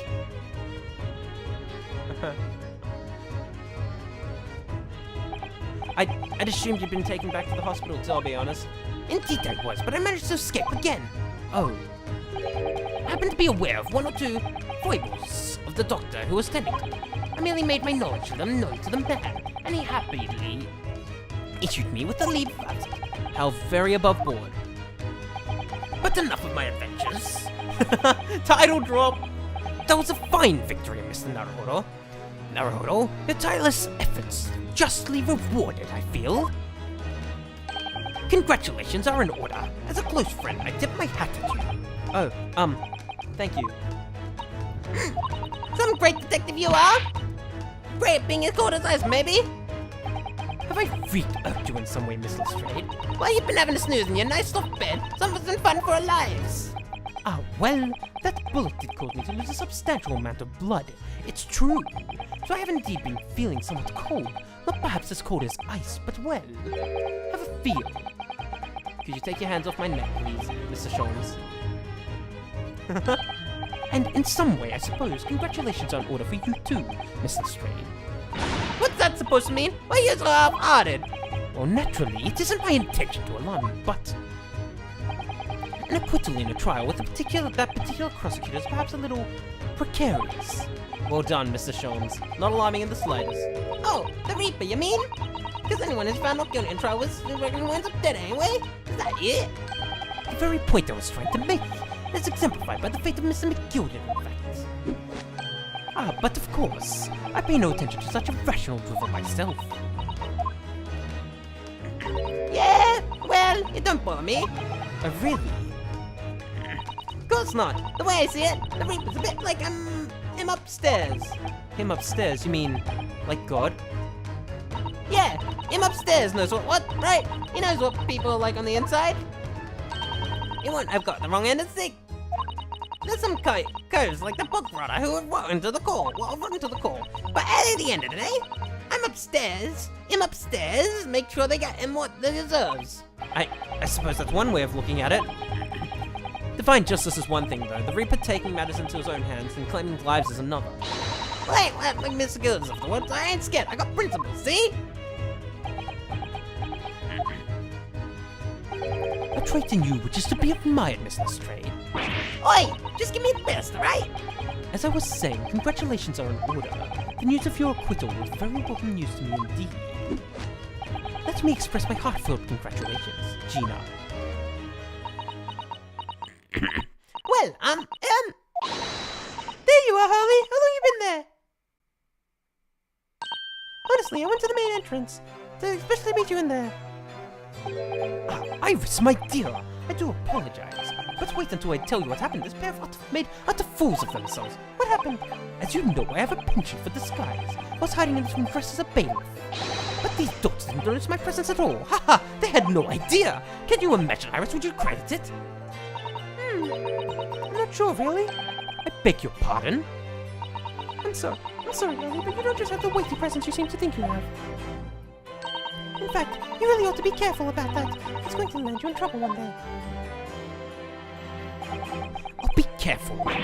Ouch. Anyway, it's such a shame. I was so hoping to throw a party for Ginny tonight, but you won't be able to. Oh, will you? Don't look out like I'm gonna be nowhere for a while. Here's the Judge Potter. I got stuff to make amends for, apparently. All of them offenses. What was it again? Breaking and entering, taking the outrider stuff with love, blah blah blah. Yes, I think you'll find that basically being a pickpocket is the main offense. But diving ain't an offense. It's a job, eh? I don't think so. Still, it's got me thinking. All this, maybe I should start looking for another line of work. I mean, you didn't start off as a lawyer, did you, Otto? Well, no, but I was never a pickpocket. Well, anyway, I reckon I can make a change. I'm gonna do something for looking like, oh, not like me from the slums. Something makes a difference for him. That's a wonderful idea, Ginny. I'm sure you can do it.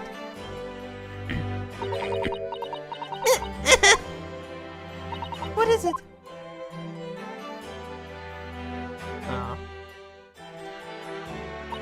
Nothing. Miss Gina Lestrade, prison charges arrived, ma'am. Come with me to the Great Gate at once. Right.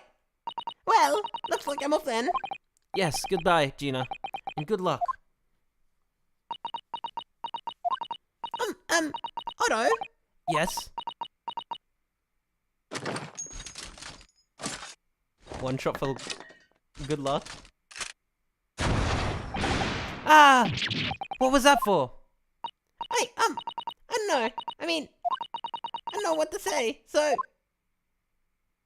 Ah, indeed. Perhaps the situation calls for a phrase hitherto missing from your vocabulary, Miss Lestrade. On occasions such as this, you say thank you. I would recommend a simple thank you. Oh, Oh yes, it's a good advice, Ginny. right. I see. Well...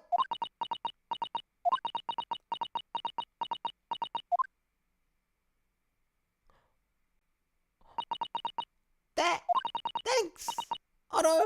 Oh my god. Oh my god. Thank you for everything, what you've done, for leaving me. Oh my god. Not at all. In fact, that should be my line. Thank you, Gina.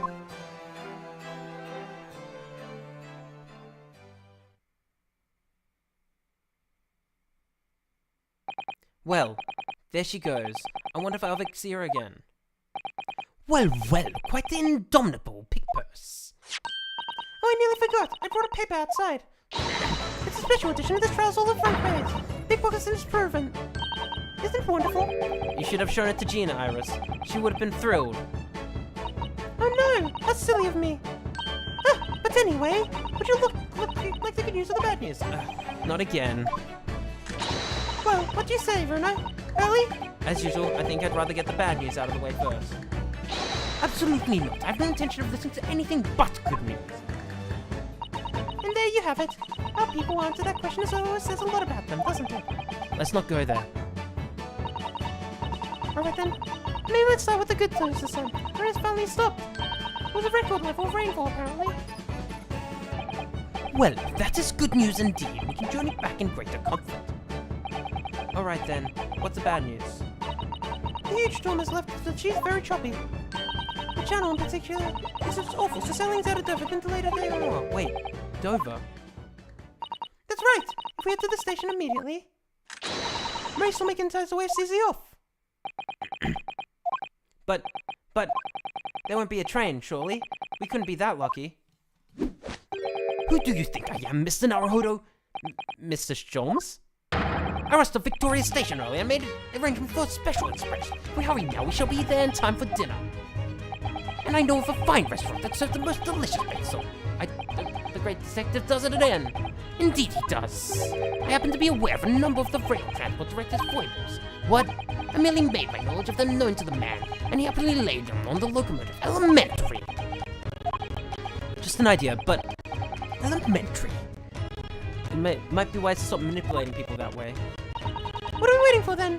The London Victoria!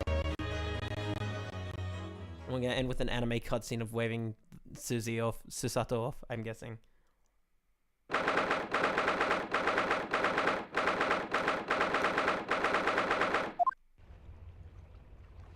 That took somewhat longer than I'd anticipated. Susie's boat might be about to leave now. Mr. Sato, where are you? Hello. Over there, look! It looks like she's reading something. No! Hold it! Mr. Sato, wait! What are you doing?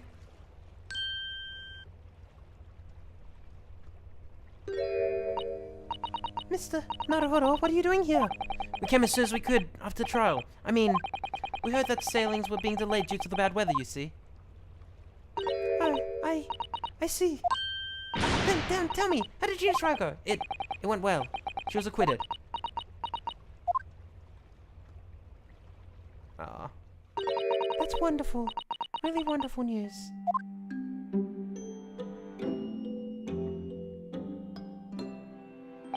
The book you were about to throw into the sea. It was the Encyclopedia of British Law, wasn't it? Oh dear, I was hoping you hadn't seen that. I'm not worthy of practicing law in any way now, so I was saying my final farewell. You're saying goodbye to law? You, Susato-san? Would I be correct in assuming it's because of the peephole, Miss Susato?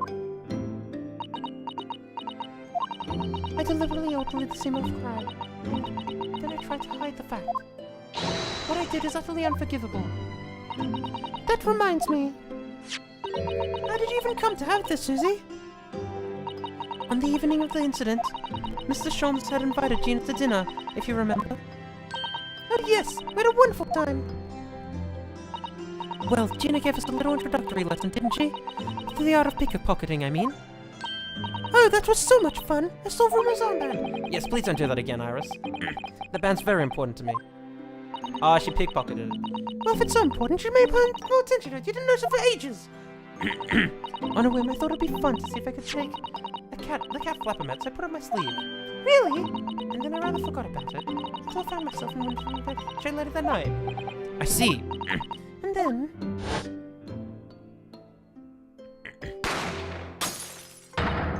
Ah! Mr. Sholmes! Mr. Sholmes! You mean it's Naruto? Right, yeah, okay. After Mr. Naruto had left the shop, I started to think. That door started to play on my mind. The storeroom door, you mean? Yes, if Gina was anywhere in the shop, I realized it could only be behind that door. And at that moment, the little device I had up my sleeve sprang into mind. I was so worried about Gina, I simply had to know. So, you used the cat flapper mat to make this peephole in the door? As captured in a photographic print of the shop. By one of Hurley's red-handed recorders. Indeed, it was one of the first importance of that point. Precisely when the peephole was made, that information would prove Mr. Naruhodo's greatest weapon. Though naturally, without proof, it would have been amounted to nothing. But when I looked through the hole in the door, the sight that met my eyes made my blood run cold. Thoughts started to run through my mind. I remembered that trial 2 months earlier. The trial of Magnus McGilder. I thought about how he had manipulated the evidence and arranged false testimony to secure his freedom. It made the British justice system feel very dark and sinister to me. And the terrible thought occurred to me. What if some wicked criminal was planning to do the same thing now? Because from the appearance of the crime scene, it looked exactly as though Gina had shot Mr. Windy Bank, even though I was sure she would have never done such a thing. You were worried that the true culprit would try to frame her for the crime. That's right, but then I realized it would be very difficult for anyone to give false testimony in this case. What do you mean? Well, the crime appeared to have happened behind the door of the locked room. For someone to claim falsely to witness it, there would have been a way to see beyond the door. Ah. For which, a peephole would be the very thing. Only, the peephole I'd made wasn't actually there until after the crime had been committed, of course, and the criminal would know that. So it wouldn't make any difference. But the possibility of a large, rather ingenious trap was there, was it not? A trap? Is that why she did it? Was that why you kept it a secret, Susie? You never mentioned that you made the peephole to anyone, not even to the police. I know, and I knew at the time what I was doing was wrong, a criminal offense even. That's why I decided to confide in Mr. Sholmes. Mr. Naruhodo was completely backed into a corner, with no other possible means of escape. The truth of the peephole could save him. That was my plan. She really does think of everything. But then, why didn't you just tell me everything before the trial began? My dear fellow, you're not thinking straight. If she had done that, it would have rendered you complicit in the whole escapade. Ah. You could have been disbarred if you had been seen to knowingly tampered with the crime scene. So Mr. Sato decided to shoulder the burden of responsibility alone, for your sake and Miss Lestrade's. Mr. Sato. The truth is, when it happened, I did it because I'd lost a little of my faith in the law. Oh. I was worried that the right person wouldn't be convicted of the crime, but the moment I allowed myself to think that is the moment I lost my right to call myself a judicial assistant. What you did isn't comparable to what he did. Graydon is the one who lied in the witness stand, using that peephole as a way to implicate Gina. And besides, if the peephole inconsistency hadn't existed, I'm not at all sure that she would have been acquitted in the end. Mr. Sato, what you did saved Gina's life. Well, with your kind words, Mr. Naruhodo, you've saved me too, for my regrets. Ah. Well, we must all be thankful for Miss Lestrange's freedom has been assured. Yes, exactly. Although some of the loose ends in that trial will continue to play on my mind, I'm sure. But the revelation about the music box contains secret message, Mr. Naruhodo. What a triumph to work that out. I'm full of admiration. Well, actually, that argument wasn't quite as compelling as I thought it was. Oh, was it? It wasn't? There was a communications officer among the jury members, you see, a telegraph operator, and she said that the majority of sounds on this were just meaningless tones. As one would expect, after all, we are talking about secret government communications. No doubt that they were written in cipher to be avoid being readily understood. Should they have been intercepted? In cipher, I see. So then, we could never have hoped to understand the message anyway. Nonsense, my dear fellow. It's quite a zero-pipe problem, I assure you.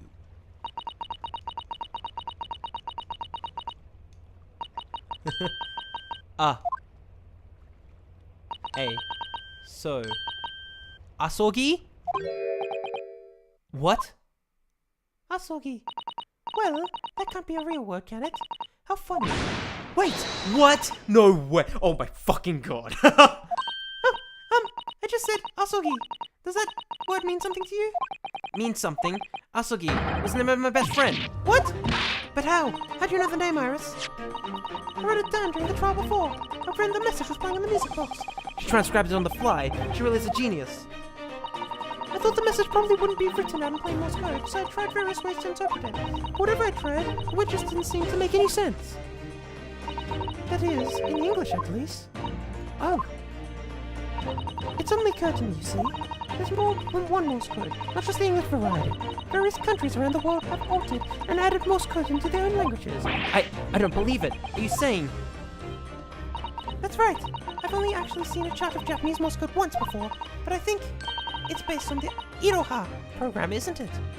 And you mean to say that in Japanese Morse code, the message says Asogi? Yes, I think so. Sorry, but I don't remember all of the Japanese Morse code. Iris, would you let me see that? Mr. Sato. Mr. Sato, do you know your Japanese Morse code? Yes, I spent some time studying it. Because I'm quite sure Morse code will become ever important for the international communications. Then might I recommend, my dear madame, that you focus your efforts on the English version? Be that as it may, Iris, tell me the message, please. Of course! Oh no.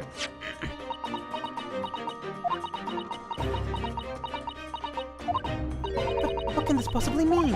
Whatever is in that long sequence of supposedly meaningless dots and dashes. It's made of the color drain from Susato's face. There's no doubt that this message is written in Japanese Morse code. So the British Empire has been using Japanese for secret communications? I don't understand the reason why, but the message appears to be a list of 4 people's names. 4 names. The first is Kei Asogi. Kazuma Asogi. Why? Why was his name on that disc? The second is A. Shin. Shin? I don't recognize that name. And the third is T. Gureguson. Gregson. Wait, Tobias Gregson? I would see that Tobias Gregson is the 3rd man on that list. What's his name doing in secret government communication as well? And the last name. Is it Ryunosuke Naruhodo? Oh my god. What's the matter, Mr. Sato? It's just so strange. So unexpected. Oh, what is it, Susie? Don't keep us in suspense. The last name is J. Wilson. What? No, it's Wilson? Wilson? John H. Wilson? You mean Daddy? Oh my god. Oh my god. It says it's only Jane Wilson, so I can't be sure. Then, after the 4 names, it reads, if I translate from Japanese, that is all 4. And that's the end of the message. Or rather, the end of what you noted down, Iris. 2 of them are dead. I don't know who Shin is. Katsuragi Shin. I just can't believe it. Who would have ever thought that this could contain Japanese Morse code? Not to mention a strange list of some disturbingly familiar names. It would appear this particular message is a communication of some kind between Great Britain and the Empire of Japan. So, Daddy could be in Japan then. Where's Sudiruri come from? Oh, well... no. It's not very likely, really, is it? I mean, there are thousands of people with the surname Wilson. There must be a lot of J's among them.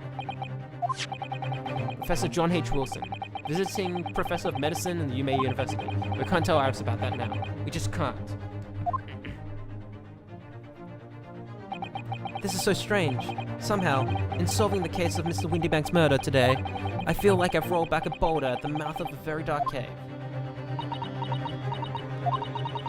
I do wonder if perhaps it's a dark cave that we shouldn't go wandering inside. And here comes the ending. Okay.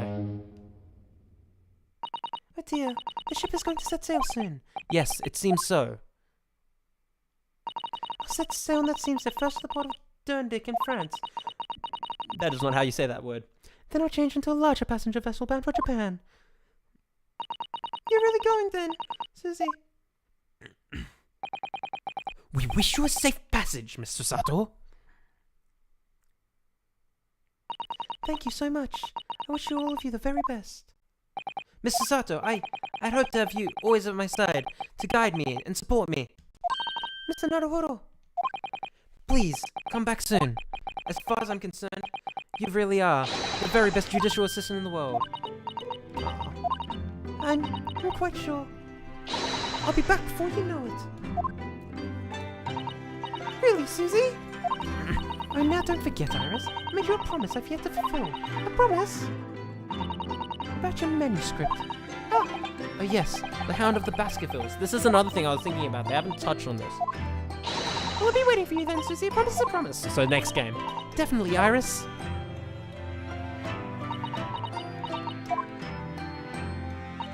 Mr. Naruhodo. Yes. Do you remember the first time we met? Yes, of course. On the SS Burya, when I was dragged out from that wardrobe, still half asleep. If I remember rightly, you threw me halfway across the cabin with a Susato takedown.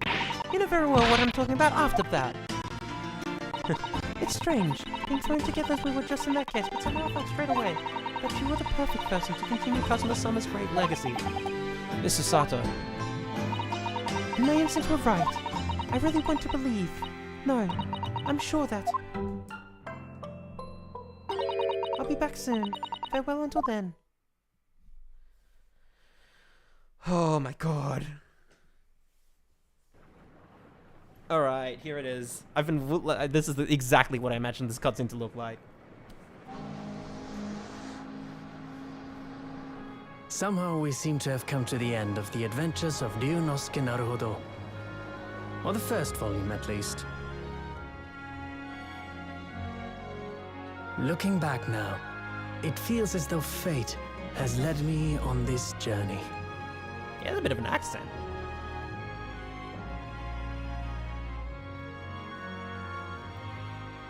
Fate led me to becoming a lawyer, to traveling halfway around the world, to meeting the great detective.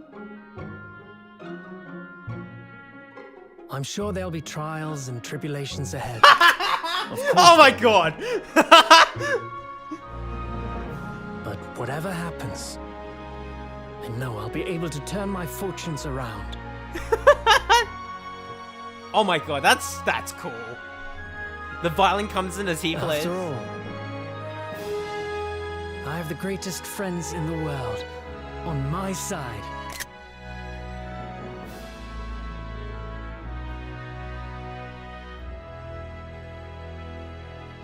I can't believe they just said trials and tribulations. That's so fucking funny.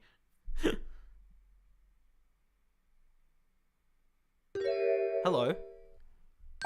Ah, yes, Mr. Naruhodo. Yes, Mr. Sholmes? I have some rather awkward news. The railway company has decided to sue over the special express train, apparently. Huh? It caused such a commotion on the line, while the other trains had to wait at stations. But really, we would never have made it to Dover in time otherwise. Anyway, I explained everything, and how it was all your fault. Huh? Huh? I believe a formal complaint should be delivered to your office tomorrow. But not to worry, my dear fellow. According to Mr. Sato, you love defending yourself in court. Huh? Huh? Huh? It's alright, I'm perfectly happy to testify. He really didn't look like the sort of man who'd do something so outrageous. See? Oh no. Mr. Sholmes. Yes. A word, if you don't mind. Why, certainly. Any word you like. Bellow it out, my dear fellow. Oh yes, I love Bruno's words, and I just know the one he'll use here. Then, I really must say, Objection!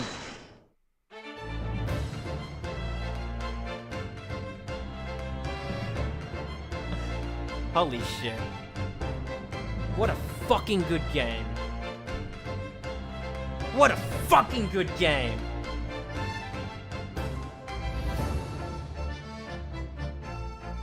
I'm fucking it. That was such a fucking good final case. In the following weeks, 100 music boxes, something was afoot.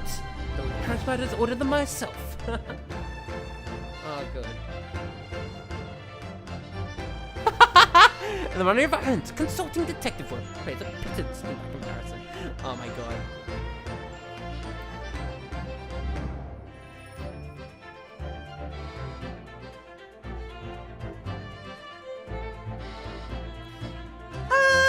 I haven't slept a wink. This manuscript is due tomorrow now. When I'm this busy, Holly usually cooks me breakfast. Well, cooks is an overstatement. For some dry toast, insipid coffee. I do miss Soviet Susie and a lovely Japanese breakfast.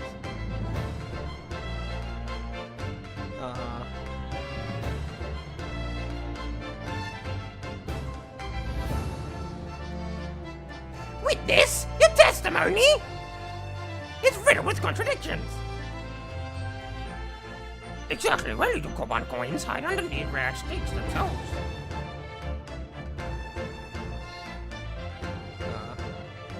Well, I don't know, sir. Oh, sorry. I'm not quite reading all of this.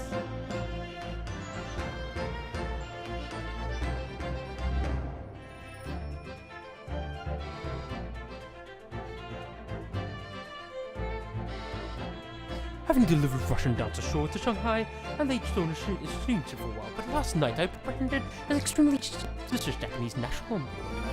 I've done nothing wrong! Oh god. Okay, I'm probably not gonna read all of this out loud because it's going by fast. I don't really have the fucking brain cells to do this right now. I need to end stream really soon, so I hope this credit sequence doesn't take too long. Holy shit.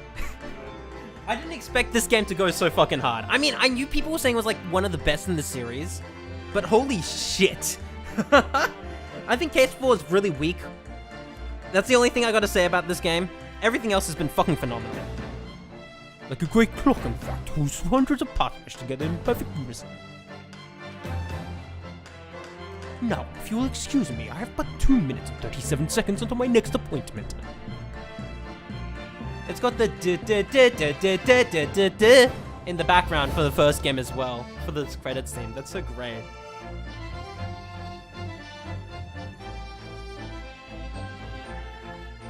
The latest round green is out. I'm in it again. Whenever I say that one line she wrote now, I get a standing ovation. Wanna hear it? Not bad, I suppose, for an amateur.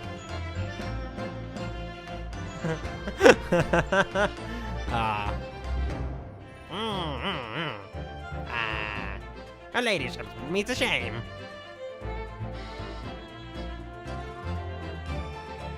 Oh my god.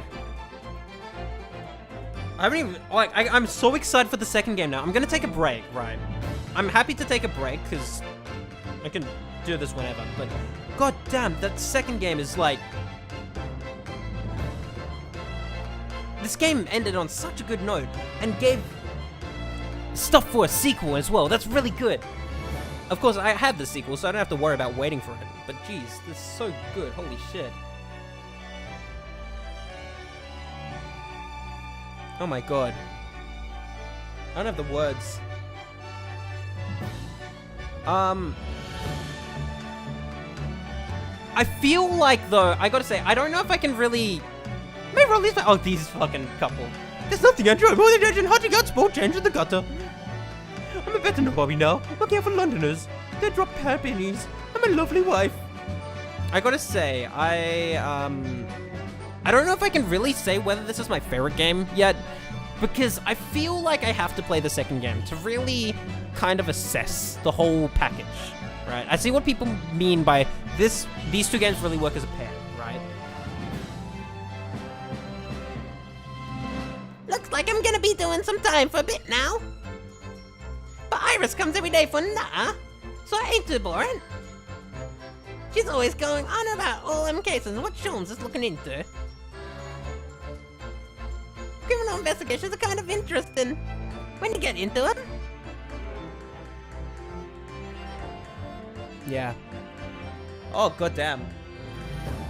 This is a really fucking good game. Holy shit. I don't know, again, I don't know if I can really say whether it's my favorite yet, just because it hasn't been, yeah. Yes, I've renounced my upbringing and chose a life of sophisticated crime. But regrets, please. Sophisticated fight. Give me over, bruv. They ain't that sweet at all.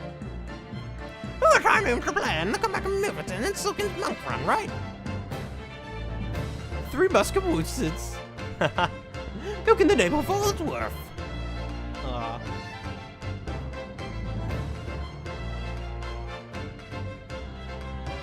Hiromitsu Maeba. This guy. There's another composer, I completely missed his name. Maeba. This past 6 months has been a time I shall remember forevermore. Forevermore. Painful goodbyes and wonderful encounters. I've come to realize that it's what life is all about. Naruhodo-san, I promise your assistant will return to you one day. But for now, I leave you with many memories and a heartfelt wish that life will treat you well.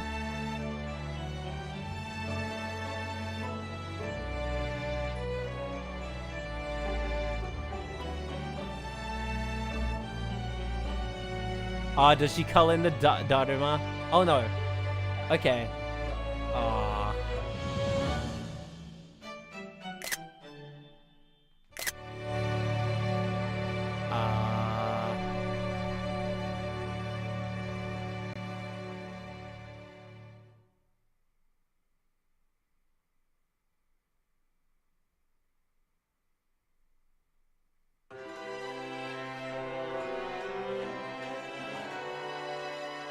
Kazuma.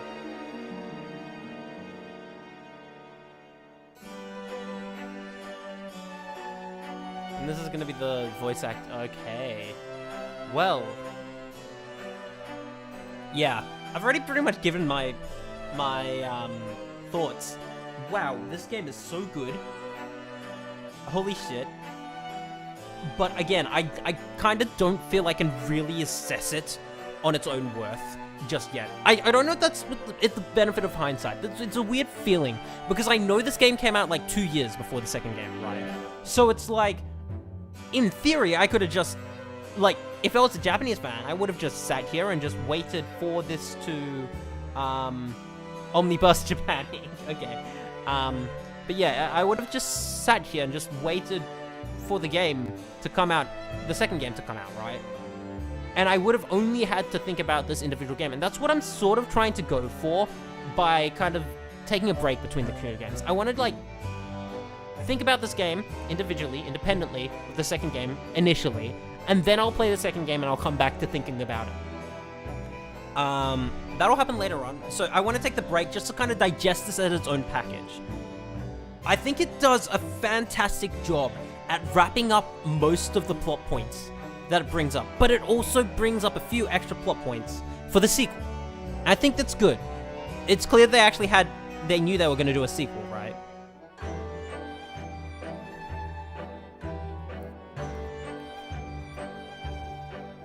I really like the jury, though I will say at times it did kind of feel like the jury was just kind of padding out the case. Though I will say the fourth case was kind of just filler. It was really just filler. It was a neat case. It just, it really did feel like filler. What did it introduce? I think it introduced like a few characters. That's really about it. Oh, JC's staff, gotcha.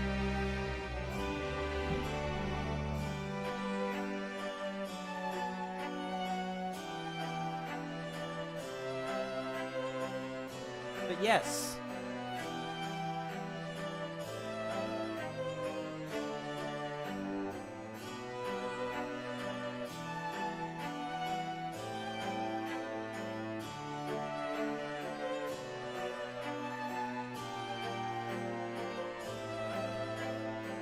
Overall, what a fucking fantastic game.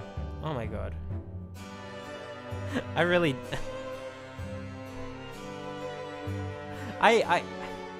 God, I played so many good games this year.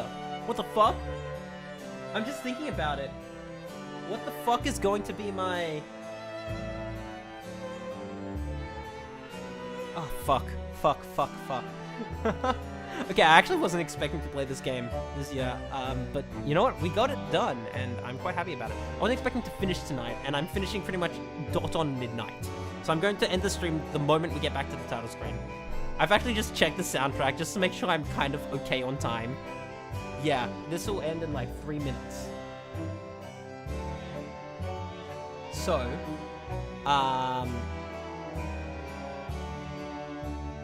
at least the credits theme is 5 minutes long, so I don't imagine it's going for any longer than that.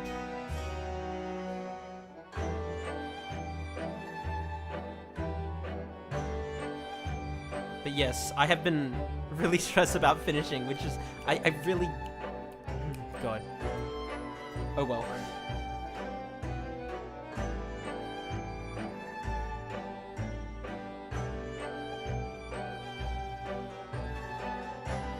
I'm excited for the second game. I won't get to it until next year, but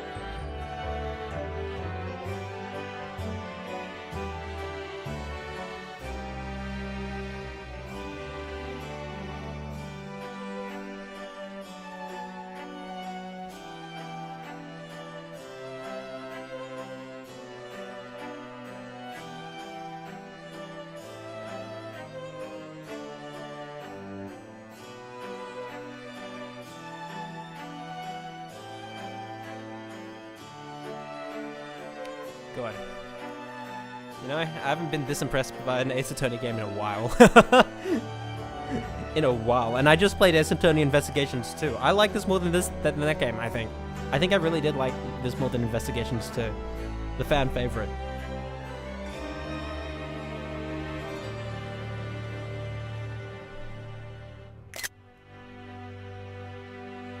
Alright. Ah, the little deduction thing. That's awesome. Alright. Thank you so much for watching. And hopefully this goes back to the title screen. Oh my god. Oh my god. Look at that. Holy shit. That's beautiful. Alright. I'm getting out of the stream. I'm in a rush to finish this off, so I will see you later. Oh, look at that title screen. Alright, thank you so much for watching. I will see you next year for the second game. Good night.